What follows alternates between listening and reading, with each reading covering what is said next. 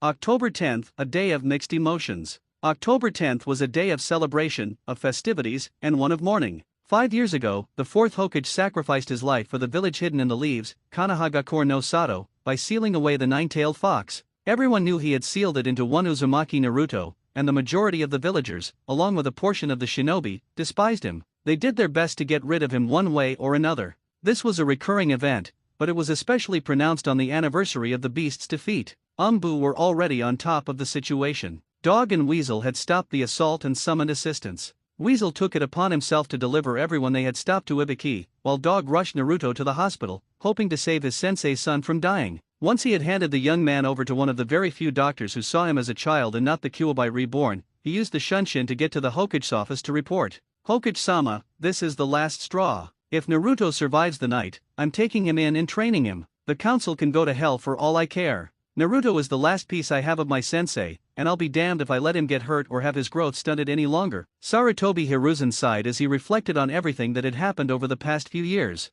"Agreed, Hey-take, agreed. However, I need to reveal some things to you, and for me to do that, I need to look you in the eyes, so please remove your mask." While waiting for one of his top Umbu to comply, the old man activated the privacy seals in the office and sat back in his chair. Waving his hand at one of the chairs, Hiruzen ran his hand down his face and sighed. "Please take a seat, because this is an SS-ranked secret, and I am afraid you are not going to like what I have to tell you." Sitting down heavily in the offered chair, Hey-take removed his dog mask and gave his full attention to the Hokage. "What is it that you would risk so much to tell me, Hokage-sama?" Slowly looking up at the much younger man, Hiruzen gathered his thoughts for a moment. Namikaze Minato, Namikaze Uzumaki Kushina, and Naruto's two triplet sisters, Natsuko and Natsumi, are still alive at the hospital. Narrowly hanging on to life and deep in a coma, Naruto was slowly succumbing to the massive amount of damage done to his malnourished body and the many different poisons that had been inflicted on him earlier. As he slowly became more aware of what was going on, he realized he was in the sewers and sighed aloud.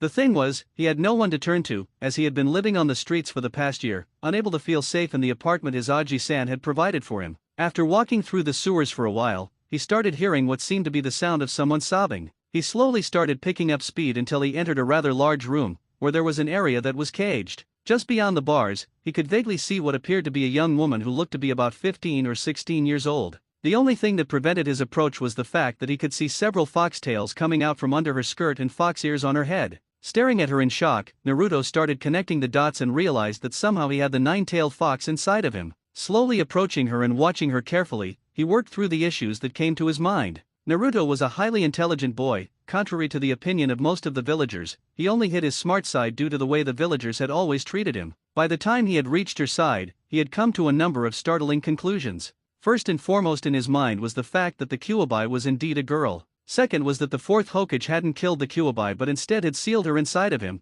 and that led him to believe that there was possibly more that he had been lied to about. The third thing was that with as heartbroken as the kitsune sounded, there was a rather large possibility that she wasn't as evil as everyone believed. Coming to a decision that would impact his life far more than even he knew at this point, Naruto crawled into her lap and did as he had seen many children and parents act. Slowly wrapping his small arms around her, he started to hug her and try to comfort her. Miyuki slowly realized that there was someone sitting there with her and opened her eyes to see a young boy hugging her close, trying to comfort her. Red eyes met azure as she looked at him, and her eyes widened as she realized who it was that was there with her. "Naruto-sama, I'm so sorry," was all she could seem to stutter out. Watching as she opened her eyes, the first thing that came to his mind was that she was quite pretty, but he quickly got rid of that thought when he heard her apologize to him. "None of that Sama stuff, please. I am not important enough for that, but that isn't important right now. I have questions that need answers and I'm hoping that you have some, if not all, of the answers I am looking for." Nodding and wiping away the tears, Miyuki sat back against the wall, still holding Naruto. "So what would you like to ask me first, Naruto? Do you know why the fourth Hokage chose me to seal you inside of the Hokage's office?"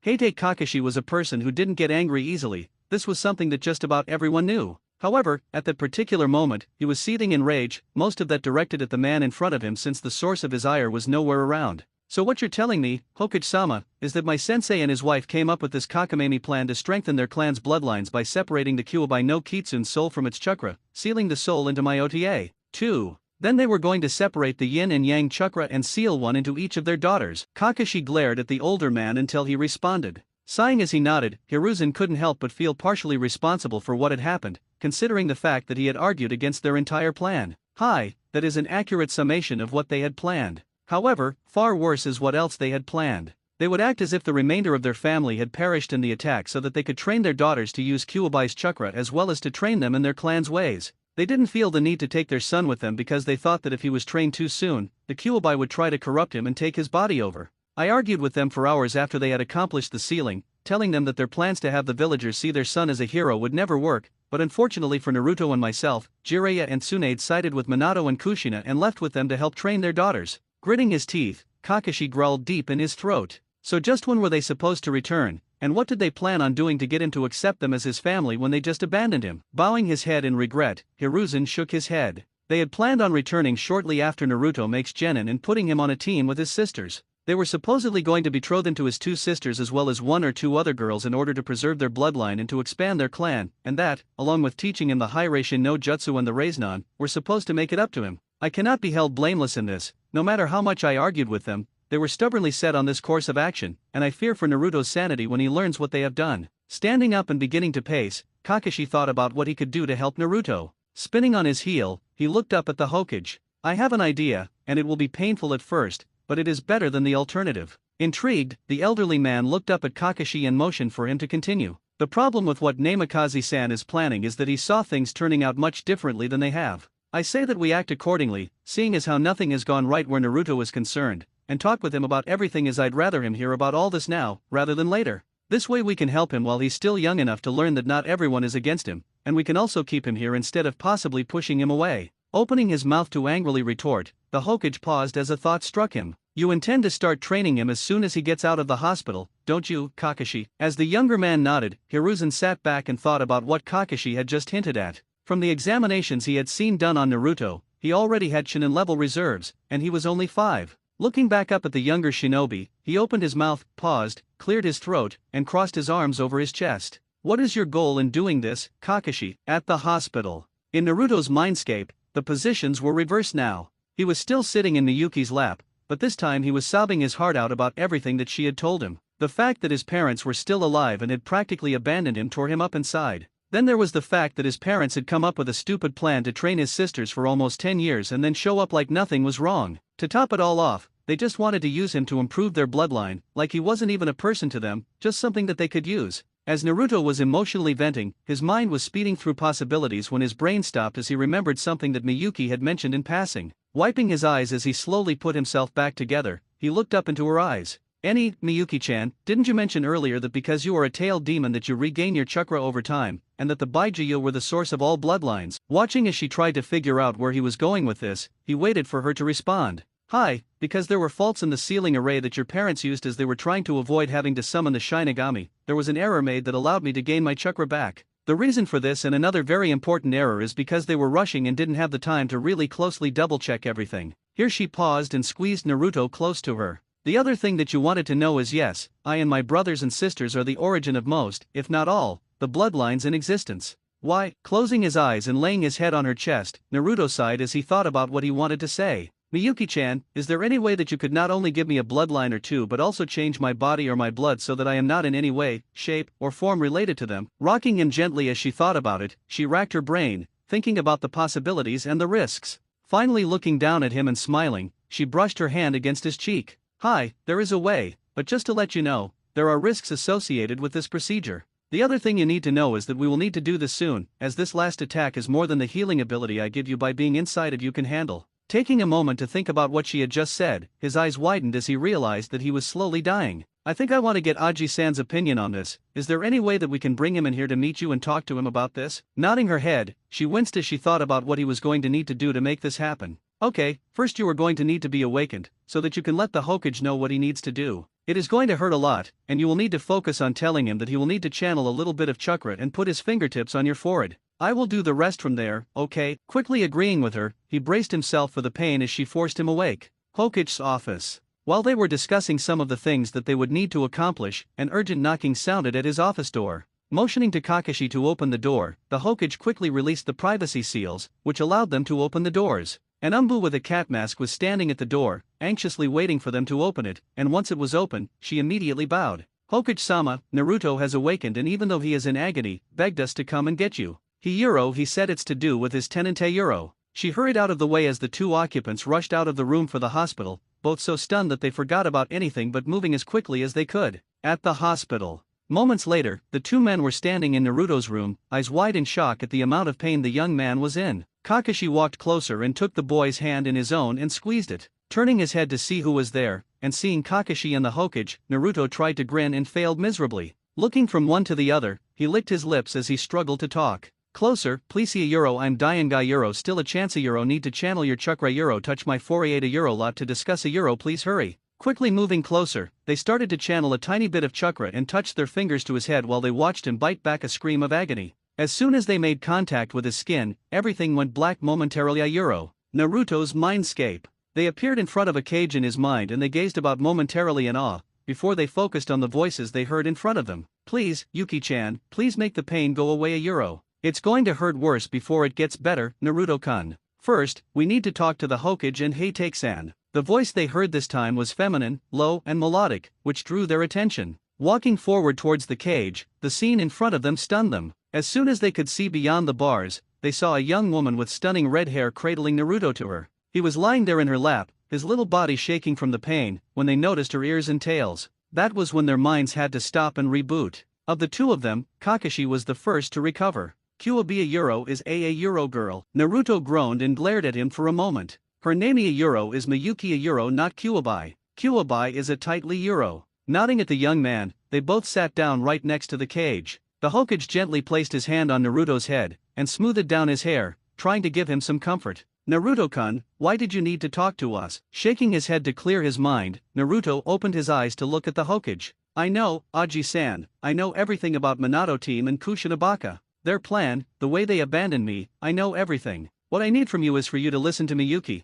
because she has a way to not only save my life but a way to make it so that they lose any and all say or control over my life. I will be able to receive a new bloodline, which would allow me to start my own clan, right, Aji-san? Stunned beyond all belief, the two men stood there in silence as Miyuki told them briefly about her history with Konoha and what had happened that night when she had attacked. She also told them about the Kitsune summoning contract that she would have him sign, gaining Konoha a sixth summoning contract, and also about what would need to happen in order for him to survive the night. The two men were skeptical at first, but as they talked and discussed everything in depth, they soon came to see that this seemed to be the only way to help Naruto out. Thinking about everything that they had talked about, the Hokage leaned back against the bars of the cage. Turning his head to look at the Kitsune, he realized that there were a couple of other matters that they needed to discuss. Miyuki, I only have a couple more questions for you. The first is, will he be able to choose his bloodline, or will it be something totally at random? Secondly, have the two of you discussed any names, since I am quite sure that Naruto would prefer to distance himself as much as possible from them? Taking a moment to think about her answer very carefully, Miyuki sighed and shook her head to clear it.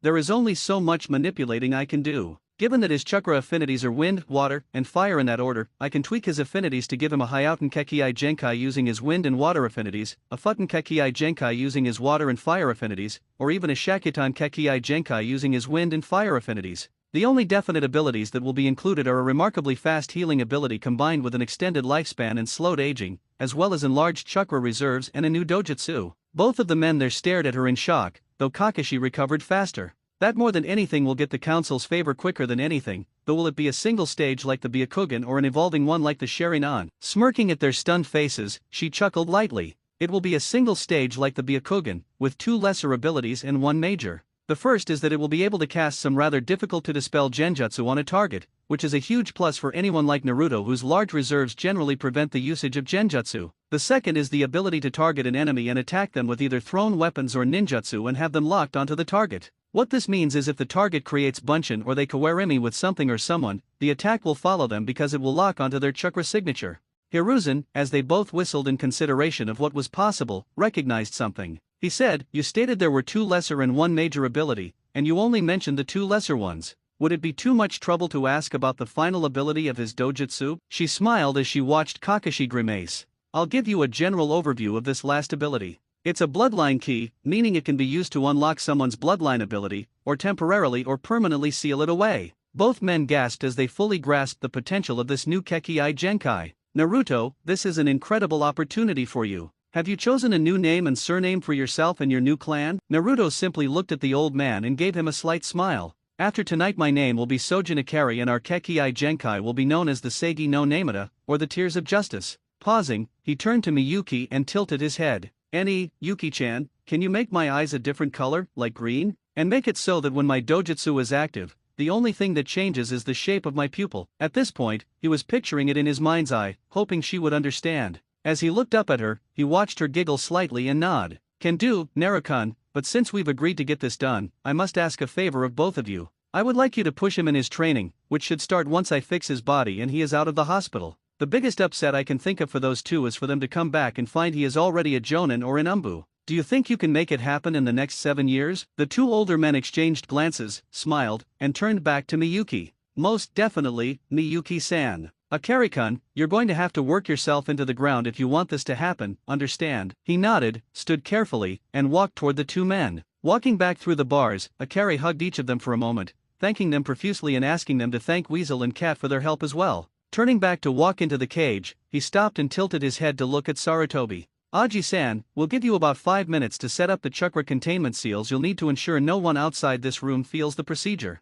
Will that be long enough? Thinking for a moment, he nodded to them. Bowing to Miyuki, he smiled as he rose. Please take care of him, he is precious to me and I have much to atone for concerning him. Simply smiling at him in return, she nodded once and then ejected them from his mindscape. She then turned to her container.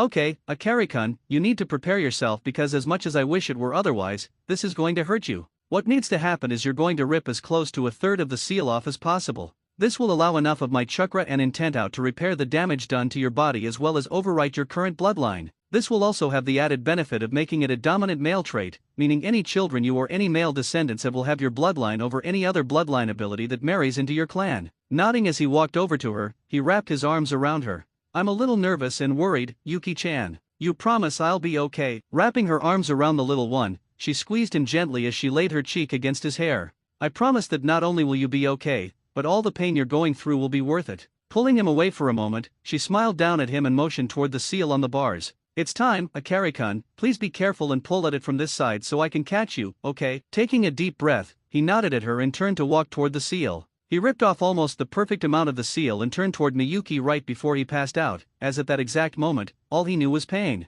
3 days later. His eyes fluttered open as he woke, and he struggled to recall where he was and what had happened. As everything finally came back to him, his eyes shot wide open, and he quickly shut them and went into his mindscape. As soon as he appeared there, he raced back to the room he wanted and stopped just in front of the cage. Frowning as he looked at it, he closed his eyes and willed the room to change to match his imagination. Shortly afterward, he opened his eyes and smiled widely as he took in the scene in front of him. Centered against the far wall of the bedroom was a king-sized bed with crimson silk sheets. The door on the left wall led to a rather spacious bath and onsen, while the door on the right wall led to a kitchen and small living area. He stuck his head out the front door, and there was a small clearing next to a lake, with a forest that seemed to stretch for miles. Smiling brightly, Akari walked back to the bedroom and sat down next to Miyuki. Gently shaking her shoulder, he woke her up and sat back a bit as she snapped upright and looked around, blinking in a confused manner. As he took in her state of confusion, he noticed that she had on a leather choker with the kanji for seal engraved on it. Annie, Yuki-chan, what do you think of my new and improved mindscape? Staring up at him, she shrieked and glomped onto him.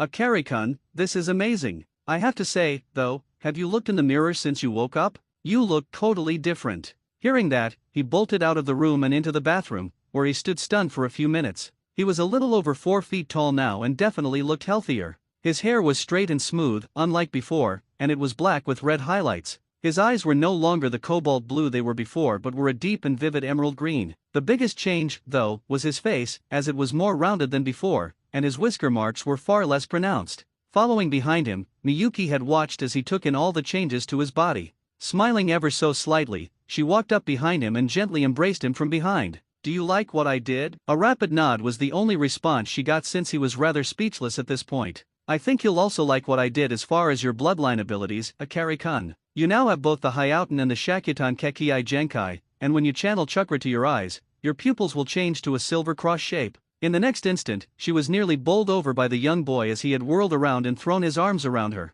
She merely held him as he sobbed tears of joy. What his parents had done to him was cruel beyond measure, and he finally had the love and care he should have had from the very beginning. A few minutes later, he stepped back and smiled at her, wiping his tears away. Thank you so much for everything you have done for me. I just wanted to know if I could call you Kaa-san. Shocked beyond belief at what he had just asked, she simply nodded and slowly started smiling. If you want to, you can call me your Kaa-san. Can I ask why, though? Tilting his head to one side, he gave her a small foxy grin. Because of you, I have been reborn, I've been given opportunities one never would have otherwise. Then there's the fact that you've always been there for me, healing me, and taking care of me like a mother would. Wrapping her arms around him, she smiled and closed her eyes. I promise you that you will never be alone again. Now there's one more thing we need to accomplish before you wake up from here, and that is getting you signed up as the summoner for the Kitsune clan. Shifting her body so he could watch what she was doing, she slowly went through the hand seals required for any summoning and explained all of this to Akari. Once the contract appeared, she instructed him to bite his thumb and place his handprint on the scroll along with his name signed in blood.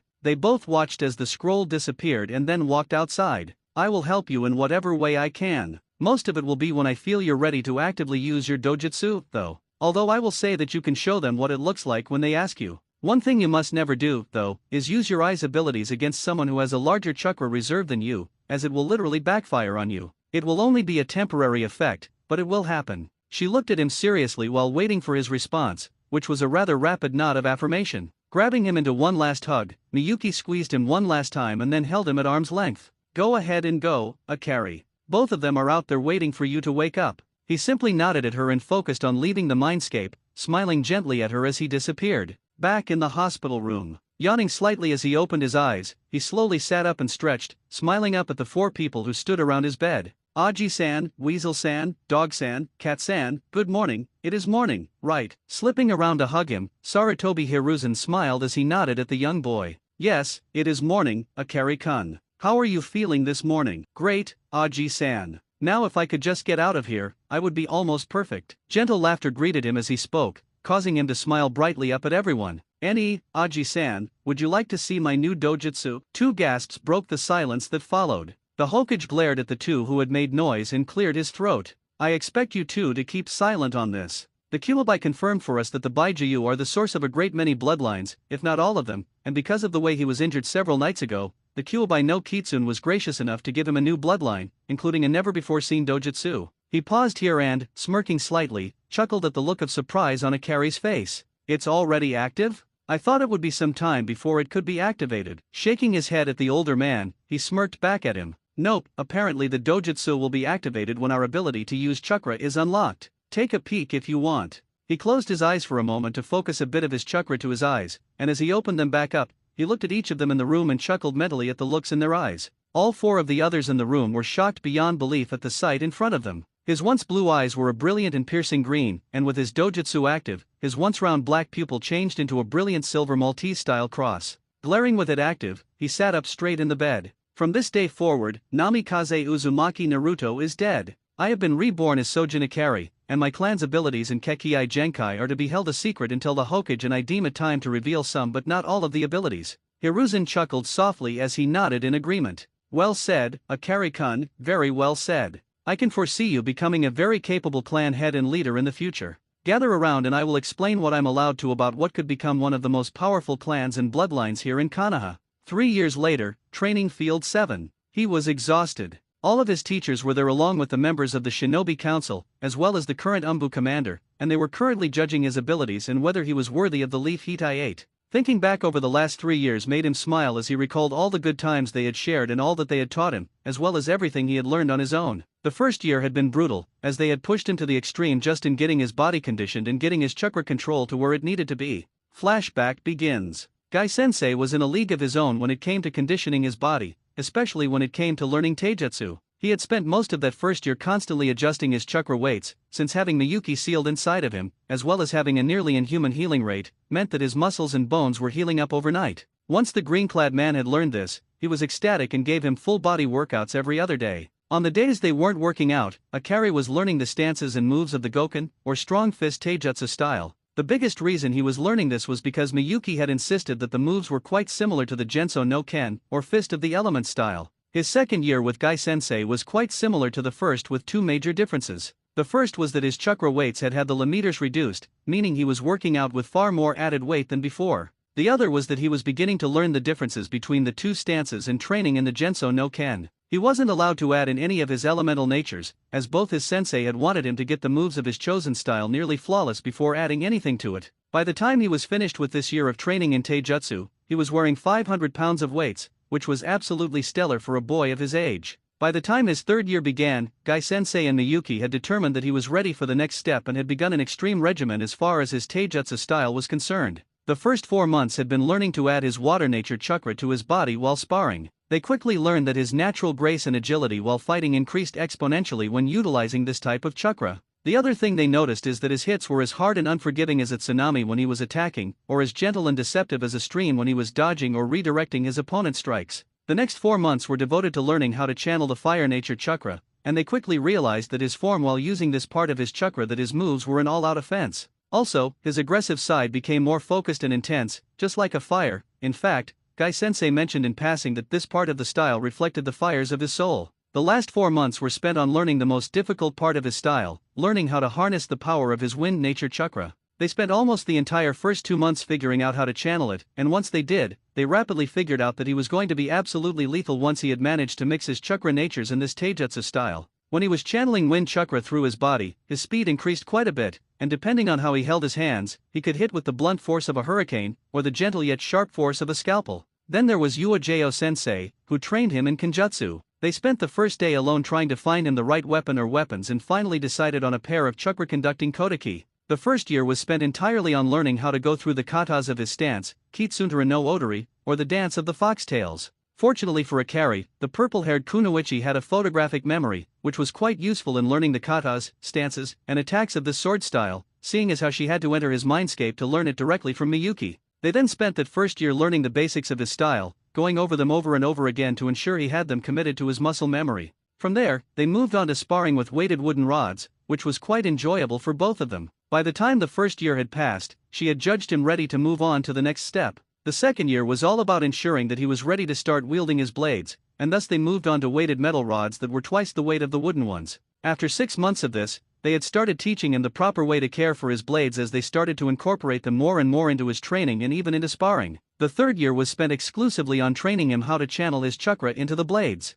They followed a similar training schedule as Gai-sensei did, starting with water, then moving on to fire, and ending with wind. By the time they were done with this third year of training, Uojeo sensei had taught him everything she knew and told him that he needed to continue to train and get experience and to keep expanding on the training he was already doing. His Aji-san got in on the training as well, in that first year, teaching him manners, the clan laws of Konoha, as well as teaching him how to write more neatly as a precursor to teaching him the art of fuinjutsu. The old man was quite apt in his manner of teaching, and by the time he was finished with the first year of training with the Hokage, he was well on his way to becoming a fuinjutsu adept. The second year continued on much like the first, only they added the other laws of Konoha, as well as getting into politics and diplomacy. It was at this point in time that they brought Hyuga Hayashi and Nara Shikaku in on the secret, and they began to share their experience with the young boy as well. It was at the end of the second year of training that Akari was attested in his fuinjutsu skills and was rated somewhere above the level of an adept in his ability to understand, create, and even modify seals. The third year was much tougher, as they only added more material on top of what he was already being trained in. Against his better judgment, the Hokage had him involved in the Uchiha incident. The way he had thought of to resolve it was nothing short of remarkable, as he had managed to get rid of the problem and was able to keep one of his sensei from having to become a nuke nin.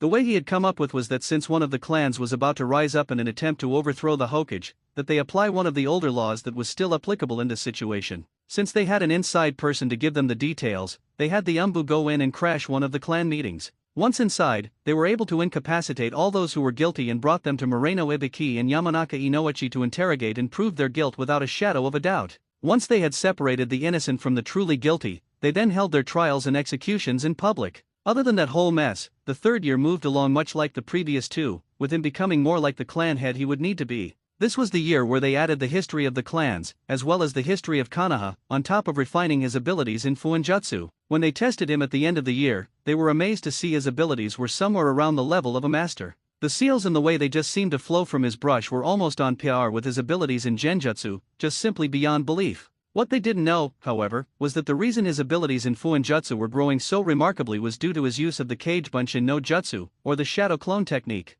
Every night before he went to sleep, he created as many clones as possible just to work on his chakra control and fuinjutsu abilities. Over the first year, he produced 150 clones nightly, dedicating 50 to practicing chakra control, 50 to mastering the strokes for writing seals, and the last 50 to studying various seals and sealing methods. Before he woke, he'd have them dispel in 25 clone increments every 10 minutes to safely absorb their experiences and knowledge. The second year, he increased to 300 clones, dividing them into 4 groups. 1/4 studied the creation and use of all kinds of seal tags. Another fourth learned how to create and modify jutsu, while a third experimented with different seal tags, and the final quarter focused on chakra control and his dojutsu abilities. For the third year, he doubled the clones again, but with a new division of labor. He sent 100 clones to work on chakra control, another 100 to study advanced seal creation and modification, and a third group of 100 to experiment with the Hyouten bloodline. The fourth group did the same with his Shakutan bloodline, and the fifth group worked to master his existing jutsu. The final 100 were split into two. 50 practiced the Fuin jutsu he already knew,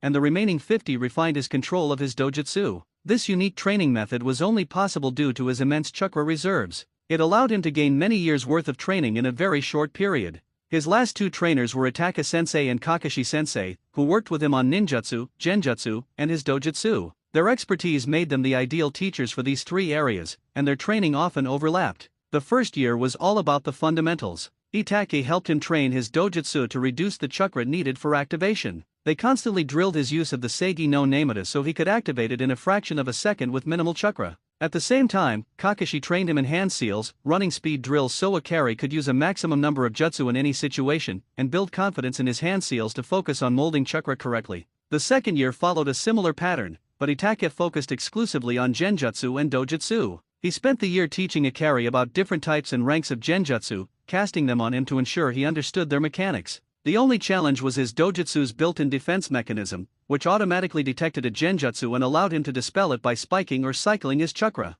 They ended up switching roles, with Akari casting genjutsu on Itake and being graded on how well he did after Itake dispelled it. Kakashi, on the other hand, had a much easier time training him in ninjutsu, as the boy was a very fast learner with hands-on training. He learned the academy's 3 jutsu in a single day and quickly sought to maximize his use of learned ninjutsu. The first 3 elemental jutsu he mastered were all D-rank, Suten, Mizudan, Katan, Hinotama, and Futon, Kaze Dangan. By year's end, he had learned to moderate his chakra flow, charging these 3 jutsu with enough chakra to elevate them from D-rank to high C rank in both range and power. The third year was by far the most exciting for the boy, as his dojutsu and genjutsu skills truly soared. Itake was so grateful for what he had done for his clan and the village that he spoke with the Hokage about arranging a betrothal between Akari and a young girl from his clan. They debated the matter for a few months before deciding to give the young clan head a choice. By the end of the year, Akari knew at least 2 genjutsu each of D-rank, C-rank, B-rank, and A-rank. He could cast them rapidly and layer 4 genjutsu on a target with just a glance.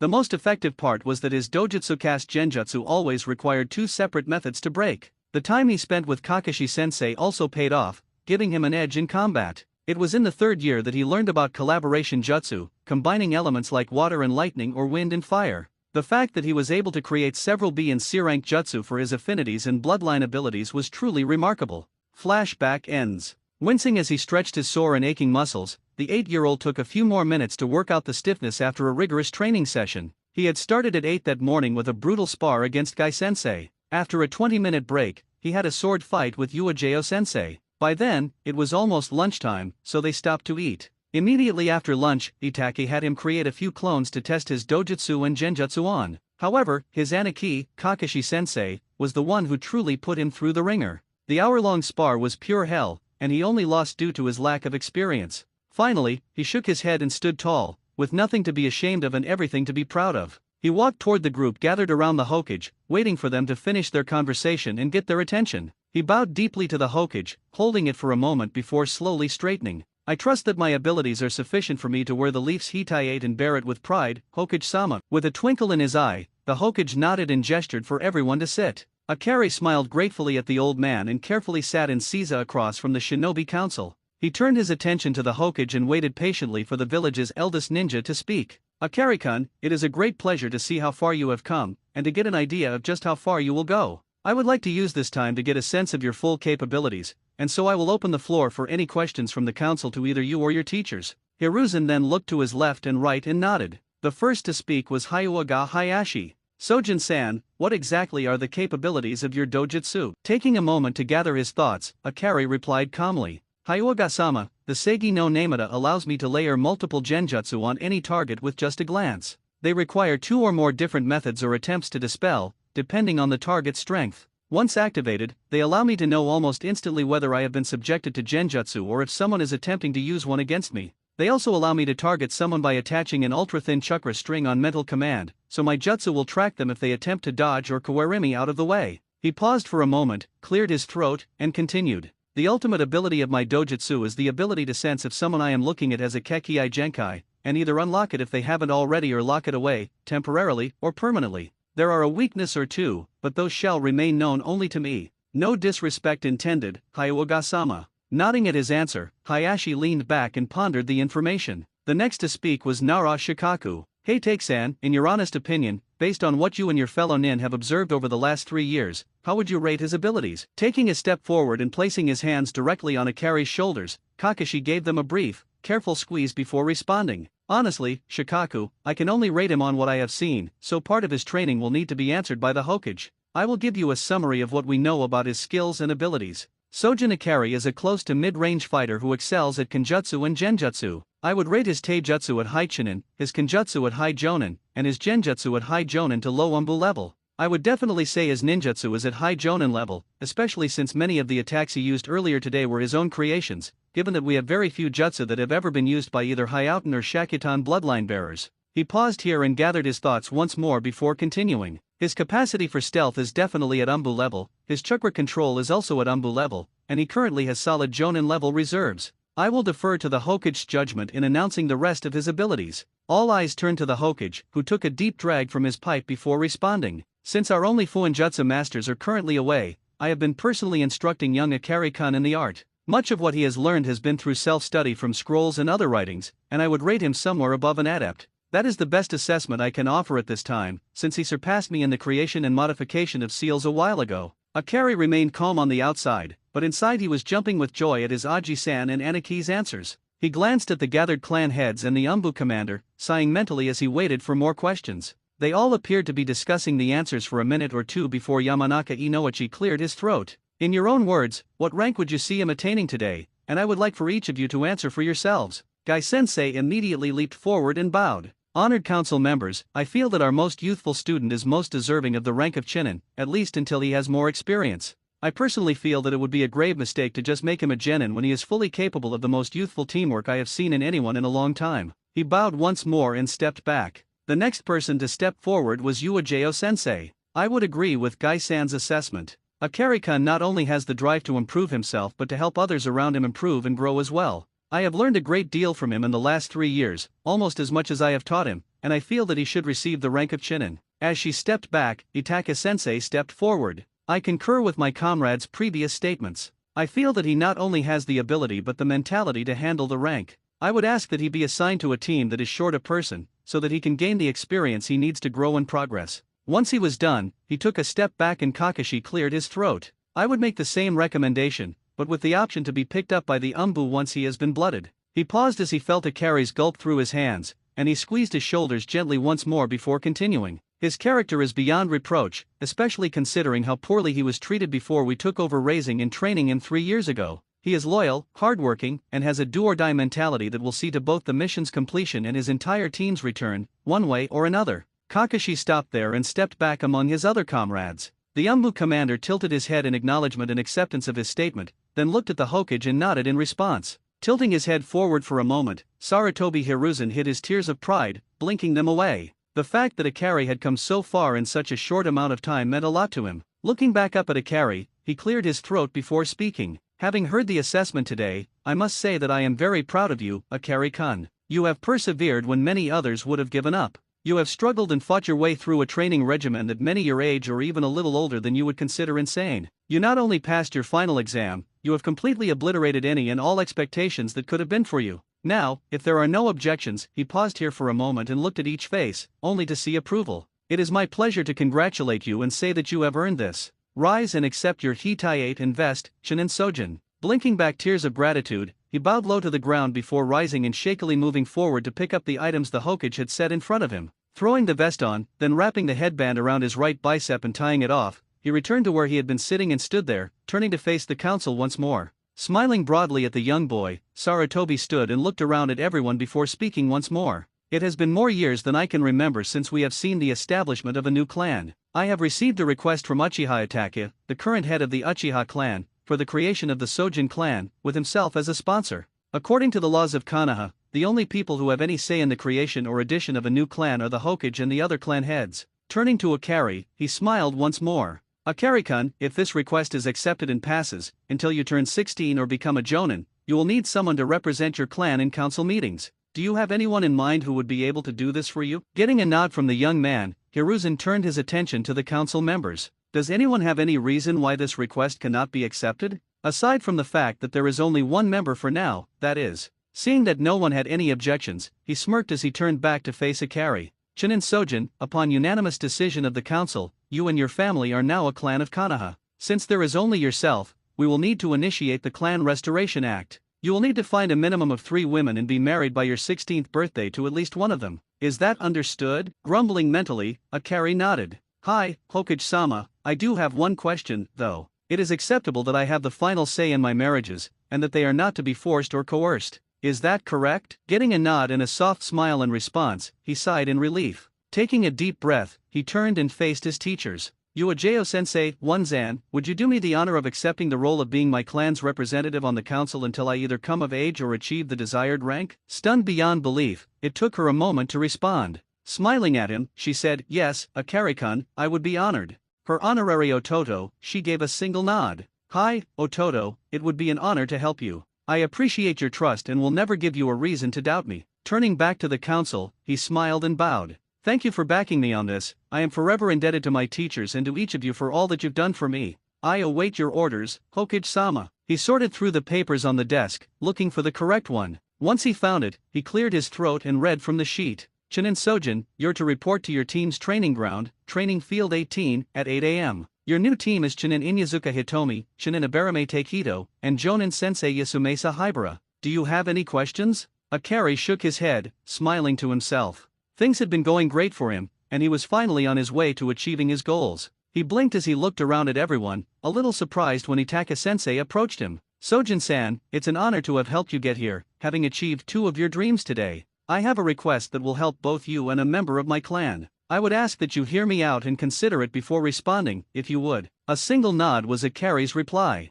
Itake pulled a scroll from one of his pouches and handed it to the boy. Inside is a betrothal agreement between the Uchiha and Sojin clans. It only needs our signatures, as well as one from your designated clan representative. I know how you feel about arranged marriages, Akari-kun, but I ask that you give her a chance and see where things go. You will have until your 15th birthday to decide whether to finalize the contract once it has been signed. The only requirement is that the 2 of you spend time together and get to know each other. Lost in thought, Akari gently weighed the scroll in his hand. Unlike his former family, Itake was giving him a choice, which was a huge plus for him. There was also the fact that he had absolutely no respect for the Namikaze or Uzumaki clan heads, but he had a lot for Itake, which also weighed heavily in favor of him accepting the contract. He quickly removed the binding and scanned the document to see if a name was listed. He was stunned by the name he found. He looked up at Itake and nodded at the man. I must admit I'm a little surprised at the name listed here, to be honest. Setsuki-san was one of the only children I knew who would play with me before my change. Is she aware of anything to do with me? Itake shook his head at the youth's question, sighing with relief as it seemed he was leaning toward accepting the contract, which would be largely beneficial to her since her only remaining relative was an older brother who had been an eager participant in the attempted coup and had been executed with the rest of the traitors. This would give her a fresh start and would bring her out of the depression she had been in ever since. By the same token, with the dowry that he and his mother had decided to put into the contract, which was a considerable sum, along with a rather large house and property to help the young clan, there was very little reason he could think of to deny the contract. Deep in thought himself, Akari had noted many of the same things that Itake just had inside aloud. Turning to Uejiro as he re-rolled the scroll, he bowed his head and spoke. Onzan, I am inclined to agree, but I bow to your wisdom in the matter. After giving it some thought and glancing over the terms, they are being quite generous in helping our new clan in our humble beginnings. He then stood and smiled at her for a moment before becoming serious once more. However, he looked to Itake and the Hokage with determination in his eyes. I must insist that if we agree to the betrothal, that she is informed of who I used to be, what I contain, and who my former family is. I also beg of you to consider her desires in this, and if she doesn't want to go through with this for good reason, that we let the matter end there. Is this acceptable? Taking a moment to look at Akari, he nodded and smiled softly. I don't think she'll have any problems with it. Also, the house and property sit on land that is on the edge of the Uchiha and Hyuga clan lands, so you will have more than enough room to grow. Tilting his head in thought for a moment, Akari smiled. Perhaps we could discuss this over dinner tonight? Itake looked to Uejiro, who simply shrugged and nodded. Turning his gaze back to Akari, he nodded as well. That would be acceptable, Akari-kun. Shall we say 6:30 this evening? Returning Itaka's gaze for the moment, Akari smiled and nodded. Arigato, and that is indeed an acceptable time. He then bowed to everyone present, turned to the Hokage, and looked at him with a questioning gaze. Receiving a nod from the older man, he turned and approached Uejao and walked away talking with her, leaving the council to chuckle at his departure. Walking up to the two men standing together, Hayashi chuckled slightly as he nodded at the young boy who had just left.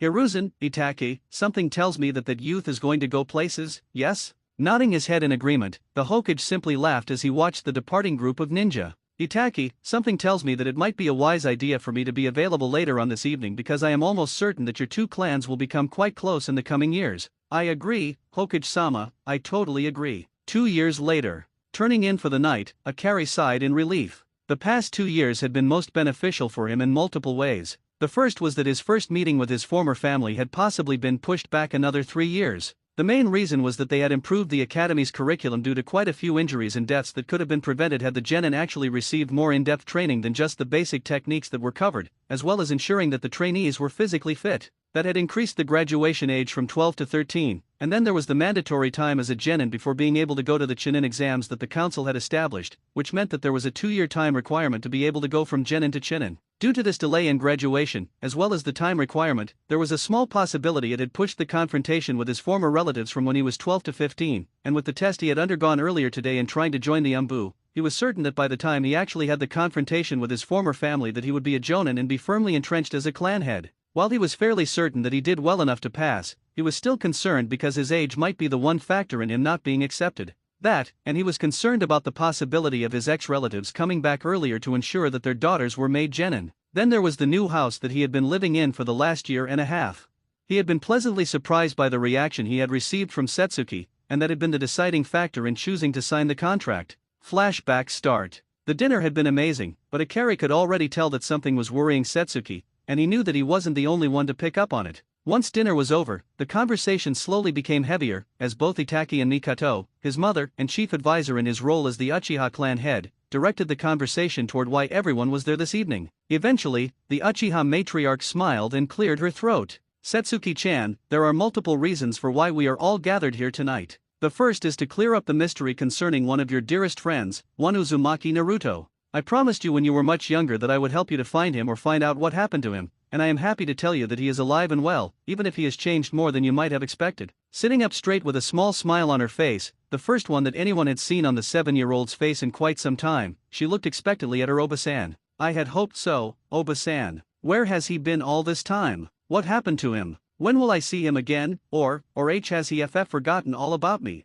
Right as she stood to run to her room, her hands over her face, she was wrapped up in a hug from behind. Then she heard a familiar voice in her ear. Suki-chan, I never forgot you, I promise you that. I had to get strong though, because I found out some rather disturbing things about my family, and because of certain things that you will be made aware of tonight, I had to train in secret for the last 3 years. I know that I owe you an explanation at the very least, and I promise you that I will give it to you. Believe it. Hearing those two very familiar words, she spun around and looked at the person who was holding her. Since his eyes were closed, she peered closely at his face, tracing the faint lines of the whiskers on his cheeks with her eyes. Wrapping her arms tightly around him, she buried her face in his neck while crying softly. He had maneuvered her carefully, and sitting back in her chair, Akari had placed her in his lap and rocked her as he comforted her. Before they left that night, he had told everyone their everything and had even Suzuki and Mikato stunned by the level of betrayal that had happened to him. None of them batted an eye when he told them that he was the container of the Kyuubi no Kitsune, although all 3 women present crowed about how the most powerful demon lord was a female. What she was stunned about, though, was the fact that Miyuki Kaasan had changed his body so that not only was he not related to his former family anymore, but that he had been given a new bloodline and was the beginning of a whole new clan as well. Setsuki thought about whether she would be allowed to marry him and was a little put out about the fact that she would have to share him. What do you mean that I will have to share you if I want this? Smiling at her gently, he placed a finger on her lips. Suki-chan, can you share me? I want you to know that I will consider us all as equals under our roof. Only in public will I appear to be greater, and that is only because I will be the head of our clan. In any important decision, you and the others, whoever they might be, will have an equal say in what we choose. Can you accept this? Pouting cutely at him, she turned and thought about it for a few minutes. On the one hand, she knew that he would have to have at least 3 wives. She knew what kind of person he was and knew that growing up he had had very little love and affection in his life, but amazingly enough, he still had a big heart, and she knew that she wouldn't be loved or cared for any less than the others. Setsuki was also very grateful that she wouldn't have to be a trophy wife, someone who was only kept around for her looks and to pop out babies. As she tossed the idea around, Akari was quietly carrying on a conversation with his host and his family. They covered just about any topic you could think of, from his training regimen to the ideas he had for getting back at certain people for just foolishly abandoning him. After a few more minutes, she squeezed him gently to let him know that she had made her decision. Gulping slightly at the attention on her, she cleared her throat so that she could speak. I accept the proposal. I know N.A. Akari-kun would never treat anyone precious to him badly, and to be honest, I think I'd like the opportunity to grow together with him over the next few years so that we can get to know each other better. Flashback end. In fact, the house had needed so much work done that it was better off being torn down and rebuilt. He and Itake had come to an agreement that they would match every single ryo that he put into the new building, and that was mainly due to the fact that they figured that he wouldn't be bringing in all that much until he gained more rank and was able to take on harder missions. What they still didn't know is that he had his clone steadily making sealing scrolls and explosive tags on the side, and that he was making around 15,000 ryo each month, above and beyond what he was making with missions. It was part of the reason why they had managed to have a new house built so quickly, and with all the extra cash he had coming in, he had personally commissioned a few extras, like the mixed bathing onsen, the training dojo, and a flower garden with a pond. Lying there in bed as he prepared to go to sleep, the youth sat there and mentally estimated how much he had saved up over the last 2 years and whistled quietly as he figured he had saved up almost 500,000 ryo in the last 2 years, and that wasn't counting interest earned either. Smiling to himself as he fell asleep, he knew well that his future family wouldn't suffer the way he had growing up. The next day, Akari had awakened much refreshed this morning, showered, and gotten dressed in his standard clothes. Black umbu pants with pockets running down the legs, a sleeveless mesh undershirt with a dark green long-sleeve shirt over it with his black chinin vest on top. He tied his hitae around his left bicep and laced up his black steel-toed boots. Walking downstairs, he greeted the elderly housekeeper that he had hired on as soon as the house was complete. "Ohio, Mika-san, how are you this morning?" She turned as she finished with breakfast and smiled at the young man. "Ohio, Akari-kun, I am just fine, and how did you sleep last night?" Grinning widely, Akari chuckled. "I slept quite well, thanks. Training does wonders for ensuring that one sleeps well at night. Is there anything we are in need of that I can get for you while I am out and about today?"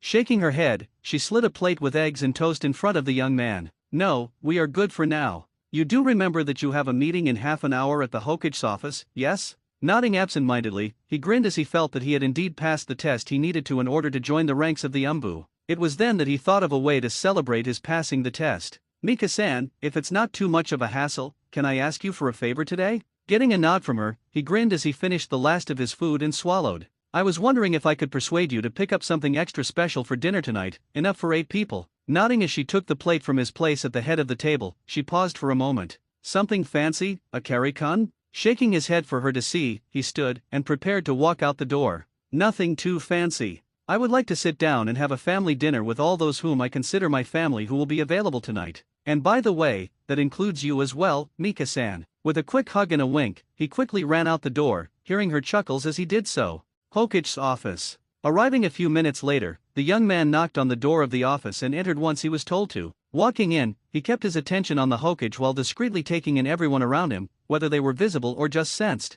Bowing to the Hokage, he straightened up, his face serious. "Chunin Sojin reporting as ordered, Hokage-sama." Standing from behind his desk, the Hokage performed a few hand seals, activating the enhanced privacy seals in the office. Finished, he motioned for the others in the room to drop their masks. Cat was revealed as Uejiro, Dog was Kakashi, Weasel was Itaki, and the umbu commander, Wolf, was Hyuga Hana. Clearing his throat, the Hokage began to speak. "Sojin-san, you have been called here today to join the ranks of the umbu. You'll be joining the umbu Black Ops Squad, under the command of Heite Kakashi. The squad members are Weasel, their long-range combat specialist and interrogator, and Cat, the team's assassination and close combat specialist. There are 3 masks for you to choose from here, the Hawk, Boar, and Fox masks. Once you've chosen your mask, we will ask you to remove your shirt to receive the tattoo that designates you as an umbu." Standing and approaching the desk, Akari examined the masks and quickly picked up the fox one. Holding it, he stepped back, looked at his Aniki, and handed him his chinin vest and mask with a nod.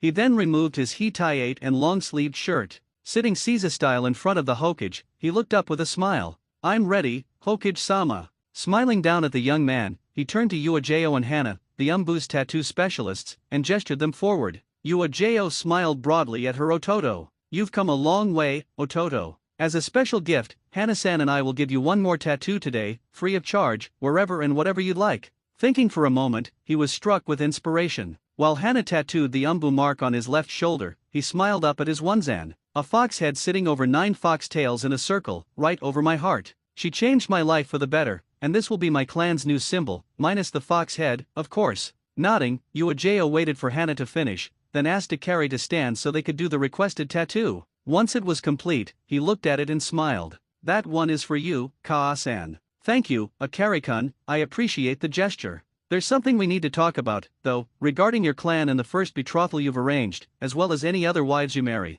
Alright, how about before dinner tonight? That way, we can discuss any possible courses of action with everyone who might be involved. Once he sensed her agreement, he looked at everyone there and grinned. Well, this is another step toward my goal, isn't it, Aji-san? Hiruzen smiled gently at the young man and nodded. Indeed it is, Akari-kun. Now then, I have a mission briefing for all of you in the morning, so be here at 8 and don't be late. Dismissed. Getting the attention of the 3 umbu he needed to invite, he gestured for them to follow him. Once they left the Hokage Tower, he led the way to a nearby park. There, he placed a disposable privacy seal he had created on the ground and handed each of them an invitation. This is an invitation to a family dinner at my home tonight. I know we can't discuss certain aspects of our lives, not even with our closest loved ones, but I had a feeling I would pass the test and thought it would be a good reason to celebrate tonight as a family. Some of you are already family to me, and a few of you will become family in time. Looking around at all 3 of them, Akari smiled as they all nodded. Well, then, let's get me kit out with the umbu gear I'm going to need and eat. Everyone simply smiled at the young man and shined away.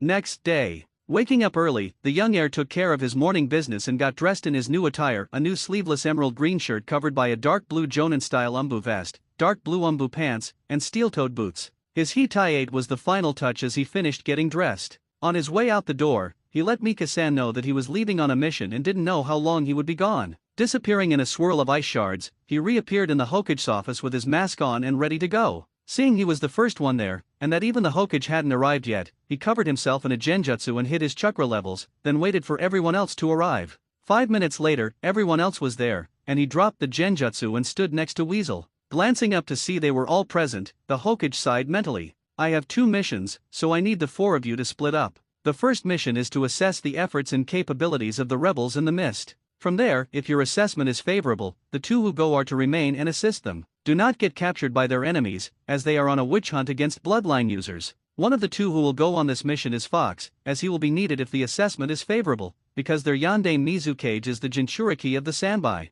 Stopping for a moment, he could feel the tension and realized there was nothing he could do now but pray everything turned out well. The other mission is to remain off the books for now because it involves subterfuge of the highest level due to the nature of the people you'll be in contact with. I need 2 of you to deliver a scroll to the Senin Jiraiya and let him know the training mission or not. If he doesn't get back on the ball with his spy network, I will have him marked as a Nukanin and put a kill on-site order out for him in the bingo books. If he argues or tries to blow you off, tell him that twice in the last 6 months, I have had to find out about some rather important events that could have had major ramifications from his spy network, and even then, it was almost too late for us to do anything about it. Not to mention that they have told me he has not been in contact with them for over a year. Taking a moment or 2 to calm down, he sighed and rubbed his temples with his fingers. My apologies, I don't mean to take these things out on you, but lately, I find myself wondering what the hell I was thinking allowing those idiots to carry out their foolish plan. I want you to make your plans and depart no later than noon. Looking around for a moment, he located the 2 scrolls he was looking for and tossed them to Dog. The blue-edged scroll contains your contact's location and passwords to meet up with them in the port city of Otozuno Odori. The green-edged scroll is the one I need delivered to Jiraiya. Once you have taken care of that, then and only then will the 2 of you link up with the others who will be in Mizuno Kuni. Understood. For replies of "Hi, Hokage-sama" were his answer, and he nodded. Good, then all I have to say is good luck and return safely. His only response was 4 nods, and they vanished in various methods of shunshin. Once they were safely out of sight and hearing, he slumped back in his seat and tilted his head back. May Kami watch over and protect you all. Once they had reappeared at the Umbu training ground, Kakashi removed his mask and turned toward the others. After gazing at both Itaki and Uejo for a moment, he sighed and looked to Akari. I know you've been in life and death situations before, Ototo. I need you to promise me something, though. Promise me you will follow Itaka's instructions. You are important to me, and I am unsure how long it will take us to locate our target and link back up with you. Taken aback for a moment, Akari nodded and sighed. You have my word that I will do my best to follow Itaka's instructions. I smiling at his younger brother, Kakashi sighed mentally, relieved at how easily that had gone. Clipping his mask back into place, he straightened his shoulders and turned to Uajao. You're with me, Cat. Weasel and Fox, you are to head out to the contact's location and be there in 3 days. Good luck and be cautious. He then disappeared in a swirl of leaves along with Cat, leaving the other two to their own devices. Fox turned to Weasel and frowned, even though he knew the other man couldn't see it. I need to stop by and see Suki-chan before we leave, just to let her know I'm going to be gone for a while. Nodding at the young man, he smirked at Akari, grateful for the mask he wore so that he wouldn't be able to see it. Disappearing in 2 swirls of fire, the Umbu training grounds were soon left empty. 3 days later. Once they had arrived near the outskirts of Otaza no Odori, they slowed down and, after ensuring no one was around, removed their masks and used a henge to conceal their looks. Walking around the town, they stopped by a dango stand for some food and continued on. About a half hour later, they found the inn where they were supposed to meet their contact and went inside. After arranging for a room for the night, they took a seat at a table where they could observe everything and everyone passing by. After ordering a bottle of sake and some food, they sat there quietly conversing for a little over an hour before someone came in who caught Akari's eye. Motioning to Ataki where only he could see, he used Umbu hand signals to communicate that their contact had just shown up. Getting a nod in return, he stood and approached the table where she was sitting with one other person, figuring that since he was the more unassuming of the two, he would be greeted with slightly less hostility than Itaki would have. Sitting down at the table, he smiled lightly at the woman across from him. The waters are cold this time of year. Catching the slight widening of her eyes, he watched her nod and speak quietly. Yes, they are indeed. I just hope the fires will keep us warm. Have we kept you waiting long? Shaking his head, he signaled Itaki to join them. No, as we just got into town today. My companion and I have some questions for you before we leave with you. He then turned to Itaki once she nodded and motioned for him to take over the conversation. Taking a moment to gather his thoughts, Itaki nodded to his younger comrade before turning to their host. I'm thinking we should discuss this in a more private location. We have a room upstairs, and I think it might be best if you and your companion joined us so we aren't overheard. Smirking, the woman turned to her companion and looked at him in a questioning manner. He returned her gaze with certainty and nodded back at her. She then stood and motioned for them to lead the way, which Akari did, followed closely by the 2 strangers and Itaki as the rearguard. Upon reaching their room, Akari slapped a seal on the door and channeled a little chakra into it. Then he performed some hand seals after biting his thumb and slammed his hand into the floor. Kukiyos no Jutsu. 2 three-tailed kitsune, one icy blue and the other a blazing reddish-orange, popped out of a small cloud of smoke and looked to their summoner. What do you require of us, Akari-sama? Hiding his grimace, he spoke quietly to them, yet still loud enough for everyone in the room to hear. Greetings to both of you, Shimo, Takeabai. I need the 2 of you to make certain we are not overheard by anyone. Do not attack, and employ your stealth skills to observe and report any chakra usage outside of this room within 500 meters. Both nodding at their summoner, they popped out of the room as Akari looked up at his partner. We should be secure now, so we can begin anytime you wish to. This got Itaka's attention, and he turned toward the pair who were just sitting there, somewhat stunned by the young man's ability. The first thing we would like to know is your names. I am Uchiha Itaki, and my partner is Sojin Akari. It was at this point that the 2 of them dropped their respective henge and resumed their normal looks. The woman nodded and pointed to her companion first. This is Ao, and my name is Terumi Mei. I must admit I am impressed, as I wasn't expecting someone so young. Smirking just a bit, Itaka replied, true, but we weren't expecting to meet with the leader of the rebels and her second-in-command either. Touché. Now, what questions do you have for us? Because I'll be honest with you, the reality of things is that we are in dire straits, and we will need the aid of a Jinchuriki if we are to end Yagura's reign of terror and bloodshed. Akari gestured to his younger partner, and Itaka stepped back to let him speak. I'm here to find out what you're up against. What can you tell us about the numbers of your enemies and the state of your own troops? Mei nodded to Ao, who sighed and shook his head. We're outnumbered 3-1. Our troops are holding up for now, but morale is dropping as we continue to lose ground. Most of the civilians want Yagura gone, but with so many shinobi against us, they're only willing to secretly provide food and medicine. Honestly, if we don't secure a major victory soon, the rebellion will crumble. The worst part is, if Yagura wins, it won't go well for countries like the Land of Fire and the Land of Lightning, both of which have well-known bloodlines. The 2 Konoha ninjas settled back in their chairs, taking their time to process the information. Itaki raised an eyebrow at Akari, who simply shrugged in response. Turning back to the Kiri ninja, he nodded slowly. If we help you win, have you considered who will become the new Mizukage? Also, since this is an off-the-books mission, what are you offering for our services in case of capture? The 2 Miss Ninja exchanged a look and a nod, then Mei spoke.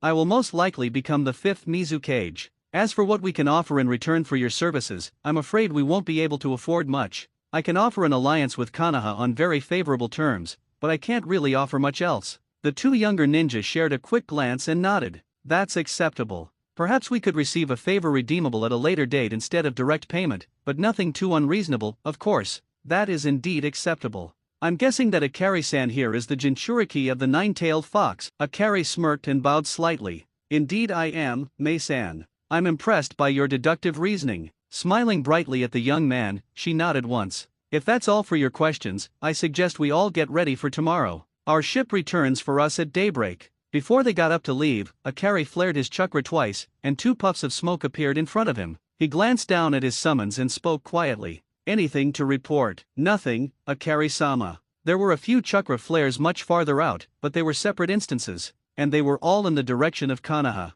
Well done, you two. I have one more task for you until we meet at daybreak tomorrow. Takeabai, your job is to keep watch for Mei-san and Ao-san. Shimo, the same applies to you for Itaki and me. Stay out of sight at all times. If anyone tries anything suspicious, wake us up, and we'll figure out what action is needed. Any questions? He got 2 head shakes in response, then smiled and turned to Mei and Ao. Just a small precaution to ensure we get a restful night's sleep. Takeabai is a fire-oriented kitsune, just so you know in case anything comes up. Mei and Ao thanked the young man, got up, and left for their own room. As soon as they had left, both summons disappeared, leaving the two alone. Akari lay back on his bed for a moment and sighed, turning his head to Itaki. Do you think we gave too much away just now? Itaki lay back on his own bed and thought about it. No, I don't feel like they're going to take advantage of us. I think we did just fine with the level of information we both gained and gave away. Before we go to sleep tonight, we need to make sure we send a report to Kakashi. I'll write it up if you'll summon a fox to send it. Agreed. I'm just a little nervous, though. I've fought bandits and rogue ninja before, but in an actual battle or part of a civil war? I'm not scared so much as anxious. I know this will be on a far larger scale than anything I've ever been through. Itake turned to look at the young man he considered family. I trust you to do what you feel is truly right. It's not uncommon to feel that way, it just means you're human. What you need to worry about is when you feel nothing at all, because that's when you've truly lost touch with humanity. Akari exhaled heavily, then turned to look at Itaki and smiled slightly. Thanks, Itaki. I really appreciate that. I suppose we should get that report written up so Aniki can send it to the Hokage along with his own report. Closing his eyes for a moment, Akari thought back to the conversation he had with his family the night before he left. It had been extremely nerve-wracking, as he wasn't sure how the topic would go over. It had involved what he and Miyuki-chan had discussed earlier that day. Flashback start. He had just gotten home and was putting the finishing touches on a few notes for a jutsu he was trying to finish when he sighed and stretched. He glanced at the clock and saw that he had about an hour before anyone would start to show up, and he remembered what his mother had asked of him. Wrapping up what he had been working on, he put the scroll into a seal tattooed on his wrist and sat on his bed. Relaxing, Akari quickly entered his mindscape and found Miyuki, lying out in the sun in her kitsune form. Approaching her, he lay down with his head on her flank, soaking in the closeness he felt. After a few minutes, he gently shook her awake and lay still while she woke up and shifted to her human form. In short order, he was lying there with his head in her lap, and she was running her hands through his hair. Smiling up at her, he gently cleared his throat. What was it you wanted to talk to me about earlier, Kaa-san? She returned his smile and sighed softly as she looked off into the distance. I know how alone you've been most of your life, and I know that you desire a large and loving family. What would you say if I told you there's a way for you to ensure not only your bloodline but for your wives to live as long as you will and also enjoy the slower aging effects you'll have? As he considered the option, his eyes became unfocused, so he didn't notice as Miyuki laid a motherly kiss on his forehead. He was lost in thought for a few minutes before shaking his head and refocusing his eyes on her. What exactly does this entail? I'm sure that whatever the actual process is, it won't be painless. Shaking her head sadly, she frowned a bit. No, unfortunately. It's a rather simple process. It involves you channeling my chakra into your partner after biting them. It won't leave a mark, but it requires physical contact for at least 8 hours after you channel enough of my chakra into them so that I can make the required changes to their blood and body. I won't be changing as much so they will still be related to their parents and not to you, but I would need to do it soon, at least in the case of Setsuki. Growing concerned, Akari looked up at her with a slight frown. I only have 2 questions, Kaa-san. First, when you say physical contact, what exactly do you mean? And second, why would you need to do this sooner for Setsuki than you would for someone else? Miyuki chuckled at his questions. Your first question is rather easy to answer. All you would need to do is sleep next to each other, preferably holding each other close. The second one is a bit more complicated, as the reason for needing to do it sooner is because if Setsuki actually activates her Sharingan, it would take far more of my chakra than would be safe for her to have in her system, and it would most likely kill her. So if you think about it, not only does she gain all the benefits from your bloodline, but she also goes from maybe gaining her Sharingan to definitely gaining the Seigi if we do this.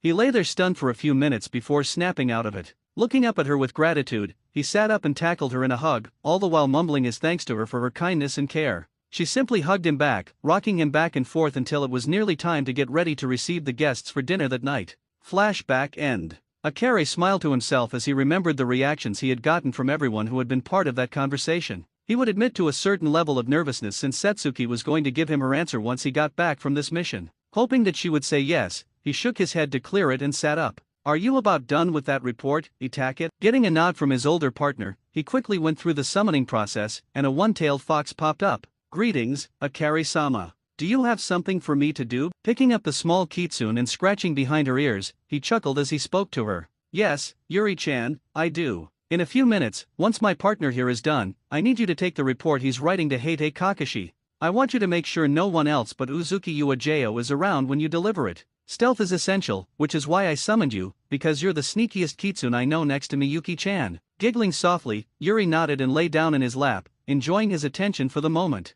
Itake smiled slightly as he took in Akari leaning back against the wall with Yuri lying on his lap. It never ceased to amaze him how big a heart the young man had, especially with how badly he had been treated growing up. Clearing his throat to get Akari's attention, he watched as the young man's eyes snapped open. "I'm ready to send the report. Are you?" Nodding his head, Akari leaned forward and stretched out his hand. Once he had the scroll in hand, he held it out for Yuri to grab. One last scratch behind her ears, and she was gone in a puff of smoke. Standing and stretching, the young man smiled at his sensei. "I'm going to grab some food before turning in. Care to join me?" Taking a moment to consider this, Itake nodded. "Yes, and I'd also like to discuss a few different seals I've been thinking about to see if they could be modified in different ways."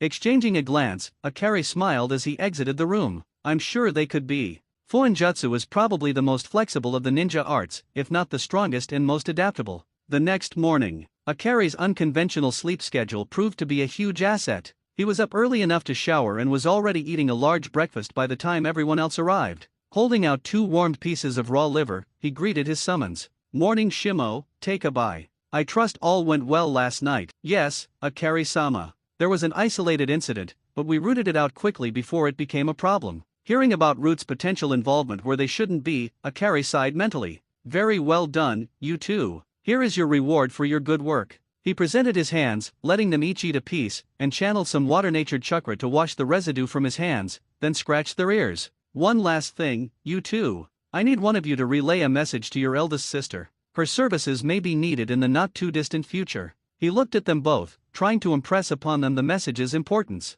Shimo and Takebai simply nodded. "Yes, Akari-sama. You do know though that Shinobana Anna is going to ask you to begin learning senjutsu soon if you summon her here, right?" Sighing aloud this time, he nodded. "I know. Soon I won't be able to turn down her offer, but that isn't a problem for the moment. Now go home and ensure she gets my message." They popped away, leaving everyone at the table staring at the young man. What was his response as he sat there blinking in confusion? Itake was the one who replied with a humorous undertone. "I believe the shock in this case is that no one ever knew that any of the other summon families besides the toads and snakes could teach the sage arts to their summoner." He then looked to the other two that were there and received nods from both of them. May cleared her throat and shook her head before speaking. "There's also the fact that you are quite possibly the youngest person I have ever heard of being able to summon, let alone being taught the sage arts." Her voice was soft and respectful, somehow also filled with awe at this young man's strength. Akari chuckled lightly and nodded. "Well, dig in before it gets cold. We need to be at our best, so I woke a little early and arranged for the spread." Throughout the meal, everyone discussed the upcoming trip and what they should expect from their hosts. They learned about how the 7 swordsmen of Kiri had attempted a coup to overthrow Yagura, and how the attempt had failed. Most of them had then disappeared, with the exception of Ringo A. Mayorai and Kojuro, who had both joined the rebellion to aid Mei. When he heard this, Akari got a glint in his eyes as he thought about getting a chance to spar with one of the 7 swordsmen. He continued to listen as they spoke about other issues that they had come across, like the extermination of the Kagaya and Yuki clans and their bloodlines. It was while they were finally leaving the town and out to sea that he got up the courage to ask about their bloodlines, and got the shock of his life. "Mei-san, can you tell me a little about the 2 clans and what their bloodlines were?" Akari stood at the railing, enjoying the sea breeze that was blowing in his face. Her eyes closed. Mei mentally shrugged as she thought about whether she should be talking about these things, then realized it couldn't do any harm. The Kagaya had the ability to call their bones out from their bodies in various ways, either as weapons or to entrap their foes. The Yuki clan was able to utilize one of the sub-elemental chakra as their bloodline, much like my own family. The Terumi clan has the ability to use both Yutan and Futan sub-elements as part of our Kekii Genkai. The young man smiled as he thought about her elemental affinities. So you're very similar to me, then. I was given a new bloodline by the Baijuyu that I contain, the ability to use the Shakyutan and Hayatan sub-elements. He trailed off for a moment when he sensed she was staring at him. Opening his eyes and looking at her face, Akari was surprised to see the look of shock on her face. What's wrong, Mei-san? Shaking her head, she turned to look back out to sea. The sub-element of the Yuki clan was Hayatan. Realizing he might have brought up some bad memories, he sighed. Gomen, Mei-san, as I did not mean to remind you of anything bad. Waving his concerns off for the moment, she turned back to him. You couldn't have known, Akari-san. I will say this, though, you'll find it much easier to use your Hayatan abilities while in Mizuno Kuni, seeing as it will be easier for you to draw out water from the surrounding area to use in your jutsu. Taking a moment to consider this new revelation, Mei was struck by an idea. Say, Akari-san, what would you say to receiving copies of any jutsu they had, if we can find any of their scrolls? Growing wide-eyed for a moment, Akari stopped to think about it for a bit.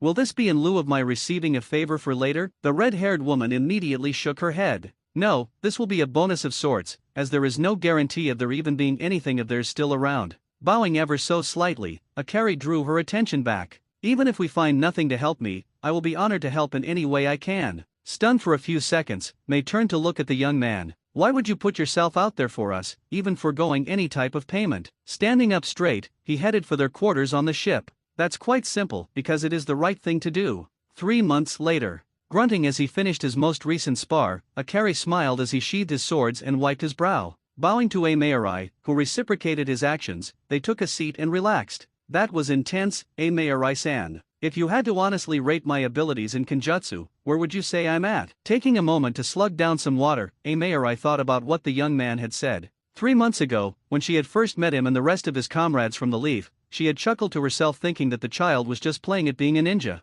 Then, a month into their stay, he had been one member of a two-man team that had been sent out to assist them when she and 3 others had been ambushed on a medicine and food run. Flashback start. Cursing up a storm, Mayuri sliced through yet another kunai thrown at her. She had managed to hold off the attackers for a while, enabling the rest of her team to get out and hopefully make it back to the base with the food and medicine. Running on fumes as far as her chakra was concerned, she was almost desperate enough to consider making this her last stand and taking out as many as she could before going down as well. That was when she saw 5 figures blur past her into the trees, where she had seen at least 10 of her attackers lash out from, and then heard a young voice scream Ida ina bakahetsu hayawai bunshin. Then there was a flash of blue light and the sound of multiple explosions as the figures turned a bluish-white color and shattered, sending fist-sized shards of ice into the surrounding woods. By the sound she heard afterward, there must have been at least 5 of her enemies that were either dead or wounded. Right after that, she saw a 3-tailed kitsune race past her and take up a protective stance, and then felt a presence at her side. Turning to look, she saw one of their few medic ninja and smiled a tiny bit.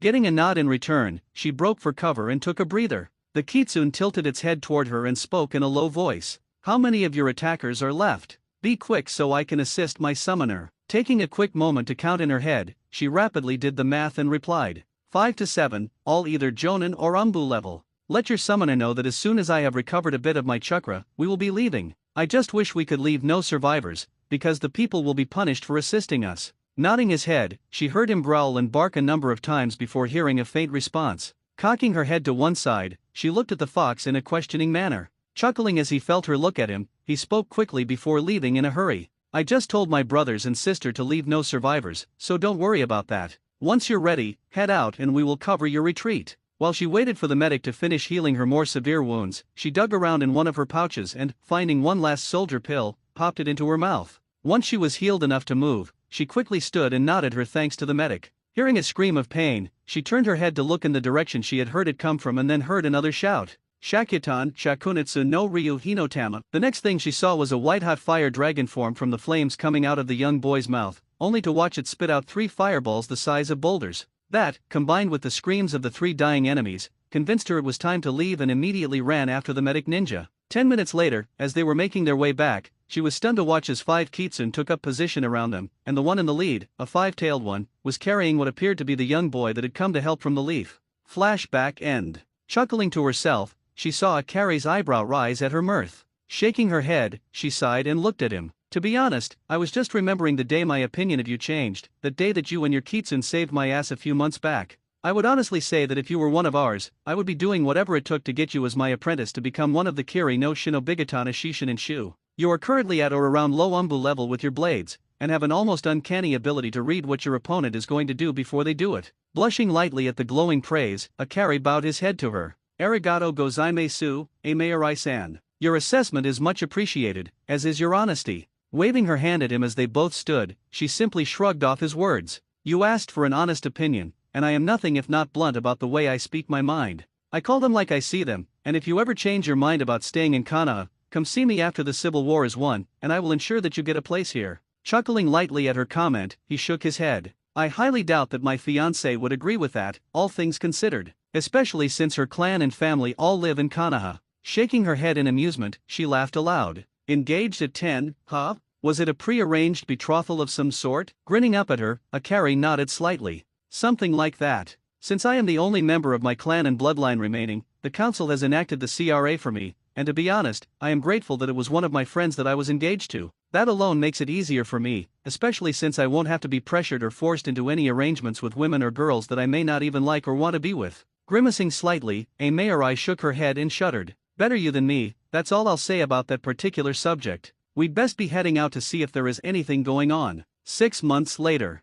Having proven to be a superior swordsman, Akari found himself teamed up with Ameirai and Kojuro quite often on missions. All too often, at least in the beginning, he had been caught in the middle of the two, seeing as how Ameirai was an outspoken and brash woman, and Kojuro was lacking in self-confidence and rather meek to boot. Now, 6 months later, they were a fluid and efficient team. Having spent a lot of their off time together, he had somehow managed to calm Ameirai down and built up Kojuro's confidence in himself, and they had both imparted quite a bit of experience to the young man. They had provided the refining in Polish that the young man had needed to truly shine. At the current point in time, they were all heading back from a successful infiltration mission, which had gotten them some very interesting information on the actual numbers of Yagura's forces. They were all joking and laughing when a near-silent gasp from Ameirai drew both of the others' attention. They both stopped and turned to look at her and saw that she was staring at a copy of the Elemental Country's bingo book. Moving so that they could both look at what had her so shocked, they were shortly stunned as well. There, staring up at them from the unknown affiliation section, was Sojin Akari while wearing his fox mask.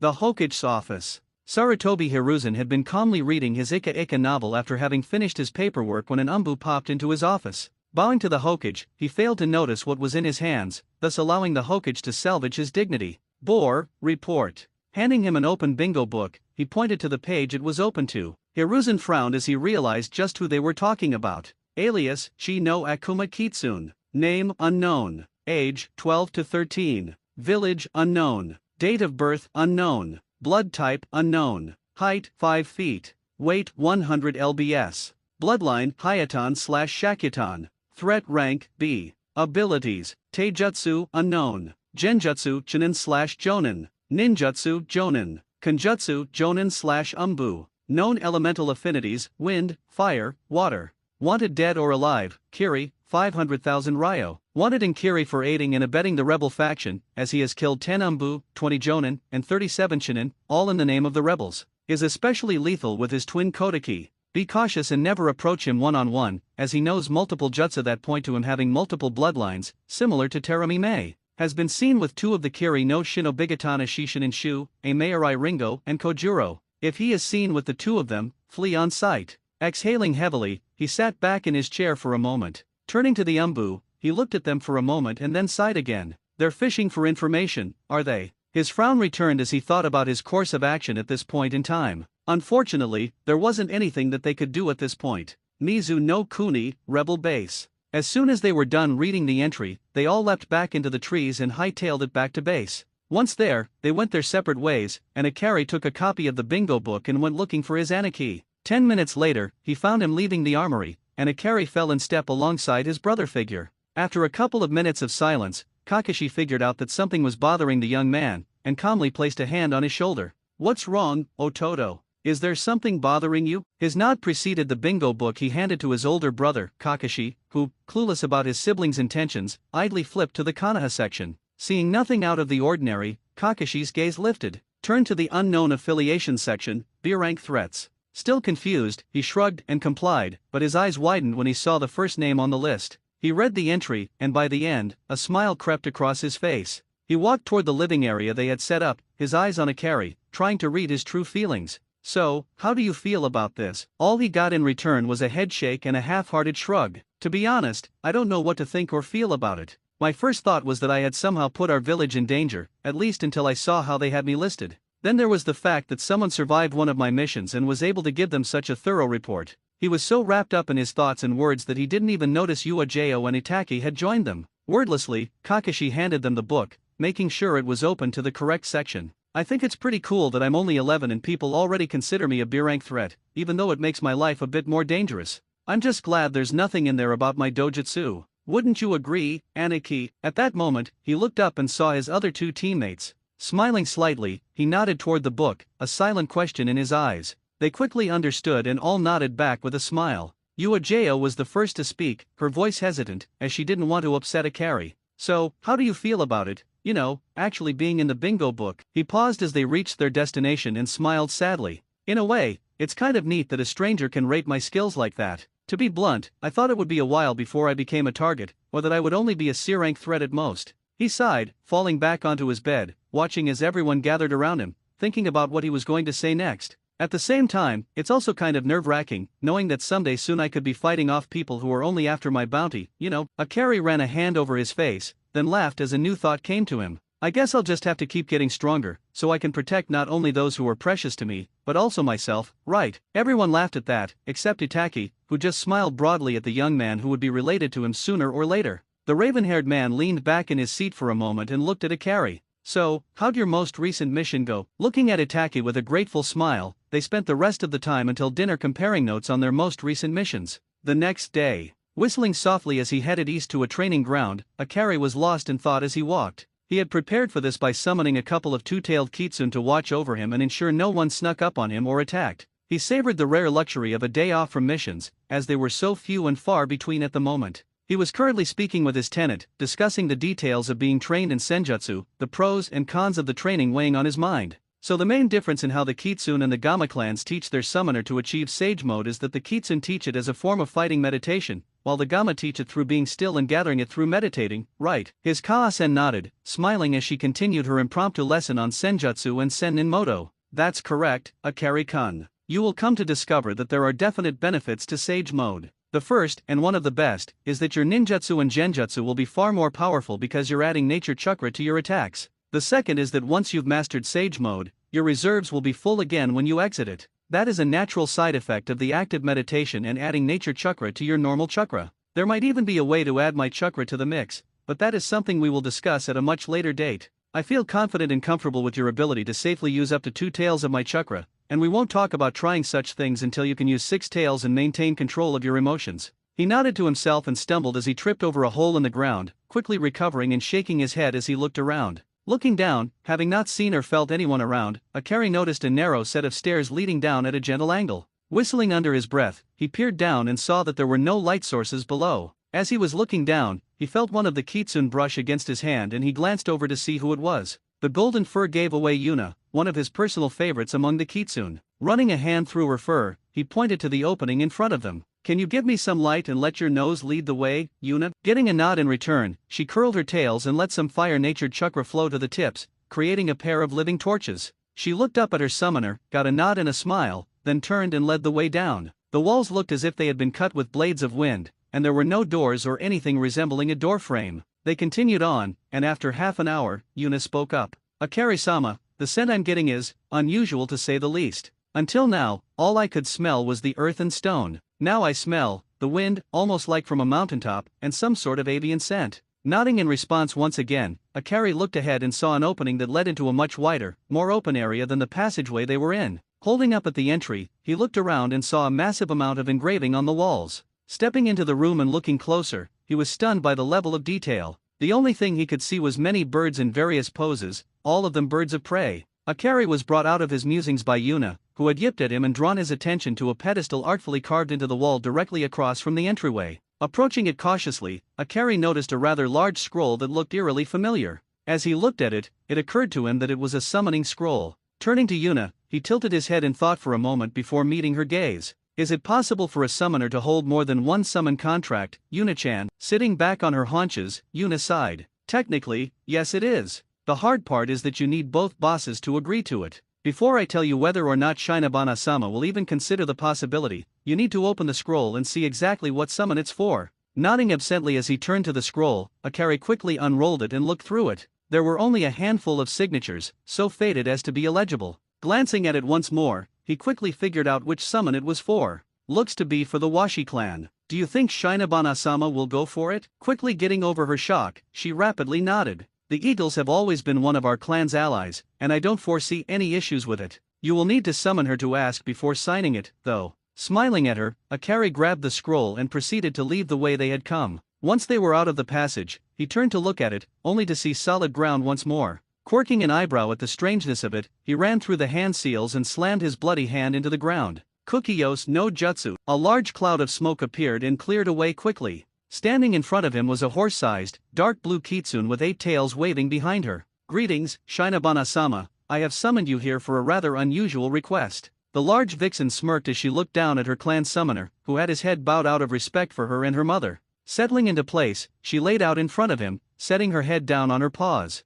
Greetings to you as well, Akari-kun, and to you as well, Yuna. What is this request you have for me? Raising his head and settling on the ground as well, Akari held the scroll out in front of himself, resting on both of his palms. While discussing the senjutsu training with Kaa-san this morning, Yuna-chan and I came across a rather unusual opening in the ground. Deciding to check it out for potential threats, we ran into a large room that was beautifully engraved with many different birds of prey. Yuna discovered a pedestal, and on it I found this scroll, which contains the contract for the Washi clan. I then asked her if it was possible to be the summoner for more than one clan, and she told me that it is up to the discretion of the boss summons for each clan. Quietly taking a deep breath, he licked his lips as unobtrusively as possible before continuing. It was my desire to know if you would allow this, as I desire the power and ability to protect all those precious to me, and having another clan to summon would be of no small assistance in accomplishing this. Tilting her head slightly after getting past the amazement that he had actually found one of their long-lost allies' summoning contracts, she held the young man's gaze. Looking into his eyes, she could see the courage it had taken for him to ask this of her, as well as the desire to grow stronger.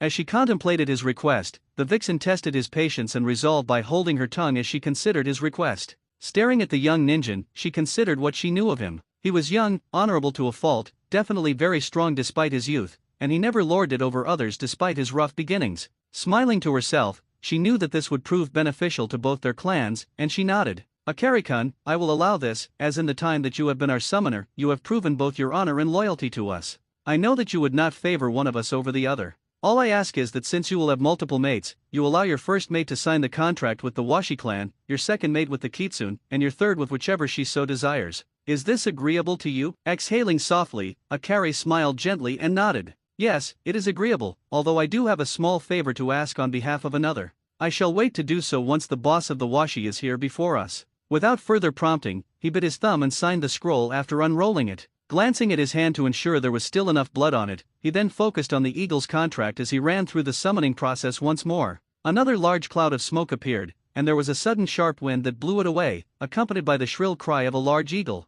As Soyokaze was gazing around, he took in the 2 kitsune in front of him as well as the young human. Turning to Shinabana, he nodded his head and greeted her first. Greetings to you, might I ask your name? I am Soyokaze, lord of the Washi clan, and it has been over 1,000 years since anyone has summoned me or mine to this plane. Grinning widely, the elder of the 2 kitsune raised her head and body so that she was sitting on her haunches. Greetings to you as well, Soyokaze-sama, I am Shinabana, eldest daughter to Miyuki, who was the former ruler of the kitsune. She is still alive and is present in a way. Sojin Akari, stand and present yourself. Turning and facing the young man as she spoke, she drew attention to the human present. Gulping silently as he stood, Akari bowed to both of the bosses. Greetings to both of you, Soyokaze-sama, Shinabana-sama. My name is Sojin Akari, Chunin of Kanahagakure no Sato, Jinchuriki of the Kuwabai no Kitsune, and summoner of the Kitsune clan. It is my hope and desire to be able to summon both of your clans to aid me and mine in our times of need. Stunned by his frank and honest admission, the eagle looked over to the fox as his eyes widened. Receiving a subtle nod from her in answer to his unasked question, he then turned his attention to the young man standing before them, still patiently bowing. Rise, young one, and tell me how you came to be the Jinchuriki to the strongest of the Baijuyu and also how you came upon our summoning contract. Once I have heard your honest answer, I will judge whether you will be allowed the privilege to summon my clan and I. Over the next hour or so, they sat there and listened as Akari answered their questions about how he had become the Jinchuriki to Miyuki, his former parents' sickening plans, and all about his new bloodline and clan. They also discussed his training, past and present, as well as his current situation here in the mist. Once they had finished, everyone sat in silence, digesting all that they had heard and discussed. Turning to his counterpart, the eagle nodded and then faced the young human once more. I have decided that we, the Washi clan, will answer your call and will become summons of the Sojin clan, alongside our allies of old, the Kitsune clan. If you have need of one of us, you must focus on which clan you wish to call upon, or otherwise, you will get both clans. There is a way around this, however, at least when you are not in the heat of battle, and that will require the agreement of all three of us. If you agree to this, both Shinobana-sama and I will channel a portion of our chakra and touch one of your forearms. Doing this will form a tattoo of sorts that will eliminate the need for hand seals, as all you will need is the blood to wipe across the mark and to channel the appropriate level of chakra needed for whoever you wish to summon. Sitting down heavily as it hit him that he had two clans he could summon from, the young Sojin heir thought about what he had just been told. Putting his agreement to their proposal to the side mentally, he vocalized the favor he had been thinking of. Pardon me for my boldness, Soyokaze-sama, Shinobana-sama, but there is a boon I would ask of you. My life has been blessed by many wonderful people to care for me and train me, and all but one of them have a clan to summon of some type or another. Here he bowed his head and closed his eyes as he thought about Uo-chan and how much she had done and still did for him. Raising his head to look both of the bosses in the eye, he smiled gently as he thought about what he was about to say before speaking. The woman who currently represents my clan in the council is not related to me by blood, but she is closer to me than anyone in my former family, so much so that I see her as my Onzan and address her as such. It would be an honor if I could persuade one of you to allow my Onzan to sign one of your contracts, as I would never allow any other to sign them unless they were my mates or children without your permission. Absolute silence was his response, and all he could focus on was keeping his breathing calm and slow. If he had been looking at the summons in front of him, he would have been surprised to see the looks of astonishment on their faces. Swiftly schooling their features, they turned to one another and smiled slightly.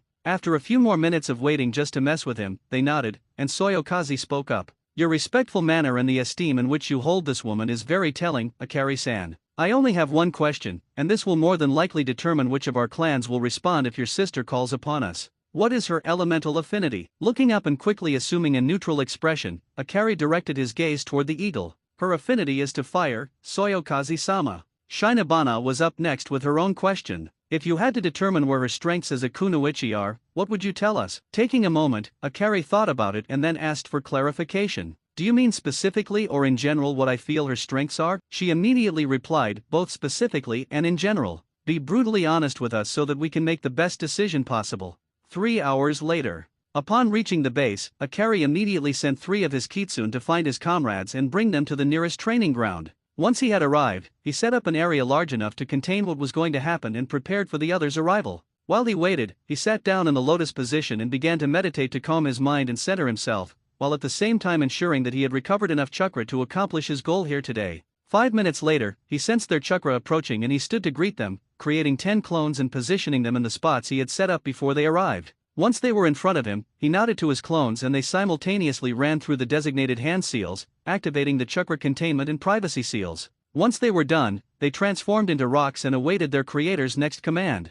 Facing his older Umbu comrades, his friends, his family, Akari smiled and motioned for Itake to stand to his left and Kakashi to stand to his right. Clearing his throat, he began to speak. As you all know, I consider each of you to be family of mine in your own way. Itake, Kakashi, if you would please summon a couple of your summons, as both of the clans I am allowed to summon have requested their presence for what will be happening here today. He spoke and the 2 other men's surprised nods met his gaze, but he also caught the fleeting, veiled look of hurt in his Onzan's eyes. The 2 men sped through the hand seals, while Akari bit both of his thumbs. He channeled his chakra to his hands and swiped the bloody digits across the tattoos on his forearms. For a moment, everyone there was blinded by smoke as the summons appeared, and then they blinked as their sight returned. After bowing to the bosses, Akari turned to his Onzan, a gentle smile on his face. Uojo, Onzan, today has been a wonderful day as I have gained yet another powerful ally, both for my clan as well as for Konoha. I have long wished to repay you in some form or fashion for the care and affection you have shown me growing up, much as I have done for Kakashi and Itake. That day is today, and I have just the gift for you.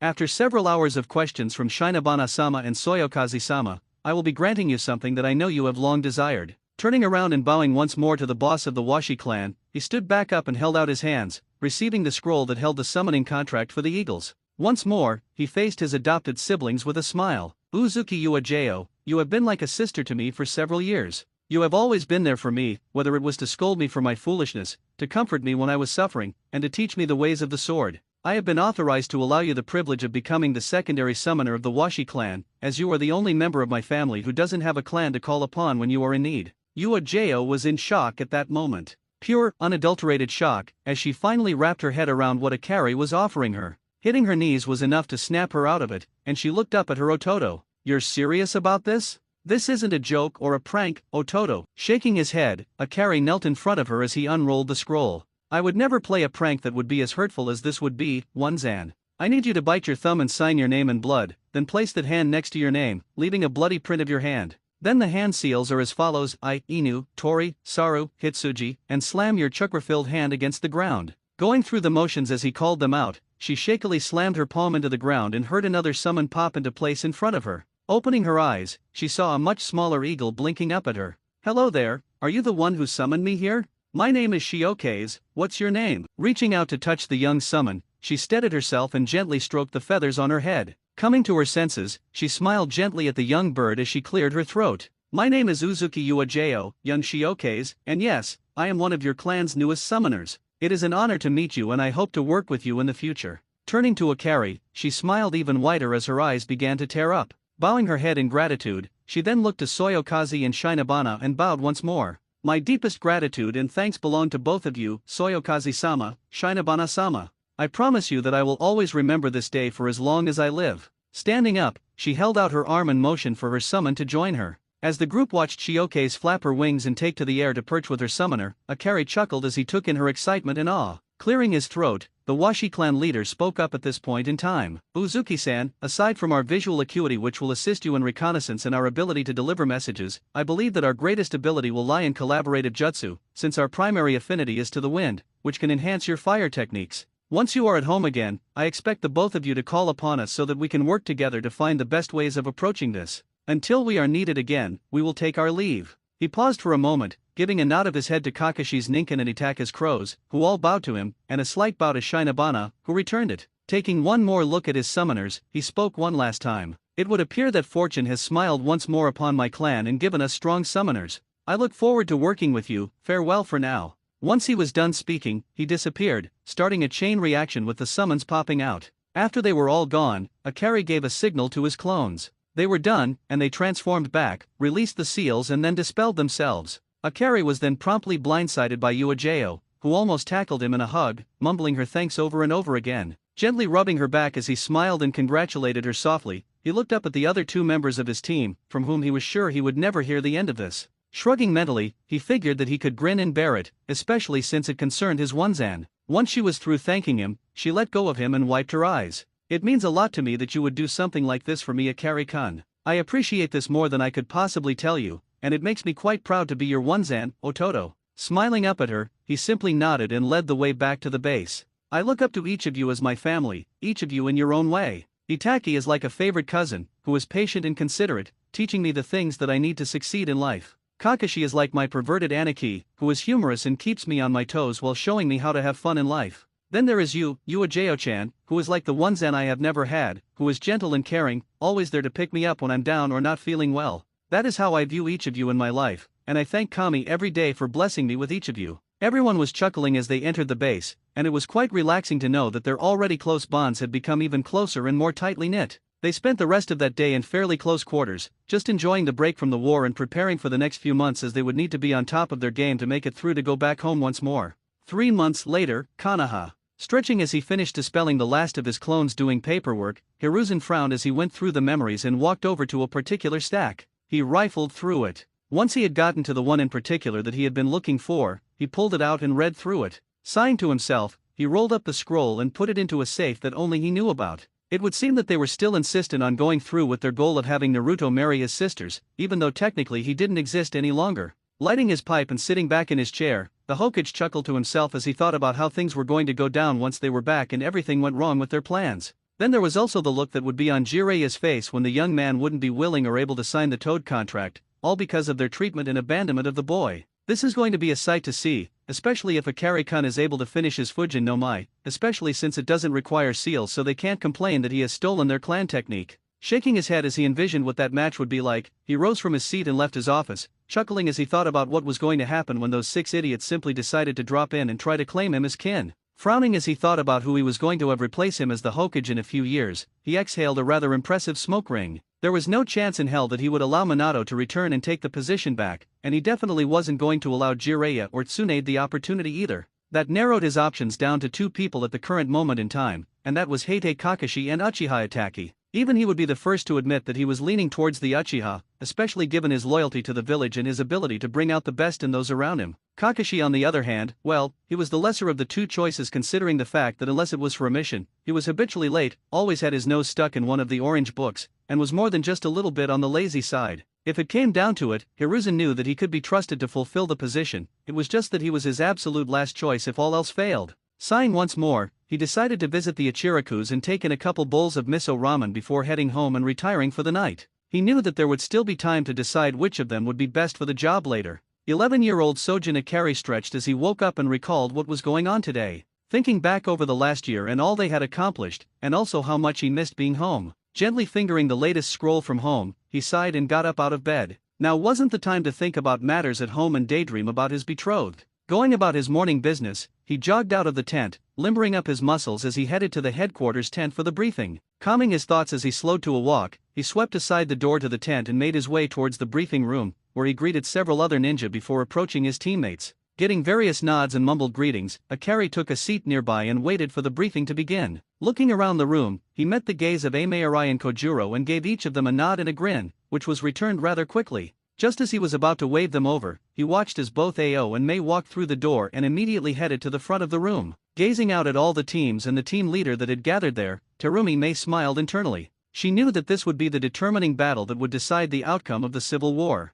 Looking over to Ao, she nodded once to let him know to start the briefing. All of you gather around the map and listen up. This battle should be the one that determines our fate. Whether we are ready or not, Yagura has decided to try and finish us off in one fell swoop. We will be splitting up into two groups. The first group will be under the command of Terumi Mei, and the team leaders will be Ringo Aomai, Sojin Ikari, and Uchiha Itachi. Their objective will be to locate and eliminate Yagura and any of his guards. Taking a moment to look at each of them and get acknowledgement, Ao then returned to the briefing. The second group will be under my command, and the team leaders there will be Uzuki Uejao, Kojuro, and Heite Kakashi. Our objective will be twofold. The first objective will be to clear a path for the first group so that they can get in close and accomplish their task, and the second will be to hold the line and keep the enemy off their backs. Any questions? Looking out at the room and seeing eager looks on everyone's faces and many shaking heads, Ao grinned in a grim manner and looked to Mei. Taking a step or two forward, she gazed around the room at everyone and smirked. We will head for the walls of Kirigakure in mere hours.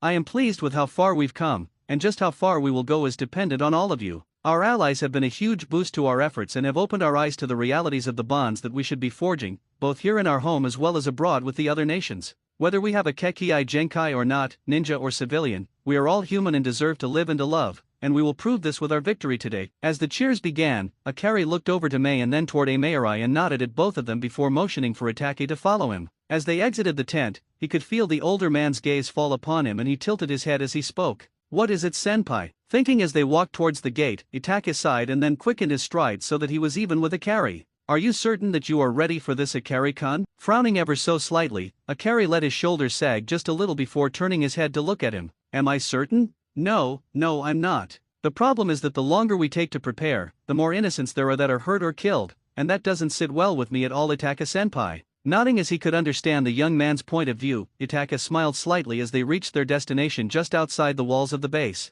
I understand, Ikari. Know that we will be there with you and you are not fighting alone. Giving the Uchiha a simple smile, Ikari thanked him. I am going to spend some time meditating. Come and get me in a couple of hours, and eat. Ruffling the young man's hair, Itachi nodded to him and returned his smile with a slight upturn of his own lips. Turning away, he walked back to camp and went in search of the others. Several hours later, there were 10 of them gathered and waiting for the signal to move in and remove Yagura from the picture. Itachi had summoned a couple of crows who were currently flying overhead, while Ikari had summoned a couple of four-tailed kitsune who were close by, keeping a watch for any enemies that would try to sneak up on them. Ikari and Aomai were both sitting down back to back, meditating, while everyone else was sitting around, waiting for the other team to clear the way. Kakashi had teamed up with Ao, and they were currently clearing out the guards at the gate. Slipping it open, he turned and quirked an eyebrow at Ao, only to receive a shake of the head in sign language to hold off until they had disabled the main body of shinobi in the town. Agreeing quickly, they made their way back to the other members of the team and signaled them to pull out the seal scrolls that Akari had prepped for this very purpose.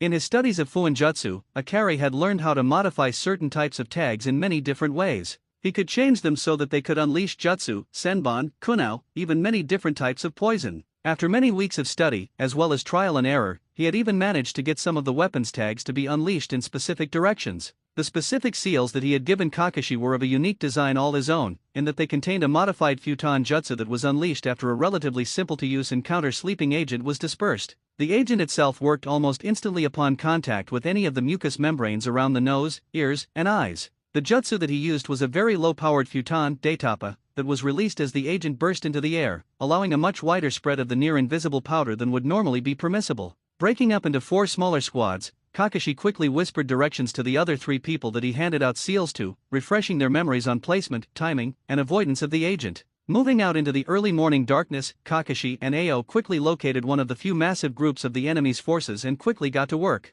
10 minutes later, everyone in their task force regrouped and readied themselves. Giving a quick glance around, Ao nodded at Kakashi, who gave a short countdown, and they all activated their portion of the tags. One of the most complicated portions of these particular seal tags was the work that had not only incorporated the jutsu portion as well as the directional part of the seal, as the seal in its entirety was nothing short of a masterpiece. It also boasted a chakra conversion seal which converted anyone's normal chakra into wind-natured chakra, a very dilute form of the explosive seal that was needed to propel the sleeping agent, but it also included a very localized silencing seal that eliminated the noise, and managed to keep the jutsu down to where it simply felt like a quick but gentle breeze. Waiting about 5 minutes, Ao nodded to Kojuro to give the others the signal as it was now time to strike. Kojuro's smile was enough to give even Kakashi the shivers, seeing the sharp-toothed man grin from ear to ear like he just had. Focusing on his chakra network, he quickly flared it once, twice, paused for 3 seconds and then flared it a 3rd time. Outside the city gates. Upon receiving the signal, Akari stood and assisted Amaerai in standing, while nodding to everyone else that was there. "It's time, Mei-san, please lead the way." Receiving a short nod and a slight smile, they quickly headed for the tower and hopefully to end this war. Once they had reached the gates, they ran into one of the others that had gone on ahead with Kakashi, who nodded to them and pointed the way before disappearing to regroup with the rest of his team. As they moved towards their target, they took down any that they came across with a thrown kunao or shuriken, doing their level best to preserve as much of their chakra for the upcoming confrontation with Yagura. They arrived at their destination about 5 minutes later, and all but Amaerai, Itaki, Mei, and Akari broke off and headed out to secure the perimeter while the others waited for them to accomplish that portion of their mission. As soon as they had cleared out any resistance, Mei led the way into the tower, followed by Akari, Amaerai, and then Itaki. Once they reached the top and were standing outside the cage's office, Akari held up a hand and pulled a brush and ink out of one of the seals that he had on his wrist. Rapidly he painted a seal on the door with all the grace and precision of a master artist. After he had finished and sealed away the tools, he then gestured for Mei to continue. Setting up the former Mizu cage so his neck was primed for the strike, Itaki, and he took a half step back and held their positions.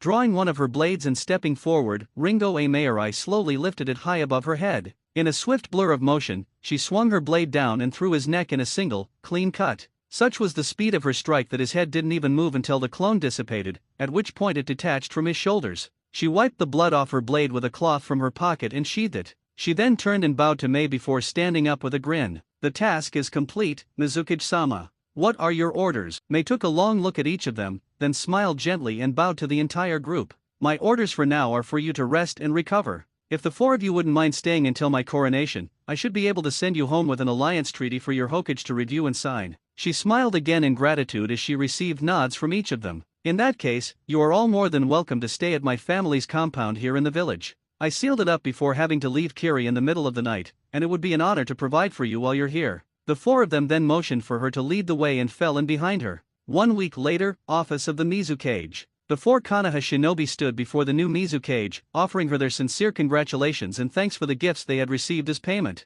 Itaki and Kakashi received a favor redeemable at a later date, while Uejao received a couple of scrolls on a new sword style she could learn. Akari, however, received the greatest haul. He went through the scrolls they had found that once belonged to the Yuki clan and managed to copy down over 30 new jutsu, ranging from D rank to A rank. He also received a new sword forged in the same style as the Kiri no Shinobigatana Shishin Shu, as Mei, Amaerai, and Kojuro felt it was the least they could do since his own blades were broken during the final battle with Yagura. Akari was quite thankful that his sword style could be used with either single or dual blades, as he now had a single sword instead of 2. His new blade was a 4.5 foot long katana forged from the remains of his swords, fused with some of the same metal used in the Kubikariba show. This granted his blade a limited form of regrowth if it were ever broken. Since he was involved in the forging of his new weapon, he made sure it had chakra-absorbing, chakra-restoring, chakra-releasing, hardening, and blood seals, as well as a sharpening seal, engraved into the blade. These seals would ensure that this blade could be handed down through generations as a family heirloom. The finished weapon was a stunning display of simple elegance, just as the young man had requested.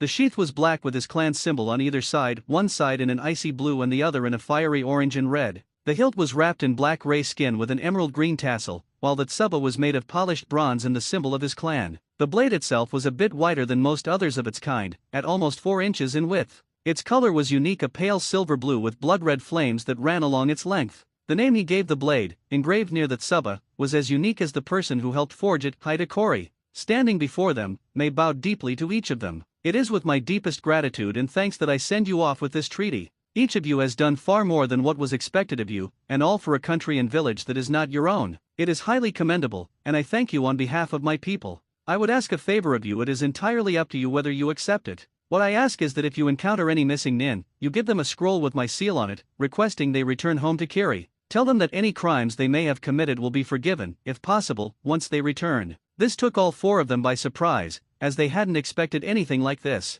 Akari raised a privacy barrier and turned to his older compatriots, and they discussed this at length for about 10 minutes. Once they reached an agreement, he lowered the barrier and stepped forward. On behalf of my teammates and myself, we will accept the request and ask for the scroll so we may accomplish your request. Reaching into her desk, she quickly thumbed through a number of scrolls and grabbed the appropriate one. She unrolled it, glanced over it, signed it, stamped it with her seal, and then re-rolled it and tied a blue ribbon around it. Handing it to the young man, she smiled as she watched him seal it into an intricate tattoo on his wrist. They bowed once more, then shunshined out of her office, reappearing outside Kiri's main gate. Checking their gear once more to ensure they had everything, they then leapt into the trees and headed for home. 1 week later, Konoha. After a rather rough ride back to the mainland, the 4 shinobi maintained a rapid pace back to Konoha. They were all eager to take some well-deserved time off and train up their skills without having to constantly look over their shoulders for an enemy. Not that they would ever become complacent, it would just be much easier on their nerves to do so while at home. Izumo and Katetsu were standing around at the gate, joking about how boring life was and how nothing interesting ever happened while they were on duty, when they saw 4 figures leaping through the trees towards them. Watching them closely, Katetsu was the first to recognize them and relaxed as they approached the gate. "It's been a while since we've seen you guys, welcome home." They all gave 4 nods in return, showed their IDs, and then headed for the Hokage Tower. Taking a slow, easy pace, Akari looked around and smiled beneath his mask. Even though there weren't many of them, it always warmed his heart to know that he was doing his part to keep his precious ones safe simply by putting his life on the line. The 4 of them looked at each other and shrugged as they approached the tower. As one, they jumped up and landed against the wall, running up the vertical surface and jumping through the window one after another. Each of them landed and knelt in front of the Hokage, bowing their heads as they did so. "Mission accomplished, Hokage-sama. The Godame Mizukage sends her greetings and an offer to create an alliance between our 2 countries." Kakashi stood and offered the scroll to Hiruzen as he spoke, then returned to his former position and waited with the rest of his team for their new orders. Sarutobi nodded in thanks, opened the scroll, and read through it, making various noises of agreement as he looked it over. Rolling up the scroll, he steepled his fingers in front of his face, smiling gently at his umbu. "Very well done, indeed. I will give each of you 3 months of leave, which I expect you to enjoy to the fullest. Before I let you all depart, there are 2 things I need to go over with you. The first," he paused and reached behind him to grab a bingo book, "is that your status has apparently been upgraded in the bingo book." With that said, he tossed the book to Akari, who opened it to the bookmarked page while his teammates gathered around him. Alias, Chi no Akuma Kitsune, Ryaketsu no Akuma no Arashi. Name, unknown. Age, 11 to 12. Village, Konoha. Date of birth, October 10th. Blood type, B+. Height, 5 feet. Weight, 100 lbs. Bloodline, Hyouten/Shakyutan. Threat rank, A. Abilities, Taijutsu, Chuyunin/Jonin. Genjutsu, Jonin. Ninjutsu, Jonin/Umbu. Konjutsu, Umbu. Known elemental affinities, wind, fire, water. Wanted status, alive, Kiri, 1,500,000 Ryo. The shinobi known as the Chi no Akuma Kitsune is a threat not to be taken lightly. He is most competent/lethal in close to mid-range combat, but he is no slouch at long range. His primary weapon is a katana known as the Hidekori, and he is absolutely deadly with this blade. He is very fast, even at his age, and his chakra reserves are almost on par with a cage. Approach with caution if in a fair-sized group, 7 to 9 jonin/chuyunin, anything less than that, leave him well alone. Akari smirked slightly at the upgrade and shook his head slightly. Are you impressed by this, Aji-san? He looked up at the smiling man he treated like his own grandfather with a questioning look in his eyes. Sarutobi Hiruzen smiled broadly at the young man he had always treated and looked after like he was his own flesh and blood, and nodded as he chuckled aloud. Hi, Akari-kun, even if it isn't quite the way I would have liked for you to build your reputation, I am still no less proud of you and how far you have come. Grinning widely up at the old man, Akari tilted his head to the side for a moment. Wasn't there something else you wanted to discuss with us, Aji-san? Sighing aloud, the Hokage nodded. There is an optional clause in the treaty that will require your approval as a future clan head. There is a mention of what they call a blood alliance in the treaty. It's not mandatory for it to be accepted for the treaty to be approved, but it would help strengthen the alliance tremendously. The Mizukage left it open-ended for their side but suggested you as the Konoha half of the arrangement. Rubbing his eyes, Akari nodded and turned to Uejo. I know this is going to be difficult, but I'm leaning toward accepting the clause, especially since they left it open-ended. That means that not only do I have an option in which woman they send, but there are no time constraints, and they will send the selected woman here to join our shinobi instead of us sending them one. Taking a moment or two to consider the proposition from all angles, Uejo leaned back a bit as she thought about this. Looking deep into Urototo's eyes, she could see that he was slightly conflicted with agreeing but was willing to sacrifice for the benefit of his home for his precious people. Smiling kindly at him, she nodded her head and then turned her gaze to the Hokage. The Sojin clan agrees to the blood alliance with Kiri, and we will await the clan heir's choice in which woman he decides upon. Nodding his head in agreement, Sarutobi unrolled the scroll and, going over it one more time, smiled and rolled it back up. The only thing left to do now is to bring it up in the council meeting scheduled for later today so we can get this treaty agreed to, as it is very beneficial to both us and Kiri. With that said, I do believe there is a certain someone who should be getting out of the academy about now who would be most disappointed if you weren't there to walk them home, Akari-kun. Rolling his eyes at the Hokage's ever so unsubtle hint, he bowed and left the office in a whirlwind of ice crystals. Reappearing at the entrance to the academy, he smiled as he remembered the days of training with his Aniki and Onzan, reminiscing gently. Shaking his head as he heard the bell go off that signaled the end of classes for the day, he quickly hid himself and removed his mask while waiting for his intended. 5 minutes later, he saw her leave the building along with Ino and Hinata. Walking up behind them, he debated his course of action for a moment before shrugging his shoulders and going for it.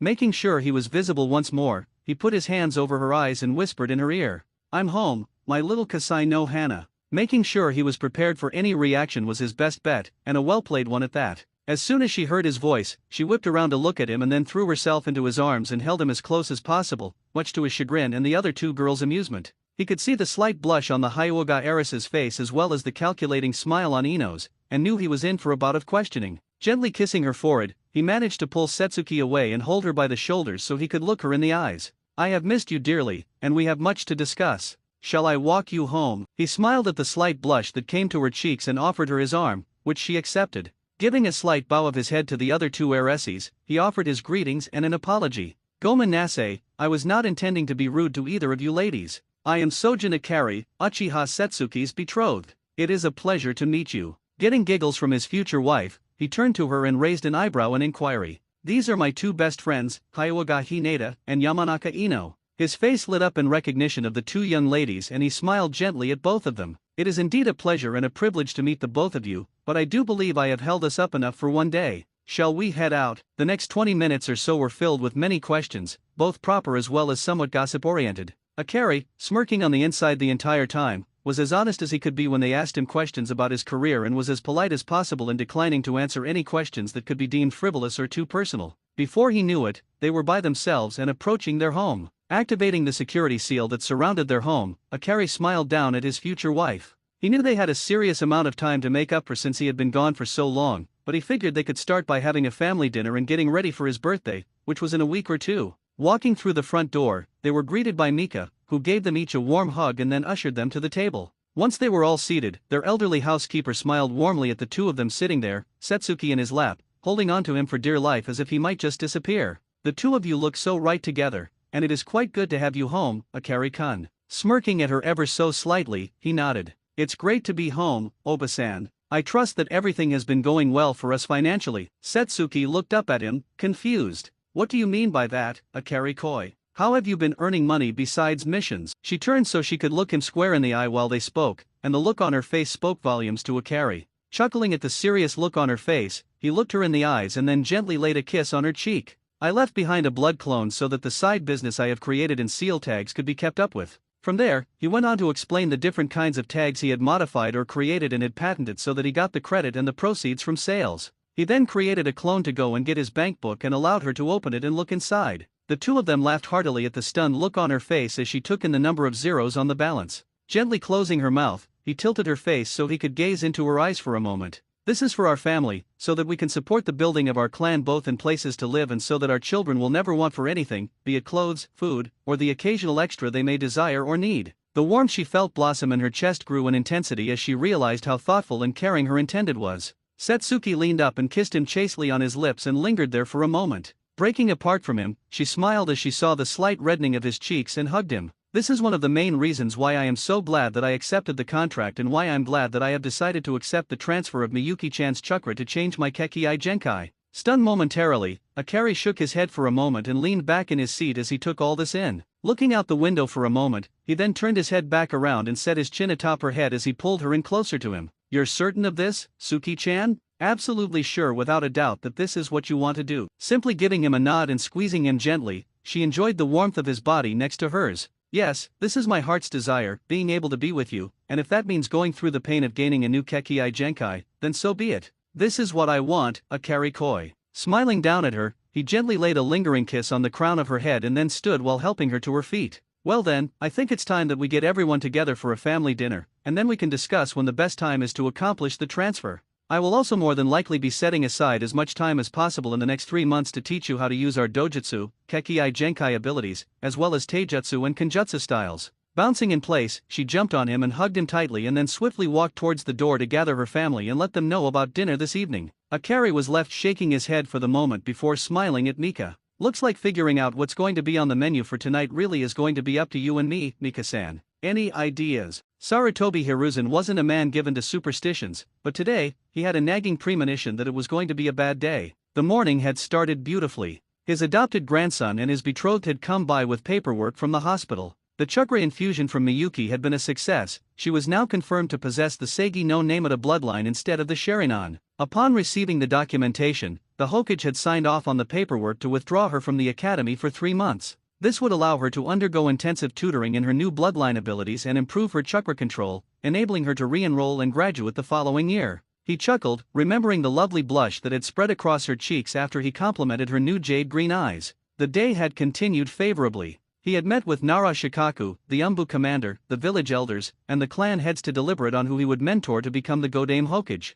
Uchiha Itaki was left utterly speechless after Hiruzen reviewed the pros and cons of each candidate and then announced that Itaki was the one chosen to succeed him as Kage. Then, he had to endure his advisor's arguments against his choice, finally silencing them with a powerful wave of ki that almost gave Homura a heart attack. That was the turning point, the beginning of a day that seemed to steadily worsen. Next came the numerous demands from the civilian council to arrange marriages for S.A. Jin Akari, as they had recently learned of a newly discovered Kekii Genkai. Apparently, Danzo had managed to disabuse them of any notion that they had the right to make such demands of any of the clans. This meant that Danzo would soon leverage this situation to gain some advantage in future negotiations. The final straw was the arrival of a messenger toad. The message from Namikaze Minato stated that he and his family would arrive on graduation day in 3 months so that their daughters could take the exams and be reunited with their brother. The most infuriating part was their arrogant demand to have the 3 siblings placed on the same genin team. That last bit almost made him erupt in fury, and he contemplated the best way to handle the inevitable confrontation.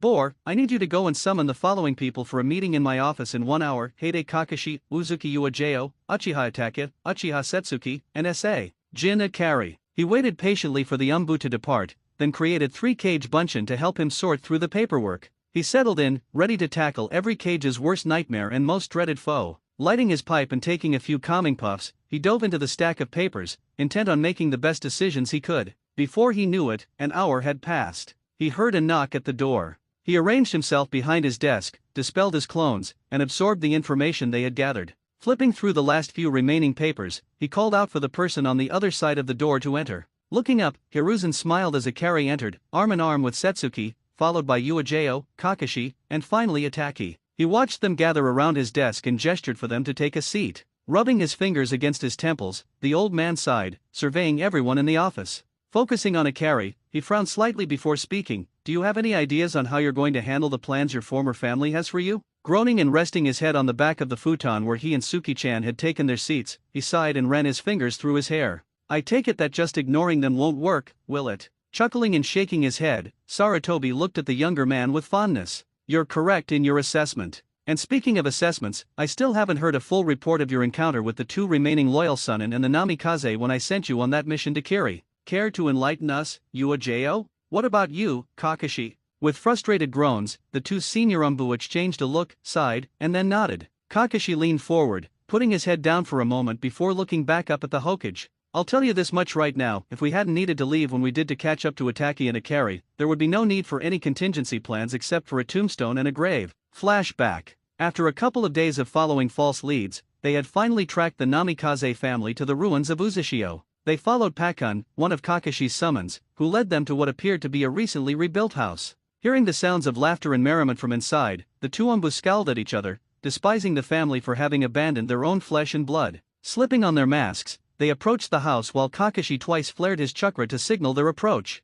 Standing in front of the building, they waited until the door opened. They saw Namikaze Uzumaki Kushina answer. Both bowed in greeting while Uajao allowed Kakashi to take the lead. She was almost overwhelmed with rage at seeing her former sensei standing there in front of her with a smile on her face. Namikaze-sama, we have come with a message from the Hokage for Jiraiya-sama. Is he here? This message is most urgent. Nodding, she stepped aside from the doorway, allowing them inside. She motioned for them to follow and led them to the dining area. Moving to sit beside her husband, Kushina got his attention and gestured to the Umbu. Looking at the two Umbu, Minato's face lit up with recognition when he saw the dog mask on the one whose gravity-defying silver hair was impossible to conceal. Kakashi-kun, how have you been? It's been ages since we've spoken. I assume Sarutobi let you in on the plan since you don't seem surprised to see me alive. Shaking his head in response, Kakashi seethed inwardly. How could they abandon their own son to live what seemed to be a perfectly good life, showering love and affection on each other and his sisters, and leave their son and brother to think he was alone and an orphan? In a cold, emotionless tone, he replied, it would have been better for many people if you hadn't faked your death, Namikaze-sama, me being the least of them. If there's nothing else you wish to discuss, we are on a time-sensitive mission and need to deliver this scroll to Jiraiya-sama in person. Frowning slightly at his tone, Minato nodded and stood.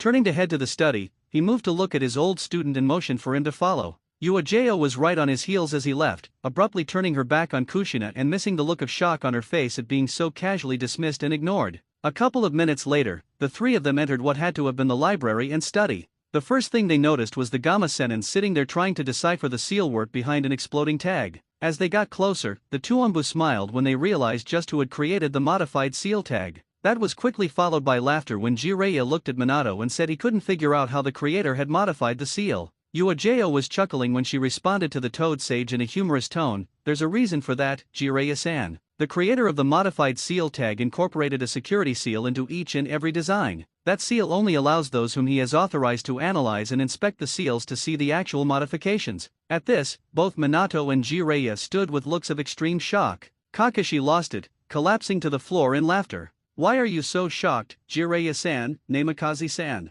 Uajao asked with a smirk. Can you fault the creator for protecting his work and investments? With frustrated expressions, they both shook their heads. Minato sighed, running a hand through his hair. The intricacy of such a security seal almost screams Uzumaki Sealmaster, and yet here I am, stumped by this and all the other security seals. I'm married to and was trained by one of the youngest Uzumaki seal adepts in history. It's quite annoying as well as frustrating. Shrugging their shoulders at his comment, Kakashi turned to Jiraiya and handed him the sealed scroll. Inside are Hokage-sama's orders for you. We were instructed to receive your verbal acknowledgement of them and whether or not you will comply. Chuckling to himself in a slightly perverse way, as he could only imagine Sarutobi-sensei wanted him to get to work on the next in his Ika Ika series, he stopped when a look of shock appeared on his face. Turning to Kakashi and Uajao, his voice thick with anger, he spoke. You can't be serious. I have an important job here training my two goddaughters, and sensei knows this. Threatening me with revocation of my Sennin travel rights and listing me as a missing nin? What the hell is going on back home? Clearing his throat to avoid laughing at his predicament,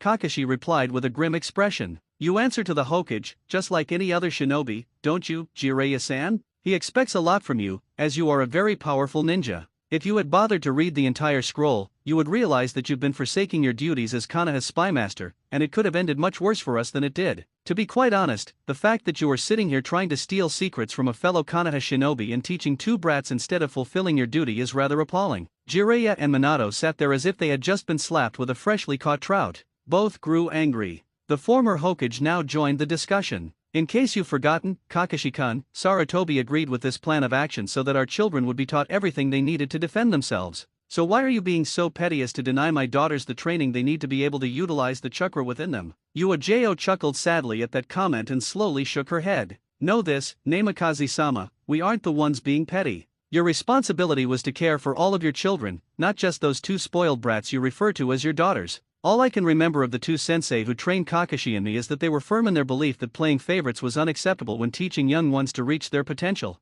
And here you are, being the worst kind of hypocrites. You abandon your own flesh and blood, your heir, to be alone, to think he is an orphan and has no one to give him the loving care and tutelage that you give your daughters. But enough of that nonsense, she said, turning back to Jiraiya. Are you going to comply with Hokage-sama's orders, or are you going to fail at accomplishing your duties as the spymaster of Konoha just as badly as you and Tsunade have failed Naruto at being his godparents? The last part of her question was spoken with a sneer, with as much venom as she could put into her words. She got the reaction she was looking for. He looked absolutely flabbergasted by her wording. All he could do was nod, completely at a loss for words. Nodding sharply at his acknowledgement of his orders, the two Anbu turned to Minato and Kushina, who had just walked into the room with their daughters and Tsunade in tow. Kakashi's voice was like ice as he spoke this time, and his words cut their intended recipients to the core. Minato-san, Kushina-san, we consider you both dead to us, as you have betrayed the very teachings you instilled in us. We do not consider you family, as you are not the people we thought and believed you to be. All we desire from you is that you no longer be familiar with us and speaking to us, as you have lost that privilege.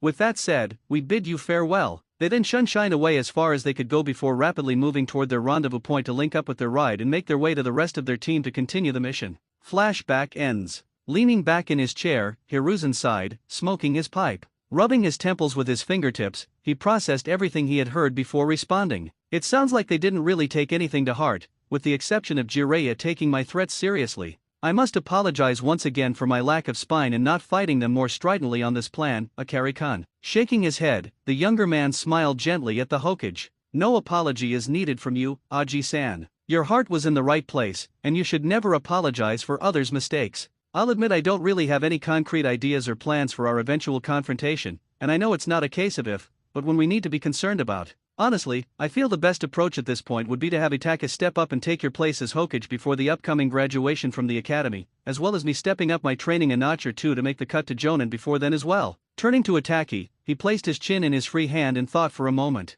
Itachi, I think it would help solidify your place as the Godame Hokage if you released Koharu and Homura as advisors to the Hokage and asked Aji-san and either Abarame Shibi or Hyuga Hayashi to be your advisors. What are your thoughts on my ideas so far, Aji-san? Waving his hand to open the floor to the others in the room, Hiruzen calmly relit his pipe and puffed away for a moment as he watched and listened. Uejo simply smiled and nodded, thinking Akari's plan was quite sound, even if it was in its infancy. Itachi nodded, deep in thought as he considered the idea from every possible angle. Kakashi rubbed his chin for a moment before speaking. I agree with Akari that it would be wise to start preparing to have Itachi become the Godame. I also agree with Sarutobi-sama as one of his advisors. I would suggest approaching Hyuga Hayashi in person to extend the invitation to fill this position, as it might be a good way to start building bridges to overcome the animosity between your two clans. Nodding in response to Kakashi's idea, the Hokage gripped his pipe in one hand, puffing on it for a moment longer before removing it and speaking. Agreed, Kakashi. I feel this might be just what's needed to overcome decades of building animosity and anger between the two clans. What I'd like now is for the three of you to give me an honest assessment of Akari-kun's skills and how they compare with what the bingo book has to say about him. 3 months later, Setsuki and Akari were having lunch at Ichiraku's to celebrate her advancement to her cousin Suzuki's class and her early graduation. She had taken a test earlier that day. It seemed the 3 months she had spent training in the basics of her new bloodline had more than prepared her for life as a kunoichi. She had obliterated the tests in taijutsu, ninjutsu, and genjutsu, not to mention her very high scores in history and strategy on the written exam. The two who ran the stand were currently experiencing a lull in business and were chatting with their favorite customer about his Jonin test, which was taking place that afternoon. At the moment, Ayam was asking questions about what the test would consist of. So it's basically 2 different sections of testing? One part to actually test your abilities in the different areas, and then another which is more of a practical exam where you put your abilities to work in a simulated mission, right? Chewing the food in his mouth and swallowing, Akari nodded. That's pretty much it in a nutshell, Wanakin. They'll test me in 4 different areas, and each one will be against a different individual skilled in that particular area. Those areas will be Kenjutsu, Taijutsu, Genjutsu, and Ninjutsu. The second part of the test will pit me against those 4, possibly more, working together against me in a simulated mission to see how well I can combine my abilities and utilize my other skills, like stealth and information gathering. Nodding as he understood exactly what the younger man was talking about, being a retired jonin himself, Tuka smiled at him. I feel you'll do just fine and that the next time we see you, you'll be a jonin. That's my gut feeling about the test, at any rate. Smiling warmly at the young man she had always seen as her little brother, Ayam nodded. I agree, and it just goes to show that hard work pays off in the long run. You've come so far, and I, for one, couldn't be prouder of my Ototo. Grinning at his blushing face, Setsuki gave him a quick hug and smiled even wider as his cheeks grew even redder. I have to agree with both of them, Akari Koi. You'll do just fine, and I'm sure you'll pass and get promoted. Thanking everyone profusely, Akari finished the last of the broth in his bowl and stood, holding out his hand to his intended and helping her rise from her stool. Arigato for the food and your support, Wanikan, Tukiyajizen. I'm confident I'll do well, I just hope it's enough to pass. Hand in arm, the young couple walked off together, waving as they went. They talked about anything and everything under the sun, from his experiences in the Civil War to her training and how best to prepare for her return to the academy. They eventually settled on a workable schedule that would have her training with him 4 nights a week, with each session focusing on a different area. One thing he had learned about Suki-chan was her true excellence in ninjutsu and genjutsu, which were her 2 favorite arts out of the 4 main ones taught to them as ninja. Just as his were ninjutsu and kenjutsu, he explained why he enjoyed them so much. They lost track of the time as they approached the Umbu training grounds, and before they knew it, they had arrived. Once at the test site, they met up with Ui Korone and Heiei Gecko, who were sitting off to one side discussing various odd topics. Walking up to them, the 2 young people greeted the jonin and took a seat. Ohio Ui-san, Heiei-san, just curious, but are you 2 ready for a good workout today? Smiling and chuckling, Heiei answered him. Hi, I for one look forward to seeing how far you have come with your swordsman abilities, Akari-san. Turning to the smirking face of Kanaha's genjutsu mistress, he received a nod from her as well. I hear that you are looking to take on a genin team this year, Ui-san, is that true? The kunoichi smiled and nodded excitedly. Yes I am, and I must say that I'm looking forward to teaching the next generation. Will you be putting your name forward to become a jonin sensei if you make the cut today? Shaking his head and frowning slightly, Akari sighed aloud. Not at this time, especially since I will have just become a jonin. I don't think that the timing is right, especially since most of the graduating students are my age, and I feel that this would be problematic at best. I feel like there are only a very few that I could actually teach and be able to get through to. Clapping as he heard what was said, Saratobi Hiruzen was impressed with the wisdom and maturity he had just heard from this young man. I'm impressed with your sound reasoning, Akari-kun, and I must say that it is unfortunate that your insight is spot on, at least with this group of academy students. He took a moment to smile at the young couple, then sighed and got serious. As soon as Kakashi and Guy get here, we will begin the testing, starting with Korone-san in Genjutsu, then Gecko-san in Kenjutsu, followed by Taijutsu with Mato Guy, and ending with Kakashi-kun in Ninjutsu. There will be a 10-minute break between each of the exams, and I will go ahead and give you the mission scroll for your final exam.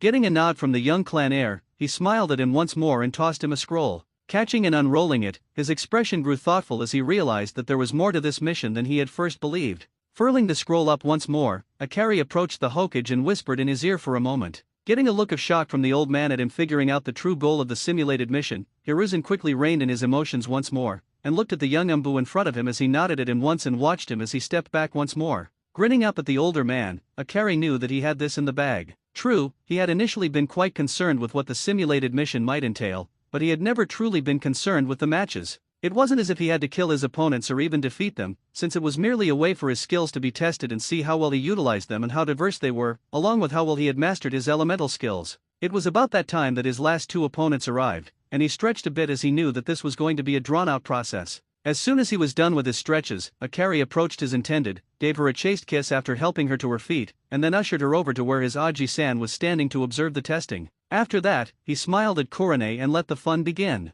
3 hours later. Sitting down with a thump, he gave a thumbs up to his Aniki as he wiped the sweat from his brow and slugged some water down. As he sat there thinking about how the test had gone, the young man felt cool fingertips dig into his neck and shoulders, starting to work the knots out of his muscles. Tilting his head back so he could see who it was, he looked into the jade-green eyes of his betrothed and smiled his thankfulness up at her. It was at that point that he returned to his thoughts as he laid his chin against his chest. The spar against Korone had been rather rewarding, even if it hadn't taken long to win. All he had had to do was keep dispelling her genjutsu, and he had finally beaten her with a new one that would become a clan-only jutsu Sojin Heihatsu Mugen Seikushi Shinzo no Negai. It was a rather taxing but brilliant creation that cast a genjutsu that was extremely difficult to break simply because it created an illusion based on the target's deepest, most heartfelt desires. The level of complexity caused it to be chakra intensive because on top of its primary effect, there was also a subtle secondary effect. It would slowly drain the target of their chakra until they either broke out of it or they fell unconscious. Then there had been the match between himself and Hayate-san, which had proven to be one of the most exhilarating kenjutsu spars he had had since going up against Ringo Mayuri herself.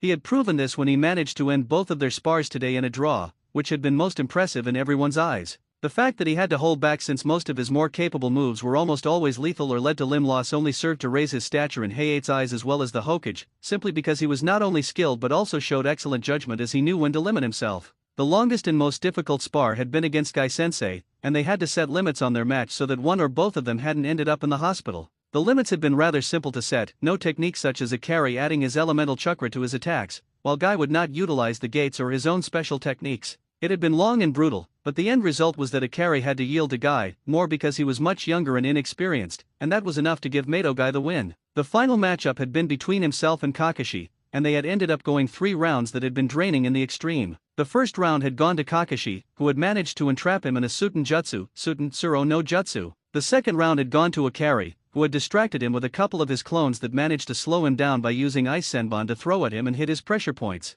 Once they had slowed him down just enough that he could catch him, Ikari then used an icy version of the jutsu that his sensei had caught him with, Hyouten Hyaura no Jutsu. The third round, they had gotten down to it with a vengeance, throwing almost everything they had at each other. They had both gone through multiple bunshin, thrown multiple dragons of each and every element that they could, hell, they'd even thrown some of their own original jutsu at each other, including Kakashi's Raiten Rero and Raiten Inajima Hokaku Hashira, as well as Ikari's Hyouten Kori no Sentunhari, Shakutan Shakunitsu no Satsujinhari, and Hyouten Hakuri Fubuki. In the end, they had come to a draw with Ikari holding Ice Kunao to Kakashi's throat and Kakashi holding his Reikari aimed at his heart. Now sitting down and taking a breather, Ikari let his mind focus on the task at hand while his body recovered and relaxed under the loving ministrations of his intended. The task at hand was to infiltrate the Hokage Tower, get into the Hall of Records, and then upgrade the security. Once that was done, he had to get out without being detected and report back here. He continued to run his plan through a few more times while sitting there enjoying the tender yet firm touch of Suki-chan. Once he felt that he had worked out most of the kinks, he turned his head and laid a chaste kiss on his lover's lips, then stood, bringing her up with him.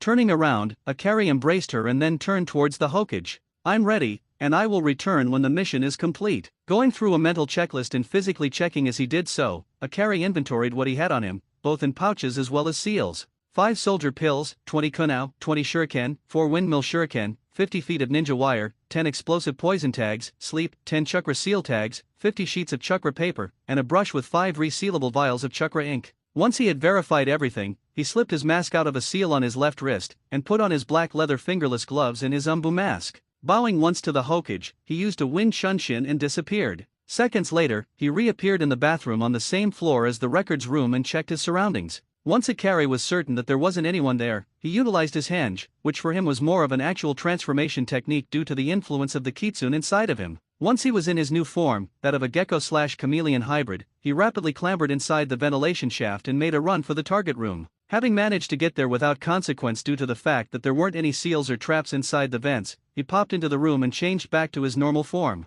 Activating a camouflage technique that cut off his scent and cloaked his chakra as well as himself from physical identification, Ikari took stock of his surroundings. There were 5 distinct chakra signatures nearby, 4 near the entrance that had to have been umbu, seeing as how their chakra signatures were damn near undetectable, and a 5th one that was somewhere else inside. The 5th one was a major concern because there wasn't supposed to be anyone inside at the moment. That would be his first target, and so he made his approach. Quietly, he made his way along the rows of files and boxes to find the unknown signature. A couple of minutes later, he had found the person and took a moment to check out his surroundings. There were no accomplices, and from the mutterings of the individual, they were looking for any and all information on the newest addition to the clan listing. Once he had an initial plan set up, he quickly moved into range, and a quick neck chop later, the man was knocked out. Slapping a seal tag on the back of the person's neck, he activated it, and then pulled out a sheet of chakra paper and his brush. As fast as was humanly possible, Ikari brush-stroked a storage seal that would keep a human being in stasis on the paper, and then laying it on the man's chest, activated it. The young umbu then rolled it up, annotated what records the unknown person was looking at, and then popped the scroll into a pouch and put away the files that had been pulled out. Exiting the area, he took stock of what existed here and came to the realization that the easiest method of defending this place from intrusion would be to use a couple of seals that he himself had come up with. The first was a chakra draining seal that was linked to a barrier seal. The barrier seal was designed to allow only clean air through the barrier once it was activated, and the linked chakra drain seal was designed to keep the barrier active as long as there was chakra in the area. It was genius in many ways, simply because there was always chakra flowing through the air, as well as the fact that once he had linked the barrier seals to the master seals he was going to give the Hokage, the master seal would provide the bulk of the power needed to keep the barriers active. The wonderful thing about the master seal was that the Hokage would only need to feed it chakra once a week to keep them up at minimum level. Next was a new type of security seal that would be incorporated into the doorways that would allow people to be keyed into them through the master security seal. The only people who would be allowed into the rooms without triggering a silent alarm would be the people keyed into it prior to entering the room. This meant that only the Hokage and Ikari would be able to key people into them by design. There was a way for each new Hokage and seal master to be keyed into them, but he was keeping that knowledge on a need-to-know basis only. With that said and done, he created 10 shadow clones and divided them up into pairs. 4 of the pairs were assigned to set up the seals over the vents and doorways, while the other 2 were sent to subdue the 2 guards on the inside of the room. After waiting about 10 minutes, Ikari stiffened as the clones that were sent to take out the guards dispelled themselves, leaving him with the knowledge of how they did so. Making his way to the only available way to gain entry now, he bent down after reaching the 2 guards and pressed a couple of pressure points that would allow him to keep them unconscious for 20 minutes, and then got to work putting the seals around the doorframe. Once he had them active, he made one final clone whose sole purpose was to dispel itself, allowing the other clones to know that it was time to dispel once they were finished. 5 minutes later, the last of the cage bunchin dispelled, which was a signal to leave. Moving back along the same route that he had come in, he activated the last of the seals that remained inactive, and made his way back to the bathroom he had appeared in. Once there, he utilized the natural camouflage ability of the chameleon to blend in with his surroundings while he checked to see if the coast was clear. After ensuring that there wasn't anyone around, he assumed his normal form and left in a blaze of fire. Showing up in the same spot he'd left from almost an hour earlier, Ikari looked around and spotted everyone he was looking for, standing around in a semicircle, chatting in a non-assuming manner. Walking up to the group, he quickly took a knee before the Hokage and bowed his head. "Mission accomplished, Hokage-sama, your orders?" Taking a look over at Kakashi, who was keeping track of the time, Sarutobi was stunned that he had accomplished the simulated mission in just under an hour, which was a new record. Ikari had completely blown the test out of the water, and doubly so with the simulated mission. "Well done, Ikari-kun, well done indeed. You have not only passed but have set an entirely new standard for future participants in testing for and receiving the rank of Jonin. Were there any difficulties?" The aftermath of a mission. Ikari lowered his mask, a smirk playing on his lips. "No, but someone was in the room who shouldn't have been. I subdued them and sealed them inside this scroll," he said, pulling a rolled-up sheet of chakra paper from his pouch and handing it to the Hokage. "I'm sure Anko and Ibiki will have a blast figuring out what he was up to, trying to dig into my clan's bloodline abilities." Hiruzen swore under his breath, passing the scroll to Kakashi with a nod. After watching him vanish in a flurry of leaves, the Hokage turned back to the kneeling young man. "Rise, my young friend. Your record will be annotated, and you will receive A-rank mission pay for catching this spy. Now, debrief us on your maneuvers and how you secured the record so we can prevent this in the future." For the next 10 minutes, Ikari followed instructions, detailing his entry and how he secured the room. He handed over 3 master seals, explaining their purpose and function, one for the vents to check status and charge the barrier, another for the interior doorways, and the last for the main door, which could completely block all access. The elderly man gasped at the reveal of such a high level of Fuinjutsu skill, chuckling as he shook his head. "You have once again exceeded all expectations, young man. For this part of your test, I'll award you an S-rank mission for your record and pay, as these seals are clearly worth it." Smiling, Sarutobi motioned toward his napping fiancée. "Go spend the rest of the day with her and enjoy it. We'll make everything official in a few days once Itaki is sworn in as the 5th, so we can prepare for their return." Ikari smirked as he removed his mask, nodding before walking over to his sleeping beauty. He picked her up bridal style, turned back to the Hokage, and waved. "Yes, old man, and thank you for everything," he said before disappearing, leaving only ice crystals behind as a sign of his shunshin. 3 months later, the day before graduation, the 5th Hokage sighed in his office, stretching and cracking his neck. It had been the most chaotic 3 months of his life since he took office. Homura and Kohara hadn't given up their positions easily, and it had taken a direct order from him to make them stand down. Shimura Danzo was much simpler to deal with. Itaka simply told him that as long as Danzo didn't interfere, he could keep Root active. The elderly shinobi was also instructed to provide an accurate headcount of his forces and run any new personnel through him before they began their training. The person who had been most surprised was Hayashi.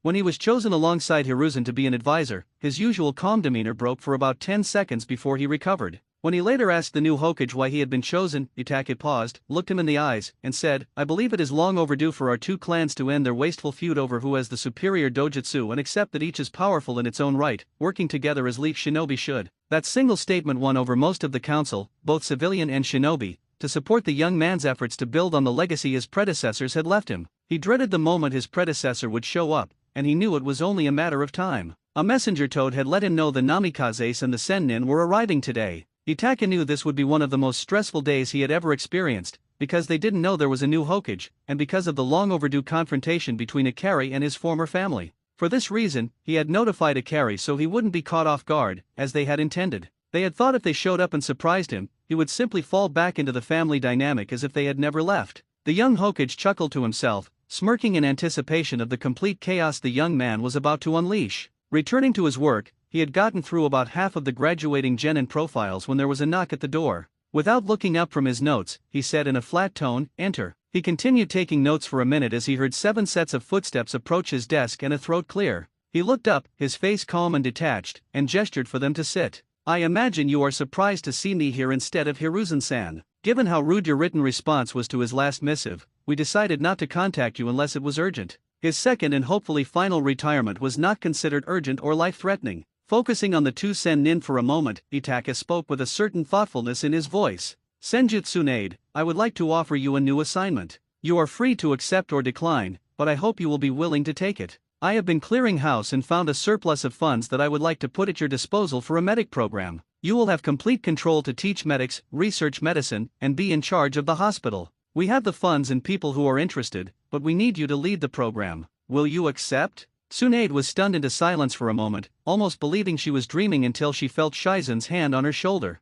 She looked at her apprentice and couldn't help but smile at the hopeful look on her face. She looked back at the fifth and nodded once. "I accept, and depending on how messed up everything is, I should have a timeline for you within the next 2 weeks." Closing his eyes for a moment in thought, Itachi opened them again and nodded. "That's better than I had hoped for. Now for you, Jiraiya-san," and his sharp gaze fell on the old pervert. "I must say, I hope we can expect your reports to be up to date and on time, yes?" Just as the Gamma Sennin was about to retort, Hiruzen and Hayashi made their presence known. Sarutobi glared at his former student and crossed his arms, puffing on his pipe. "I had hoped to come in here and find that I was wrong about you, Jiraiya, and I find myself disappointed." The two of them stood on either side of Itachi, creating a rather imposing sight. Jiraiya sighed loudly, nodding his head. "Yes, Hokage-sama, and I apologize for my previous conduct." Itachi nodded once more and turned to the fourth and his wife. "The two of you are something else entirely. I don't blame your daughters, as no child should be held responsible for the sins of the father. I assume you'd like to see your son now, am I right?" As they cautiously nodded, Itachi snapped his fingers, and an umbu appeared to one side. "Please tell him to come here immediately." Dragon bowed and vanished in a swirl of leaves. The next 5 minutes dragged by painfully for everyone except Itachi, Hayashi, and Hiruzen. The third and fifth Hokage both closed their eyes, while Hayashi stared coldly at the adult seated across from him. The sound of the door opening and closing was barely noticeable in the silent room. Everyone turned to watch as a dark-haired youth entered, his face impassive, his eyes unreadable. Ikari had gone all out, wearing black steel-toe boots, dark navy umbu-style pants, a sleeveless mesh undershirt, and a dark blue-green turtleneck. He had his hitae tied around his left bicep and a black jonin vest with his clan symbol stitched over his left shoulder blade, completing his outfit. He approached the desk and bowed to each of the 3 men. "Hokage-sama, Hayashi-sama, Hiruzen-sama, you summoned me?" Itachi subtly smirked at the young man. "Yes, it seems the family you thought long dead wasn't quite so dead after all. Your parents, sisters, and godparents all wish to see you." Ikari smiled widely where his former family couldn't see, winking at the Hokage to show he understood. He wiped his face of all emotion and turned to look each of them in the eye. "There was a time I would have been proud to be called Namikaze Uzumaki Naruto. I once would have been honored beyond belief to have called the Gamma Sennin and the Namekuji Sennin my godparents." His gaze was a cold, piercing ice as he looked at all 4 adults. It was telling that Kushina was the first to recognize him, as his facial structure hadn't changed and he still had the whisker marks, even if they were a bit darker. "My son," he growled low in his throat and cut her off. "No! You lost the right to call me your son when you abandoned me all because of some half-baked plan those 2 morons came up with." He pointed to Minato and Jiraiya. "As far as I'm concerned, no true mother or father would ever willingly abandon their child, leaving them to a village full of idiots." As Minato began to scowl and open his mouth, Ikari cut him off. "Yes, I said a village full of ignorant, blind idiots. They couldn't see that I was the scroll and not the kunao, all they saw was the kunao. The only reason I'm not a clone of you, thank Kami above, is that Miyuki, the Kyuubi no Kitsune, barely saved my life 8 years ago because of the massive injuries and multitude of poisons the villagers and more than a few shinobi used on me. If she hadn't flooded my system with her chakra, altering my DNA so I have no blood or genetic connection to you, I wouldn't be standing here. He watched as Tsunade and Kushina each held one of his crying sisters and scowled as he saw Jiraiya and Minato look at each other, nod, and turn to the third. You're just going to sit there and let the Kyuubi pervert and corrupt our son like this? Sarutobi slowly stepped forward, raising his killing intent to impressive levels as he glared hatefully at the two idiots in front of him. There has been no corruption of your former son, as both Kakashi and I were able to speak with her face to face in his mindscape. The two younger men sat with their mouths agape, sputtering as they tried to form a coherent response. He motioned to Akari, receiving a subtle nod as the young jonin raised his shirt and molded some chakra, letting everyone see that the seal was still intact. Miyuki was the only one who was there for me when I wondered what I had done wrong. She was the only one who comforted me when I was beaten, stabbed, or poisoned. It was her guidance that helped me survive the entire year I was forced to live on the streets after I was kicked out of the orphanage at 4 years old, and I was forced to live off what I could find in the trash. He took a deep breath to calm down after chewing out his former parents, turning his burning emerald gaze toward his supposed godparents. The two of you aren't any better in my book. I can only imagine what it might have been like to have at least you two there to care for me, teach me, and care for me. I would have either turned into an alcoholic who gambles all her money away or possibly a raging pervert who only gets action by paying for it. Snorting, he turned to look at Natsuko and Natsumai. I feel rather apathetic toward the two of you. On the one hand, I'm almost certain you were told about having an older brother as far back as you can remember, am I right? Receiving two shaky nods, he sighed and ran a hand through his hair. You know what? I have nothing for you. No happiness or sadness, no love or hatred, nada, zip, zilch, zero. He then turned to Minato. So, Minato team, how about you enlighten me on what great and wonderful things you have to offer me to make up for never being there for me when I truly needed you? As he waited for an answer, he leaned back against the desk and looked from Minato to Kushina and back. Sighing and rubbing his forehead, Minato leaned back in his seat.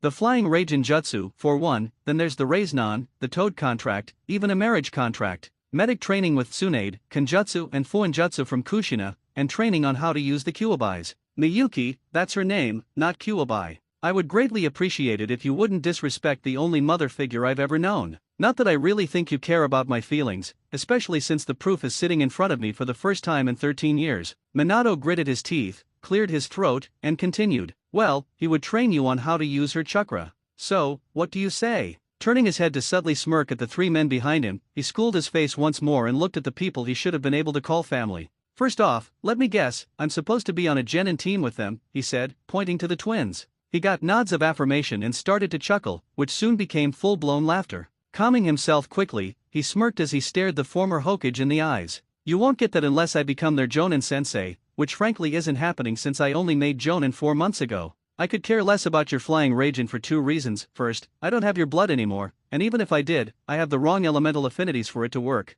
As for the Raiznan, I have that one beat with my own form of chakra shaping jutsu. I even added my own elemental chakra to it, which I've heard you still haven't completed. A mere flick of his wrist was all it took. The chakra formed in his palm, a slow, chaotic swirl of energy that coalesced into a razor-edged spear. A trio of wind blades spun around its head, humming with potential. He let the weapon dissolve, the power dissipating back into the air. All the while, an inward smirk played on his face as he took in the stunned, envious stares. Beyond the matter with the toads, there is a whole issue with that marriage contract, so let's address the latter first. The one known as Namikaze Uzumaki Naruto is no more. He perished on October 10, 8 years ago. From his ashes, I was reborn. My name is Sojin Ikari, and I am the betrothed of Uchiha Setsuki and the head of Clan Sojin. That contract is not even worth the ink with which it was written. He paused, a brief moment to absorb the gazes of everyone present. Most of them were now wearing expressions of sorrow, but on Kushina's and Minato's faces, disbelief was the dominant emotion. Is there something you have that is secured with a blood seal, which only a blood relative can undo?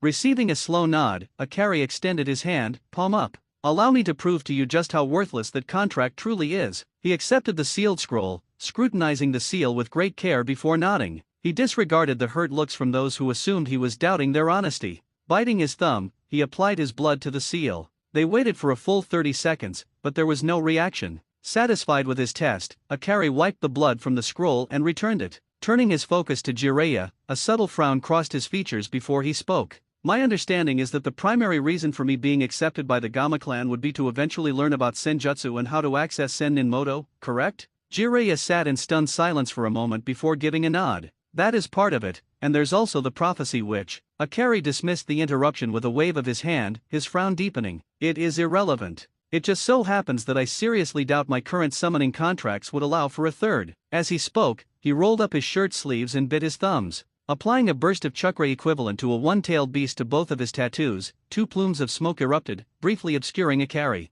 When the smoke cleared, a pure black eagle, a foot and a half tall, perched on his right shoulder, while a golden, one-tailed fox sat on its haunches to his left. The eagle spoke first, after scanning its surroundings for any danger. Greetings, Akari-sama. I am Jinsoku. What do you require of us? Akari calmly squatted to be at eye level with both summons. He smiled gently at them and nodded in greeting to Jinsoku. Greetings to you, Jinsoku-kun, and to you as well, Yuri-chan. The only reason for the summons was to show the Gama and Nankyuji sages that they are not the only ones with a summoning contract, and what better way to earn belief than to see with one's own eyes? Both creatures nodded. Yuri then looked up at him for a moment, tilting her head to the side as she did so. Shinobana-sama sends her regards and has requested that you meet with her soon so that she and the elders may test you to determine when you will be ready to begin your senjutsu training. Gently scratching her ears, he smiled and nodded. Tell her that I will summon her tomorrow after the academy graduation, as that is when I will allow Suki-chan to sign the contract. Reaching into a pouch on his vest, he pulled out a storage scroll and channeled a small amount of chakra into 2 different sections. Pulling a fish from one, he handed it to Jinsoku, who thanked him, took it, and departed. He held his other hand out to Yuri. She sniffed at it and then yipped with pleasure. Heart of a boar, Akari-sama, you treat us all too well. Hiruzen let out a soft chuckle as everyone in the room watched the young kitsune devour the treat and then clean his hand. She then bowed and vanished in a puff of smoke. Standing once more, Akari leveled his gaze at Jiraiya, who had slumped back in his chair with his head in his hands. Deciding he had tormented the 2 sages enough for the time being, he turned his gaze back to Minato, who was now looking decidedly unwell from the ongoing revelations. Where were we now? Oh yes, Kenjutsu, Fuinjutsu, and learning how to use Miyuki's chakra. As for Kenjutsu, I was trained by Uzuki Uejo, as well as one of the 7 ninja swordsmen of the mist, Ringo A. Mayorai. Then, if you want to talk about Fuinjutsu, I believe I am on par with the 2 of you. I might have even surpassed you, considering it was one of my modified exploding tags that you 2 fools were trying to deconstruct to discover my secrets. It was at this point that he paused and let out a hearty laugh as he saw the 3 Fuinjutsu masters sink into their chairs, absolutely stunned, as they realized there was nothing they could do to regain the upper hand, and it was entirely their own fault. As far as I'm concerned, the best teacher I could have to utilize Miyuki's chakra is her daughter, Shinobana-sama, the current boss of the Kitsune clan. So there is nothing any of you have that I can or want to learn from you. To be honest, the only 2 that I might even want to get to know at this point are Natsumai and Natsuko. With a fierce glare, he raised his killing intent to beyond cage levels, staring down the 4 adults across from him. Any attempt at coercion, any harm that comes to someone I hold dear due to your schemes, hell, any attempt to tamper with the seal or to place a new one on me that is not already there and has not been approved by the Hokage and the Shinobi Council, and I will unleash the wrath of hell on your very doorstep. Once, I would have been forgiving and kind, but that time has long since passed. I will not forget what you have shown me for the last 13 years, that you are the worst kind of hypocrites, and I would not trust you even if you told me that water is wet. He then turned to the Hokage and his advisors, bowing and apologizing for his behavior and conduct. Itaka simply offered a small smile. It's fine, Akari-kun. I would say you had more than enough provocation and needed a chance to vent. Akari gratefully nodded, smiling at his uncle and Hayashi-sama, before leaving the office in a swirl of leaves and fire that left the leaves in flames, turning them to ash. Hiruzen was the first to react after he left. As far as I'm concerned, you have all reaped what you have sown. I told you that your plan was foolish and stupid, not to mention criminal. I should have taken a firmer stance against your reckless plan. As it stands, there is little I can do now but tell you that you will never succeed. He is a Jonin at 13, a clan head who has brought an entirely new bloodline to Konoha, and there is nothing you can offer him that will do a single thing to change his mind about you. Nodding in agreement, Itaka motioned for an umbu to appear. Please take the 2 girls to the academy for their genin test, Bor. He received a nod, and the umbu placed a hand on each of their shoulders before disappearing. Itaka then turned his attention to the remaining people in the room. Pressing his hands together in front of him, he sighed and frowned slightly as he ended the meeting. I will warn you now, many among the ninja of this village will not greet you with the same smiles and warmth you knew before. Many of the clans were able to figure out who his parents were, and when they find out that you are still alive, do not expect any warm welcomes. My mother in particular will have a desire to hold you accountable for your failings as a mother, Kushina-san. One last thing I should mention so you do not get fixated on trying to go on missions with him, as they will fail. Akari is Umbu, and he is by far one of the best. I have a feeling he will eventually take on an apprentice rather than have to deal with 3 fresh genin from the academy. I hope he will, at any rate. Waving off Hiruzen and Hayashi with a weary smile, he guided everyone from his office with a final warning. I would be especially mindful of what you say to Kakashi, Uejo, guy, and me because we were his sensei for a long time, and we worked together as a team on many occasions. You could have been involved and been proud of his accomplishments if you had not thrown him away like so much garbage. Having made it home in time to see Setsuki off to the academy for her graduation exams had brightened his day considerably. It was more than a little difficult seeing his former family once more, but he had gotten a very accurate read on them. At this particular moment, he was practicing his sword stances outside his home, as it allowed him to think, and he needed to be careful not to cause any incidents that would allow anyone to take advantage of him. While he was training, he thought back to the feelings he had sensed from everyone who had been confronting him earlier. One of the few abilities he had managed to hide from everyone but his fiancée was a minor empathic ability. It didn't have a very long range at all, maybe 20 feet at best, but he was almost always spot on when he was reading people's emotions. This particular ability had made it impossible to lie around him or to him. Thinking back to his earlier confrontation, he realized that his sisters had no idea that he was treated so poorly and that their emotions had been ones of sorrow, regret, and sadness. There had been absolutely no sense of deceit coming from either of them, and as much as he hated to admit it, there was nothing deceitful coming from any of the women there. That would make it easier for him to eventually forgive them, as he did not hate them. It was more a deep and enduring anger at their foolishness. The only two he could honestly say he would be carefully watching were Minato and Jiraiya. Minato was far easier for him to read, and the fact that when he had mentioned his ability with seals, a burst of jealousy had flared within him. That, and the fact that he had felt no remorse or regret, just bothered him the wrong way. The Toad Sage was the one that was occupying most of his thoughts this morning, and that was because one of the subtle emotions he had caught flashes of was desperation. It had occurred several times throughout their confrontation, and it had thrown him off trying to pinpoint who it had come from.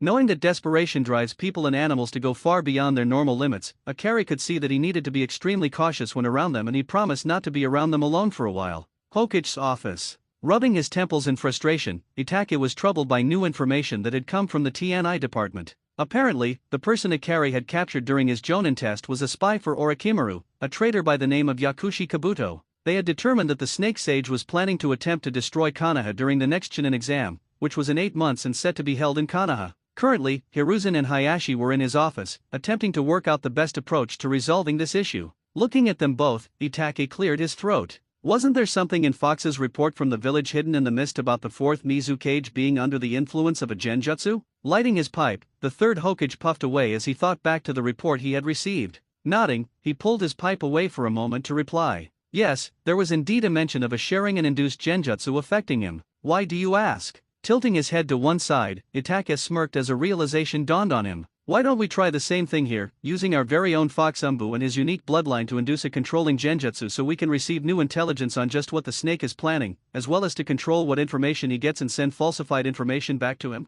Nodding as he considered what the Hokage was planning, Hayashi turned to Hiruzen as he went over the idea in his own mind. Also, along with the genjutsu, we could reinforce it with a seal of some kind. Speaking of seals, Hokage-sama, I would like to pay for an S-rank mission to design an alternative to the caged bird seal so that I can unite my family as well as protect my bloodline. Frowning slightly, Itachi nodded. Agreed, and I think I know just the law to support you if your Council of Elders gives you trouble over this issue. It dates back to the original charter of Konoha and was a stipulation put in by both the first Hokage as well as the daimyo of that time. Smiling gently at the plans being put into place by Itachi, Hiruzen agreed to both of their ideas. I believe it is time for me to put the last of my mistakes to rest, and I have 8 months to get back into fighting shape, as I am almost certain that Orochimaru will be coming after me as a primary target. Agreeing with his 2 advisors, Itachi laid out his ideas for giving them the greatest chance to come out on top, no matter what the snake traitor had planned. Sojin Manor, later that week. Having taken a shower and relaxing with some light reading, Akari checked the time as he waited with Mikato for news of the team assignments. They were chatting over a cup of tea when the Uchiha matriarch decided to discuss her encounter with Kushina earlier in the week. Akari-kun, I wanted to let you know that the Uchiha clan will back you in whatever you desire regarding the Namikaze and Uzumaki clans. I don't know if I told you this, but I ran into Kushina earlier this week and tore her to shreds for failing as a mother, and I must say that whatever you said and did in the Hokage's office must have been eating at her something fierce because she just stood there with her head bowed and took it. She and I were the closest of friends when we were younger, and I can tell you that she would never have accepted something like that before. She paused and took a sip of her tea, before sighing and continuing from where she left off. I'm not saying you should accept her back as your mother, as I don't believe that 13 years of absence can be rectified, but I do believe you might at the very least extend her an olive branch and see what comes of it. There also exists a possibility of a familial relationship with your sisters, as I believe they are more deserving of a second chance than your mother. Having finished her piece, Mikato sat back and watched as Akari processed the information she had presented to him. A deep sigh escaped Akari as he slowly swirled the tea in his cup. The news wasn't entirely unexpected, and to a certain extent, he shared the same sentiment. Yet, he still felt conflicted about his next move. Mikato's perspective, however, had helped ease his inner turmoil. With a reluctant nod, Akari set his cup down and began to speak. I'm in agreement with you. To be frank, I think the best way to extend the offer is to ask for her assistance on a mission I've been given, considering her extensive experience with Fuinjutsu. My only request is that you and Itaki act as mediators for the meeting, here with us. Would that be acceptable? After asking this favor, he picked his cup back up, took a sip of his tea, and leaned back, waiting for her answer. Mikato was deep in thought, considering his request. She still missed her old friend despite her profound disgust at Kushina's poor choices. She had chosen poorly by blindly following the foolish plan they had devised. With a sigh, she nodded her head. I agree, and I will discuss it with Itaki-kun. Where are Suzuki-kun and Setsuki-chan? They should have returned by now. It doesn't take long to get to know your squad, learn the details of the genin exam, and come home. As soon as she finished speaking, they heard the door open, followed by two sets of approaching footsteps. Akari stood up to greet them, waved to Suzuki, and walked over to Suki-chan to hug her. The youngest Uchiha returned his embrace, then leaned forward and placed a chaste kiss on his lips. After everyone was seated, he cleared his throat and looked at her expectantly. So, Suki-chan, who are your teammates, and who is your Jonin-sensei? She smiled, looking up at him from where her head rested in his lap. My team is Kiba with his Ninken, Akamaru, and Suzuki. Our Jonin-sensei is Heitake Kakashi. Akari ran his hands through her hair and chuckled softly, smiling down at her. Just remember that he's almost always 3 hours late for anything below an A-rank mission, and you'll be just fine. He laughed a little harder at her adorable pout and looked up to see Mikato lightly chuckling. Mikato nodded in agreement, smiling as she remembered the many times she had encountered similar scenarios with the copy ninja. As much as I wish I could say otherwise, I can't disagree with Akari. Although, she said, turning her gaze to the young man, I would have thought he would have gotten a little better, having helped raise you. Akari sighed and shook his head in embarrassment. Unfortunately, it was not to last. However, I have managed to assist him in some ways, which will ensure he won't be as bad from here on out. 2 weeks later. He had spent much of his time designing 2 new seals from scratch, which was very draining, especially since they were considered master-level seals. The first he had started and finally finished was a new one for the Hyuga clan. The seal had 3 main components. First, a genetic sequencing and locking seal. Once applied, it would automatically be passed down, combining with each individual's DNA and locking it in place, thus making the entire seal permanent. The next part of the seal was even trickier, as it prevented the bloodline from being stolen through force or deceit. It was designed so that any drug, poison, or genjutsu used to try to steal the bloodline through reproduction would instead trigger a temporary sterility seal. This could only be reversed by a series of 25 hand seals that would be given to the clan head and a select few other trustworthy individuals. The second part of the seal was also designed for both genders to activate temporary sterility before leaving on missions in case of capture. This particular sequence of hand seals was taught to every clan member at the genin level and above once he had received Hayashi's approval. Third was the part of the seal designed to destroy their ice capabilities upon death, along with any genetic material that could be harvested to try to pass on their Kekii Genkai via artificial insemination or any other means. The new seal was inked onto the stomach and, once completed and sealed, disappeared from sight. The most surprising part was that it remained invisible even when they were molding chakra, which was quite different from his own seal. The other seal he had been working on was another combination seal. This one was designed to cast a mind-altering genjutsu, conceal the chakra holding the genjutsu in place, and a dead man switch that would instantly kill the target it was placed on under specific conditions. Finishing both of his missions in record time had been exhausting. In fact, if it hadn't been for the young woman who was his intended, Akari would have been far, far worse. It always seemed that she was there to calm his frustrations and ease his tension, which he thanked Kami above for. Setsuki was clearly capable with her hands. She had massaged him to sleep more than once and had kept him company while he struggled to complete the seals. In return, he acted as a sounding board for her ideas, as well as letting her vent about the stupidity of the D-rank missions they had to go on.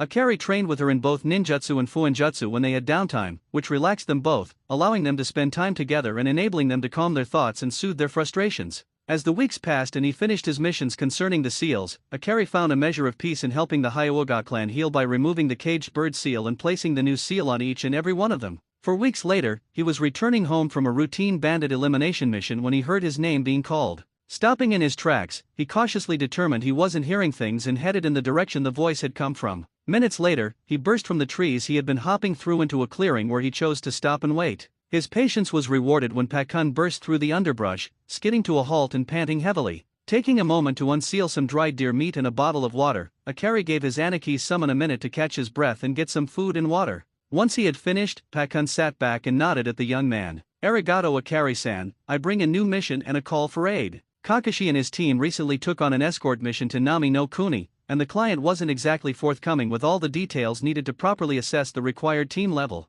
The day before yesterday, they were engaged by the Anikyode, 2 C-rank Nukanen from Kiri, whom they disabled and interrogated. From those two, they learned who the actual threat in Nami is, a man named Gato." Holding up a hand for the dog summon to pause so he could process everything, Akari did his best to recall everything he had heard or learned about any Kiri Nukanen. After a moment, Akari looked back at Pakun. "Are the two of them still alive, and were there any serious injuries to anyone on Anaki's team?" The small summon took a moment to scratch his ears, then looked up at him. "Yes, they're both alive, and no, there weren't any injuries to his team. I just finished passing the info along to the Hokage and am here to pass along the info and a change in your orders. The Hokage wants you to make your way to their location as fast as possible and assist them in the completion of their mission. There is an additional task for you, and you alone, to eliminate Gato and as many of his thugs as humanly possible." Nodding once sharply in affirmation of his new orders, Akari bit his thumbs and ran them over his tattoos, channeling chakra through his hands. 2 puffs of smoke later, a couple of other summons were in front of him. He greeted them while writing a short message to the Hokage.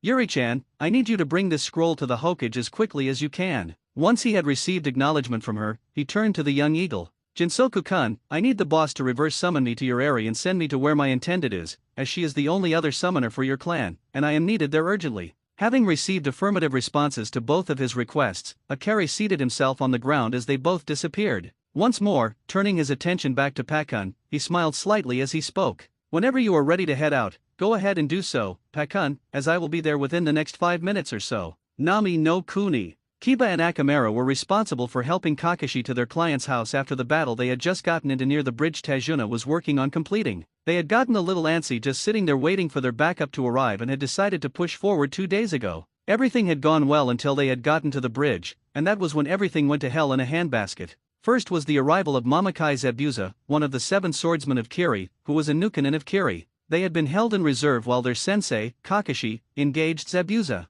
They had fought for the better part of an hour before Kakashi managed to get the upper hand, and then a hunter nin had come out of nowhere to swoop down and eliminate their target. That was about the time Kakashi had collapsed, seeing as he had pushed himself to the absolute limit while using his Sharingan. Now, they were currently moving towards Tajuna's home, with Suzuki at the rear and Setsuki taking point, with Kiba and Akamura hauling their sensei alongside Tajuna in the middle. A few minutes away from Tajuna's house, they were startled by a puff of smoke that appeared a short distance away from Setsuki. As they drew their weapons and took up a protective formation around their sensei and client, the smoke cleared, leaving Akari in plain sight of all of them. Taking a quick look at them, his face cleared of any emotion, and he turned to Tajuna. "Tajuna-san, my name is Sojin Akari, a fellow Konoha shinobi and this team's backup. Can I assume you were taking them to your home to rest and recover?" As the older man came to his senses and nodded, Akari relaxed a bit and turned to his Anaki's team. "Excellent work on your formation and reaction time. I will be taking over command of the mission, at least until Kakashi recovers, possibly for the duration of the mission. Setsuki, go ahead and pick up the pace so we can get Kakashi some rest and all of you some food." With a nod and a smile to her fiancé, she sheathed her kunao and once more turned in the direction they had been headed before his arrival. As they walked along, the Umbu walked alongside each of them, asking them detailed questions about their prior fights and trying to piece together a decent idea of what had happened and what they were up against. Each of their stories meshed well, and to be honest, he knew something was wrong. He just couldn't figure out what yet. The 2 most interesting tidbits came from Kiba and Setsuki, and they were vague enough because of the distance and their inexperience that it took him a while to piece everything together. 15 minutes later, they all arrived at a 2-story home on the outskirts of the main town here in Nami no Kuni. Following along after Tajuna, they all stood patiently in the living room while waiting for Tajuna to get his daughter out to help them. "Tsunami, I'm home safe and sound. We have company, and one of them needs a bed to rest in." There was a clattering of footsteps, and then they watched as a woman came flying around a corner to greet them. "Otu-san, thank Kami you're safe." She was blissfully unaware of the shinobi around her for the moment, at least until she let go of her father and smiled at him.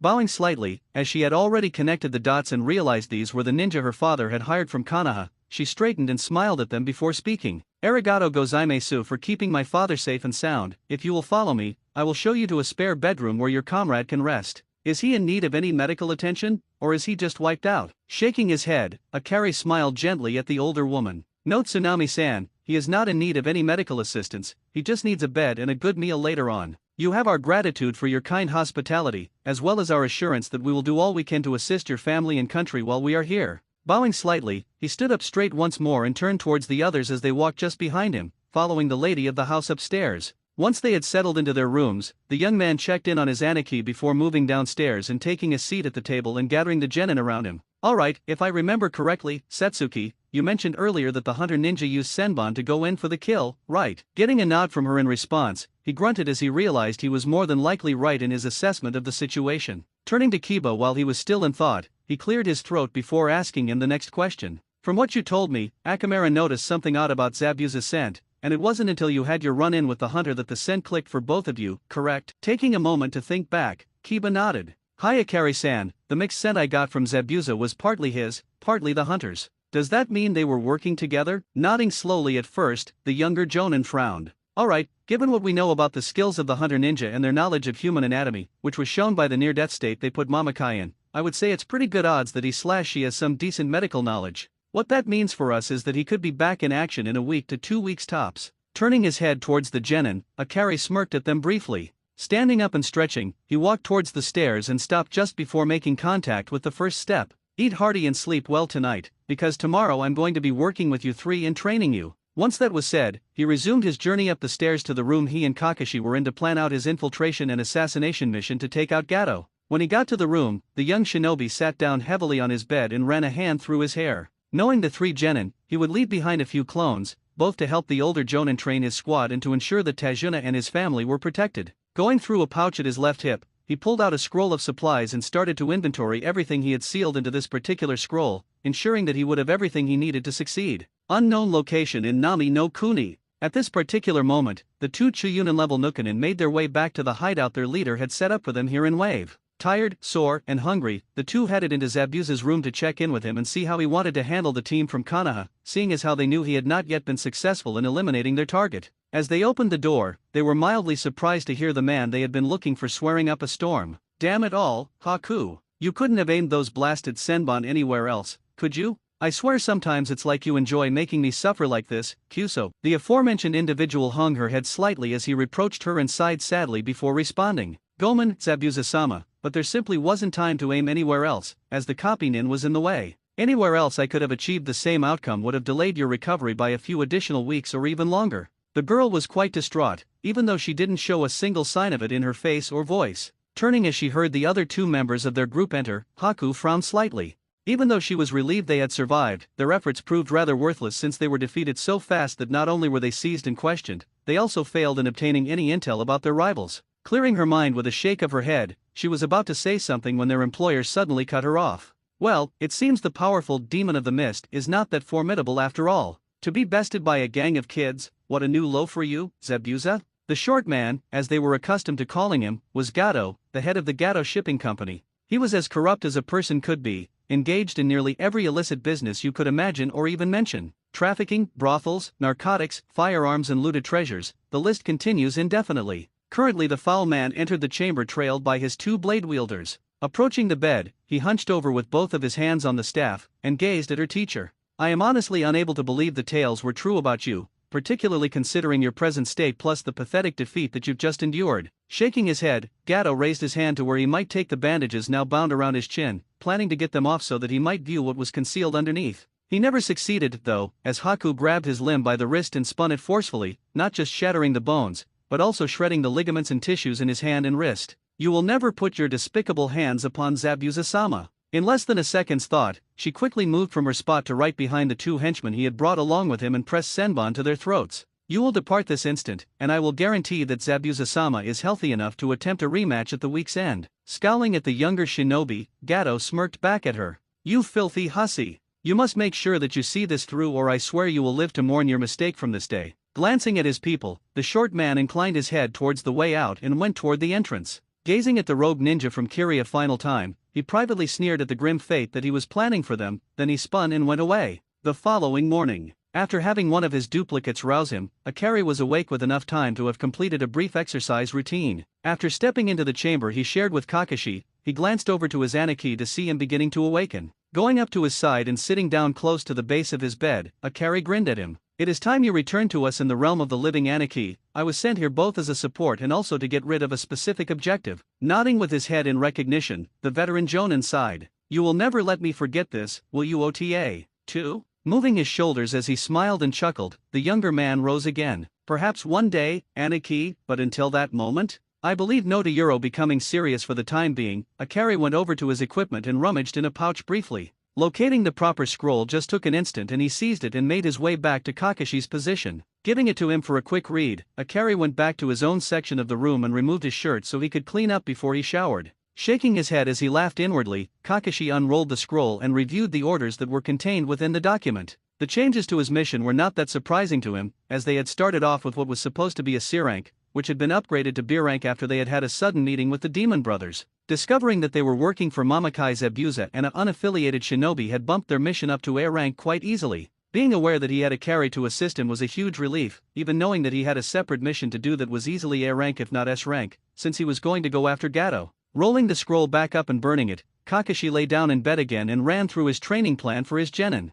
Having made sure that they had mastered the tree climbing exercise and at least understood the water walking one, he decided that his next step would be to find out what their affinities were and work with them on a couple of jutsu as well as having them try and master water walking. Exhaling, Kakashi rolled to his side and slowly got out of bed and made his way towards the restroom, passing Akari as he did so. After showering as fast as was humanly possible, the more youthful Jonin exited the shower and went back to his room to get dressed. While he was doing so, he mentally reviewed his objectives and made sure to determine what priority each was assigned. His highest priority goal throughout this mission was actually twofold, and those two objectives were eliminate Gato and find out where Zabuza and his followers stood on the new Mizu cage. The other goals were insignificant in comparison, but that was a slight differentiation as far as their ratings went. Mentally complaining at himself, as he figured that the only reasons that he had been sent were his present location as being the closest to them, and his success record on missions such as this. His stealth ability was among the highest in the Umbu, and the Hokage was optimistic about attempting to turn the missing nin away from their current course of action and have them return to Kiri.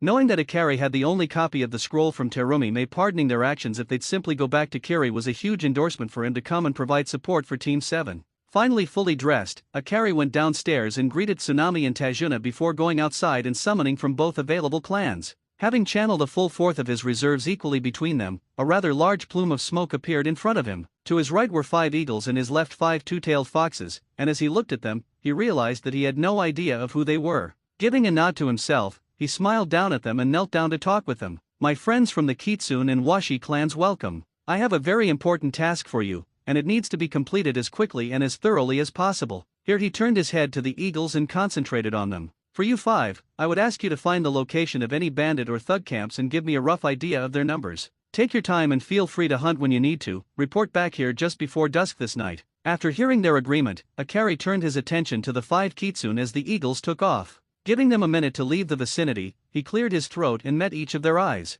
"I have a completely different mission for each of you. There will be 2 pairs dispatched, each one to accomplish a separate mission, while the 5th one will be assisting me by helping to guard the bridge builder Tajuna. The first pair will be looking for Gato and finding where he is, and be capable of giving me account of how many innocent people there are as well as the number of thugs he has there. Your other job will be to study the layout of the building and be able to give me a general idea of where everything and every person is. The second pair is to follow me to get a couple of cents and track them down. I want to know their patterns and their numbers. Any other relevant info is a bonus. The same applies for each of you except the one who will be assisting me in guarding Tajuna, in that you are allowed to hunt for food as required. There will be food provided for the one who accompanies me." Standing up once more, he looked each of them in the eyes and smiled. "One final thing, being stealthy is a necessity. I don't want any of you to be seen, heard, or detected in any manner, way or form. I'm going back inside for a bit, so I can coordinate with the team and grab some food. I will have something for the one who has chosen to go with me, who should wait nearby." Getting nods from each of them, Akari went back to the house and walked back inside to grab a bite to eat and create a plan for the week so that they would be ready for any eventuality. Later that evening, after eating that day, Akari nodded at Kakashi, who had already gotten his team to rest for the night. Having been fully briefed on what his plan was for the day as far as gathering the needed intelligence, he nodded back at him and followed him out the window. The 2 Jonin rapidly moved to the designated spot near the house and waited for the younger man's summoned creatures to arrive.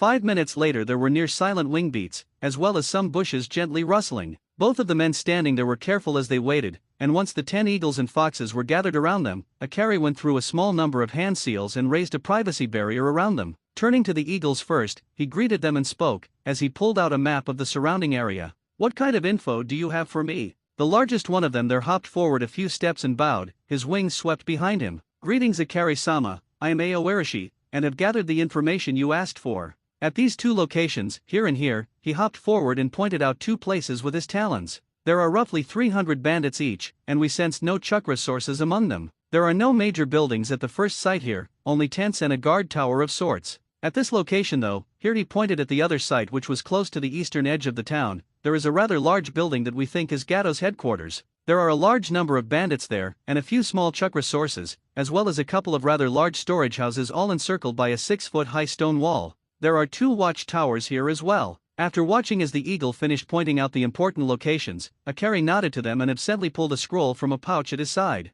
As he unrolled it, he looked it over momentarily and channeled a bit of chakra to one of the seals, and grabbed a sack that popped out of it. Tossing it to Aowarishi, he thanked them and dismissed them, then began to make notations on the map. When he was finished, he looked up and turned to the kitsune, and motioned them to come forth. The pair that had been tasked with tracking the rogue ninja from Kiri reported first, and the vixen that greeted him was a glossy black with white and red-tipped tails and feet. "Akari-sama, it is a pleasure to finally meet you. I am called Yorobara. I have gathered all of the information that you assigned to both our teams and I am prepared to present it." Getting a nod to go ahead, she looked to the other 3 who had been sent out and nodded to them. They positioned themselves around the map and got themselves ready to present the intelligence. Clearing her throat, she began presenting what they had gathered. "At this moment in time, there are only 4 chakra signatures that we tracked down to a safe house about 5 minutes travel south from the bridge. 3 male, 1 female, with one of the males being the strongest, followed by the female, and then the other 2 males who may be brothers by the way their scent is similar." Watching as one of the other kitsune pointed out the approximate location on the map, Akari calculated the distance between the safe house and Gato's headquarters as he motioned for her to continue.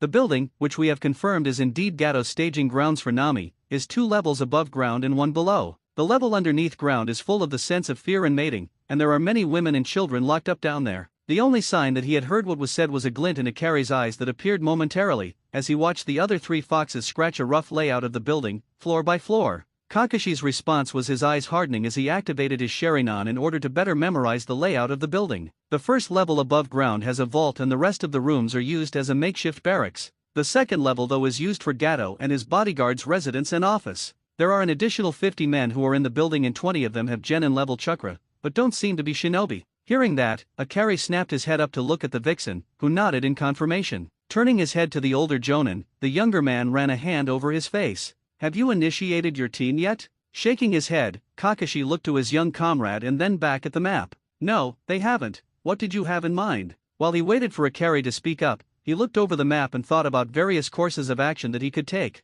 Finally he looked back up at the other shinobi and took a moment to judge him as a ninja and as a leader. Ignoring the gaze of his Aniki for the time being, Akari unrolled the sealing scroll and unsealed a smaller bag and tossed it to Yorobara, who caught it with one of her tails. The 5 kitsune all bowed and vanished in a puff of smoke, while Akari turned to Kakashi and smirked. "In 3 days we will take out the bandits and Gato as I have a plan to do so, and I will need you and your team to help me out. Normally I wouldn't dream of taking an uninitiated team, but I may not have any choice here." Kirigakure a Euro office of the Mizu Cage. The newest Mizu Cage, Terumi Mei was taking a much-needed break from dealing with paperwork when she looked outside the window, only to see an eagle fly by with a message tied to its talons. Thanking the bird before taking the scroll, she quickly broke the seal and read through it, before leaning back in her seat and thinking about the issue presented in the letter. Standing up from her seat, she summoned one of her umbu and sent him off in search of the only 2 people who could help her in this rather unusual set of circumstances. 5 minutes later, there was a knock at her door, to which she responded with a muttered "enter." The door opened and standing there were the only 2 faithful members of Kiri's 7 swordsmen, Ringo A. Mayorai and Kojuro. Quickly crossing the distance between the entryway and the cage's desk, the 2 swordsmen approached and bowed to the Mizu Cage. "You summoned us, Mizukage-sama?"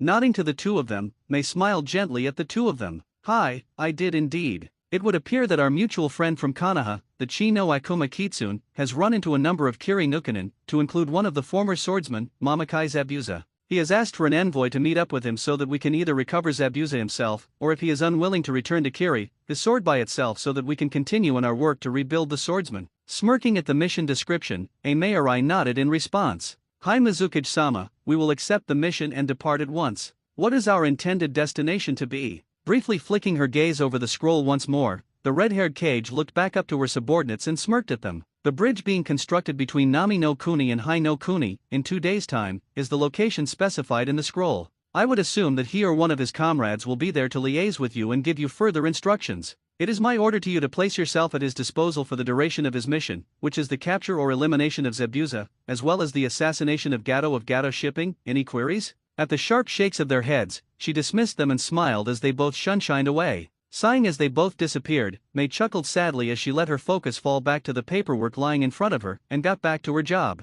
It seemed that a Mizuki's task was never done.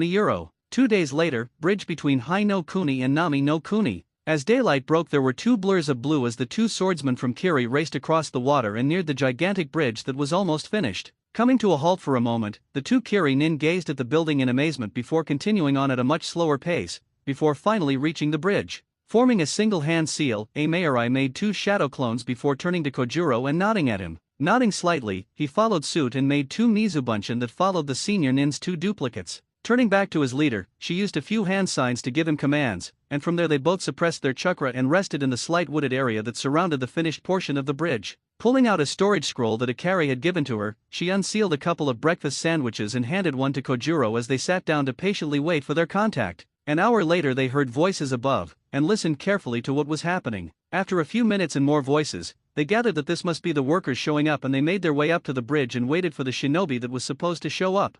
5 minutes later, they were on their feet and approaching Akari, who was facing them with a smile on his face. The older man beside him was nervous, but didn't say anything and simply looked from them to the Konoha shinobi next to him. A whispered conversation and a pat on the back later, the man simply walked away and took charge of his men. Greeting the 2 of them warmly, Akari took a moment to make a reinforced clone and send it with Tajuna just as a precaution, before motioning them to come with him. After a 10-minute walk they arrived at a modest 2-story house where they walked in and Akari motioned for them to hold up for a moment. They stood there waiting while he walked into the kitchen area and heard bits and pieces of a conversation, before he walked back out with a woman at his side. "Tsunami, these are 2 of my good friends and comrades Ringo Mayuri and Kojuro, and they will be helping me in taking down Gato for good." With a warm smile, he greeted the 2 Mist Shinobi, then introduced Tsunami before thanking her for her kindness. Waving for everyone to follow, he led the group upstairs and into a bedroom. They had barely waited a minute when Heite Kakashi appeared in a swirl of leaves. With a flash of hand seals, Akari slapped his hands on the floor,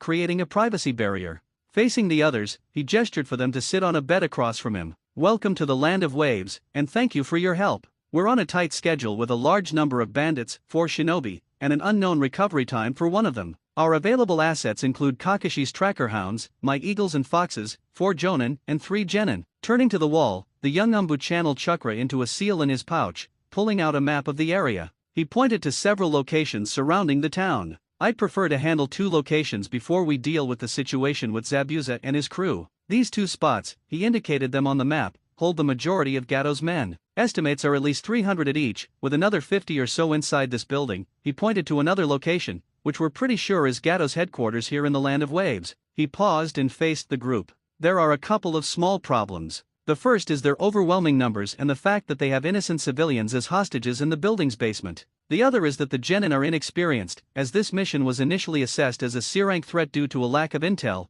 and it's their first assignment outside the village. That's all I have. I'm open to suggestions or questions." As he sat down, his brows furrowed in thought. Akari snapped his fingers, recalling the final piece of information he wanted to share. "One more thing, Zabuza is expected to recover in 4 to 11 days. One of his companions is very skilled with pressure points and possibly medical jutsu or herbs." With that, the group of ninja got straight to work, planning their attack. Over the next few days, they went over the plan with Kakashi's genin team, making sure everyone knew their exact role and location. Their setup had Kakashi, Kojuro, Setsuki, and Suzuki going to eliminate the bandits at one camp, while Akari, Mayuri, Kiba, and Akamura went to take out the bandits at Gato's headquarters. Kakashi's team would leave first to take out their target, hopefully finishing quickly so they could provide backup to Akari's team or assist with evacuating and treating the civilians. Akari's team would give them a half-hour head start, with a couple of blood clones sneaking in ahead of them to protect the civilians until they arrived. Time passed quickly, and before they knew it, the night of the assault was upon them. At midnight, Akari and Kakashi woke everyone for a final equipment check before they left through the window.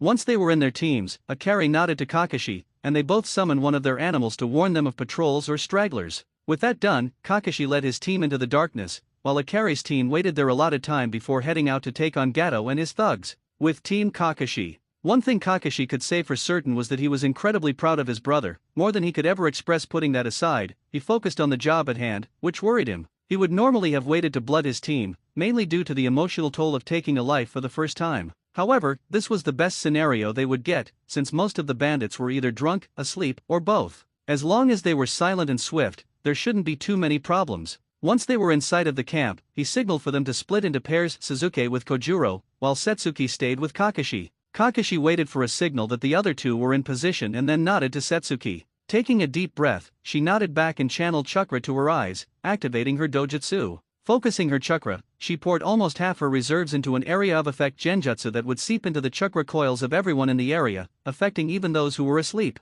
The genjutsu, Ayamata Insho Kiwana Yoru, was one she and Akari had created together. Once it took hold, the chakra was manipulated to create the illusion that the night was calm and peaceful. Nodding her head and signaling with her hand, Kakashi returned the signal, and they moved swiftly. While Setsuki snuck into the nearest tent, her partner attacked the sentries, ensuring they died silently and quickly. Entering the tent his genin had gone into, the copy ninja saw that she was barely holding it together, shaking slightly over the last body. He quickly performed hand seals, creating two shadow clones who silently left the tent as he comforted his student. A few minutes later, she composed herself and nodded at her sensei. They left the tent and split up. Half an hour later, they met back at the starting point just outside the perimeter and gave a security password, which they had decided might be necessary. Kakashi quickly checked everyone, ensuring they were good to go, and nodded before heading through the trees toward Team Akari's position. He tapped his headset once, notifying the mission leader that their target was eliminated and that they were en route. Team Akari. 20 minutes after Team Kakashi left, Akari's team moved out, running silently through the woods toward the larger of the two targets.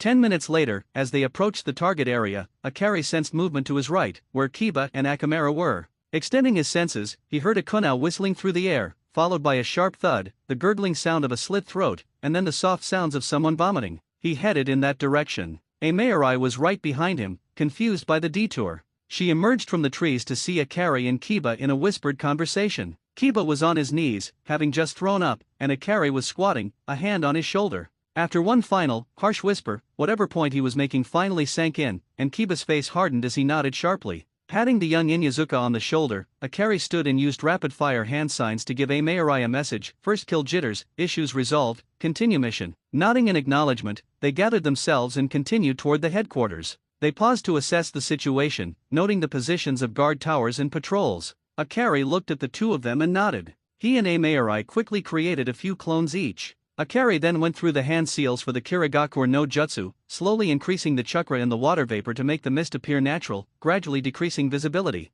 Once the mist was thick enough, the clones and Amaerai took off toward their first victims, the guards in the towers. After they were down, Akari gently cleared his throat to get Kiba's attention. Kiba, now that the tower guards are down, I want you to go around the perimeter as stealthily as possible to the back of the building. Once there, you will enter the basement, link up with my two blood clones, and help release and evacuate the civilians. After you've completed this, lead them back here and wait for further instructions from me or Kakashi, who should arrive before we're finished inside. Guard them from any and all threats, but be smart about it. If you can't match your threat or are outnumbered, flare your chakra and contact me or Kakashi on the headset. Understood? Yes, Akari-sensei. Akamaru and I won't let you down. The Inyazuka gave the jonin a thankful smile, and he and his pup took off to carry out their orders. Turning his attention back to the camp, Akari waited patiently for the signal for the next phase. About 5 minutes later, he heard a click in his earpiece and instantly responded. Kitsune acknowledges, report. Inu here, our mission is complete, en route to your location. ETA 10 to 15 minutes. Smiling lightly to himself, he clicked his earpiece twice to acknowledge the report and prepared for the next phase.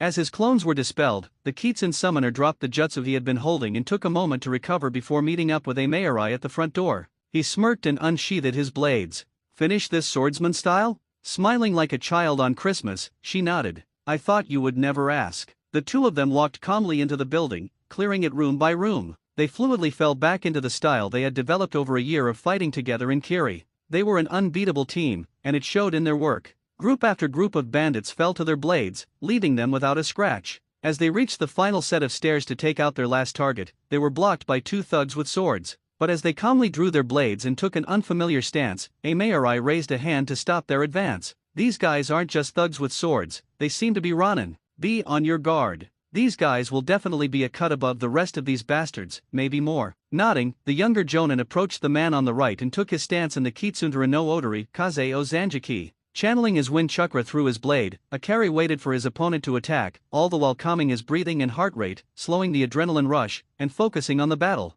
Amaerai finished her opponent quickly, thanks to her lightning chakra-enhanced blades. She sheathed them as soon as she confirmed they were the only ones there. Leaning back to watch her teammate, she chuckled to herself at the thought of seeing how far the young man had come since they had left Kiri. Minute after minute passed as the two enemies faced off, each steadily evaluating the other. Akari stared calmly at his opponent, showing no fear, only allowing his faith in his own ability to show. Surprisingly, it was his opponent who broke the silence first. My name is Zori, a former samurai of the Land of Iron. May I have the name of my opponent, who will be the greatest challenge I face here in the Land of Waves? Nodding as he met the Ronin's steady gaze, Akari maintained his stoic facade. My name is Sojin Akari, a Jonin of the Hidden Leaf Village, known far and wide as the Blood Demon Fox. Smirking internally as he noticed the slight widening of his enemy's eyes, he prepared for the first strike. Charging forward at the same time, the two swordsmen clashed blades. Neither gave an inch, parrying each other's strikes only to attack again and be parried. Within minutes, Akari noticed a crack in the Ronin's blade and channeled even more wind chakra through his own for his next strike.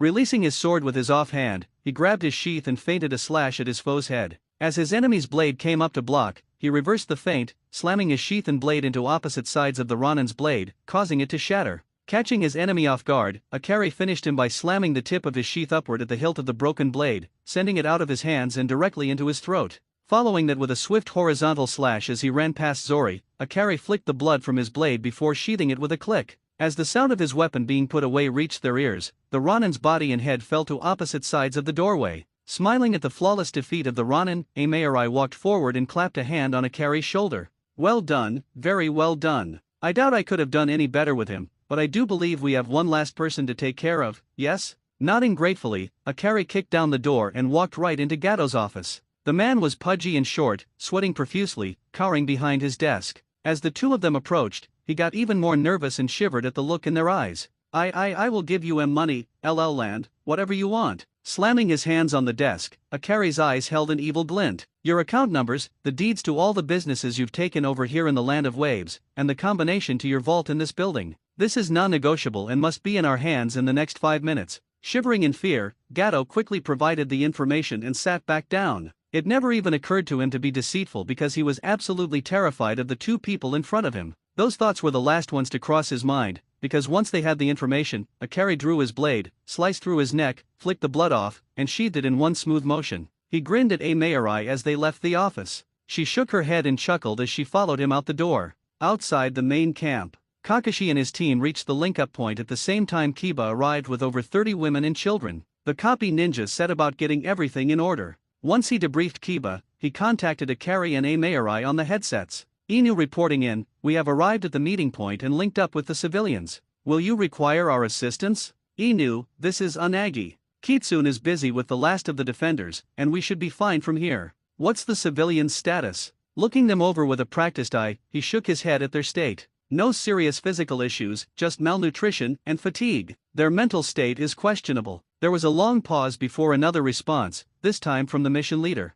Excellent work, team. This part of the mission is complete. We're coming out now with the scumbag's head in a scroll, along with all his assets in separate scrolls. Get everyone up and moving. As soon as we get there, we're heading back to town. Clicking his confirmation, Kakashi and the others got everyone mobile and started moving toward town. Tonight had been an extremely long night, and it wasn't even over yet.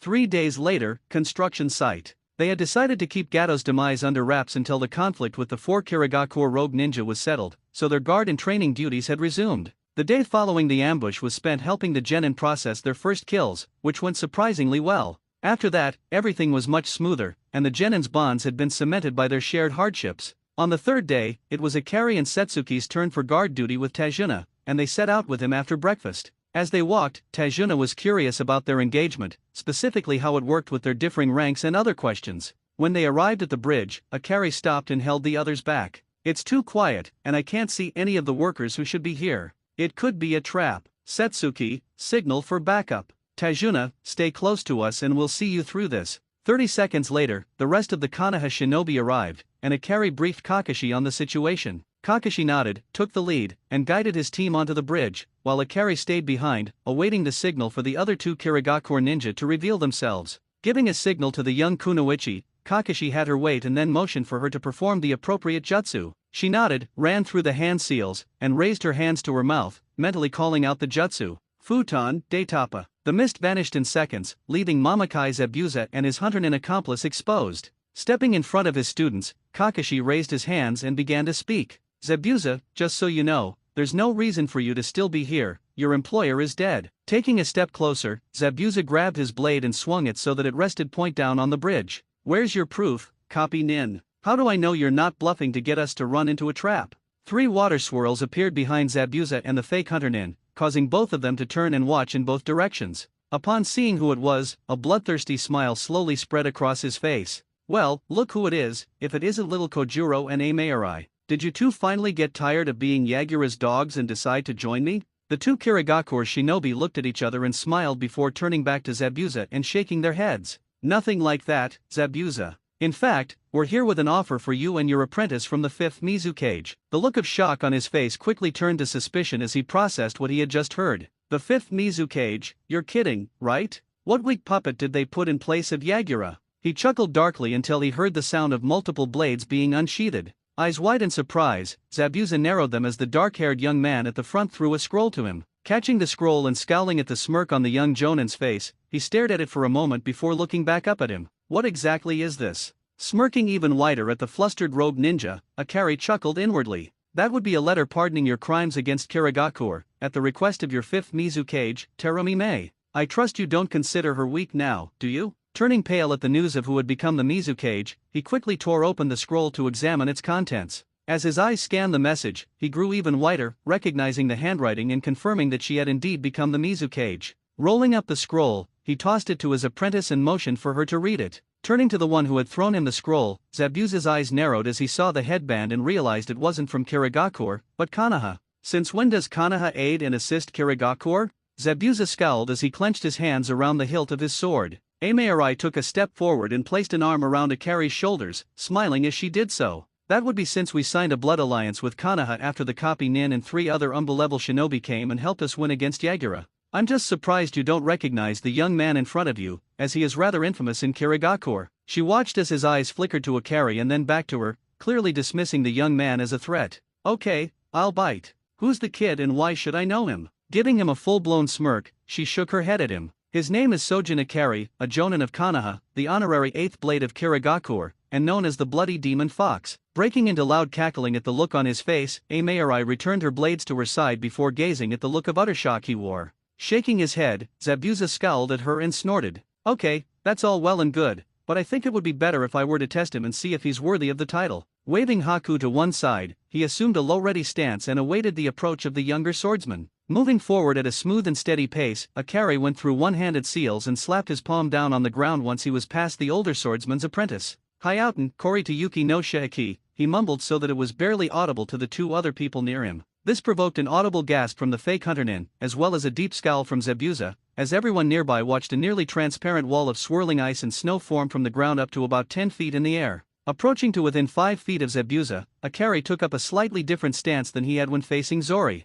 Tossing a kunao into the air while leaving his gaze on the more experienced shinobi, Akari took in his stance and the way he held his blade, completely analyzing what he knew of Zabuza and what he had been told about the older man. Quick as a flash, once the kunao had landed, the 2 swordsmen had leapt towards each other. This was a strict sword-on-sword, skill versus skill match, and to everyone watching, it was clear that these 2 shinobi were among the best in the world. The very first strike was blocked, and they held their blades against the others, pushing a good chunk of their strength into trying to push the other off balance. That contest of strength lasted for a full minute, and even though he didn't show it, Zabuza was impressed with the young teen's strength, both physical and of will. Both of them eased off and took steps back, before Akari took the next action, bringing his sword up level with his eyes, parallel to the ground and the tip pointed at Zabuza. As soon as he had ceased all movement, he exploded forward, swinging his blade tip first toward his opponent's chest, only to redirect the older man's blade as he moved to block. Thrust, parry, strike, block, those were their actions for a solid 10 minutes. The only evidence that any of their attacks had gotten through were the minor nicks and cuts they were both sporting. As they finished their current attacks,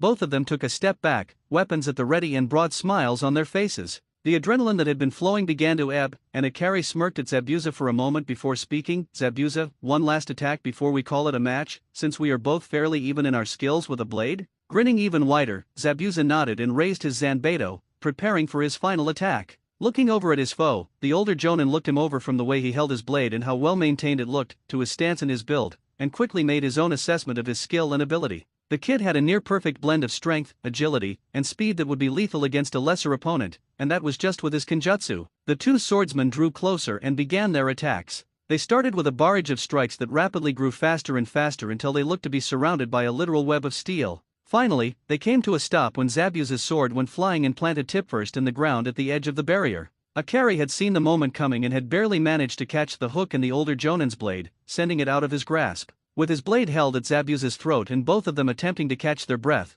the younger man smiled as the mist shinobi nodded in defeat. Taking a step, Akari removed his sword and extended his offhand to Zabuza. Assisting him up, the Konoha ninja pulled out a cloth and wiped his blade down, before sheathing it once more. Looking over at the genin and his opponent's apprentice, he smirked inwardly as he saw all but Setsuki's jaws gaping, and all the other jonin were chuckling at the sight. Turning back to Zabuza and holding up a one-handed seal, he released the jutsu, and then smiled at him before bowing to him. To be honest, you and Amaeri are two of the most difficult opponents I have ever faced, right up there alongside my sensei, Uzuki Uejo. It was an honor to fight with you today, Mamakai Zabuza. Chuckling aloud, Zabuza stowed his blade on his back and returned the gesture. The honor was mine, Sojin Akari. That was by far one of my most hard-fought duels, and we'll have to go drinking sometime so we can trade stories. You have truly earned both my respect and the title of the 8th Blade of Kirigakure. 2 weeks later, the Kirigakure ninja and the Konoha ninja stood on the completed bridge, saying their goodbyes now that the mission was complete. It wasn't hard to see that there were true feelings of camaraderie between the two groups,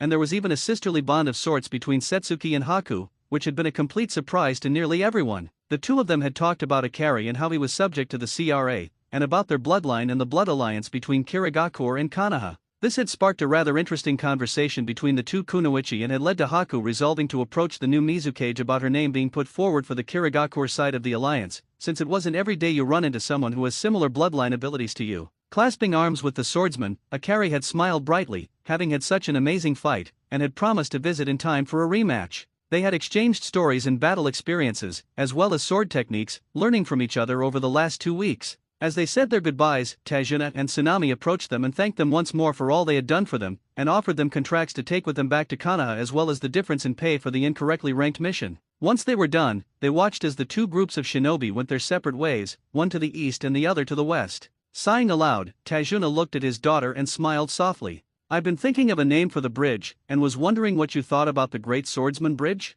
Thinking it over for a moment, she nodded and smiled at her father in return. I think it's a wonderful name, Dad. Honoring both the Konoha and Kirigakure shinobi is a great idea, and could lead to better times ahead for all of us here in Nami.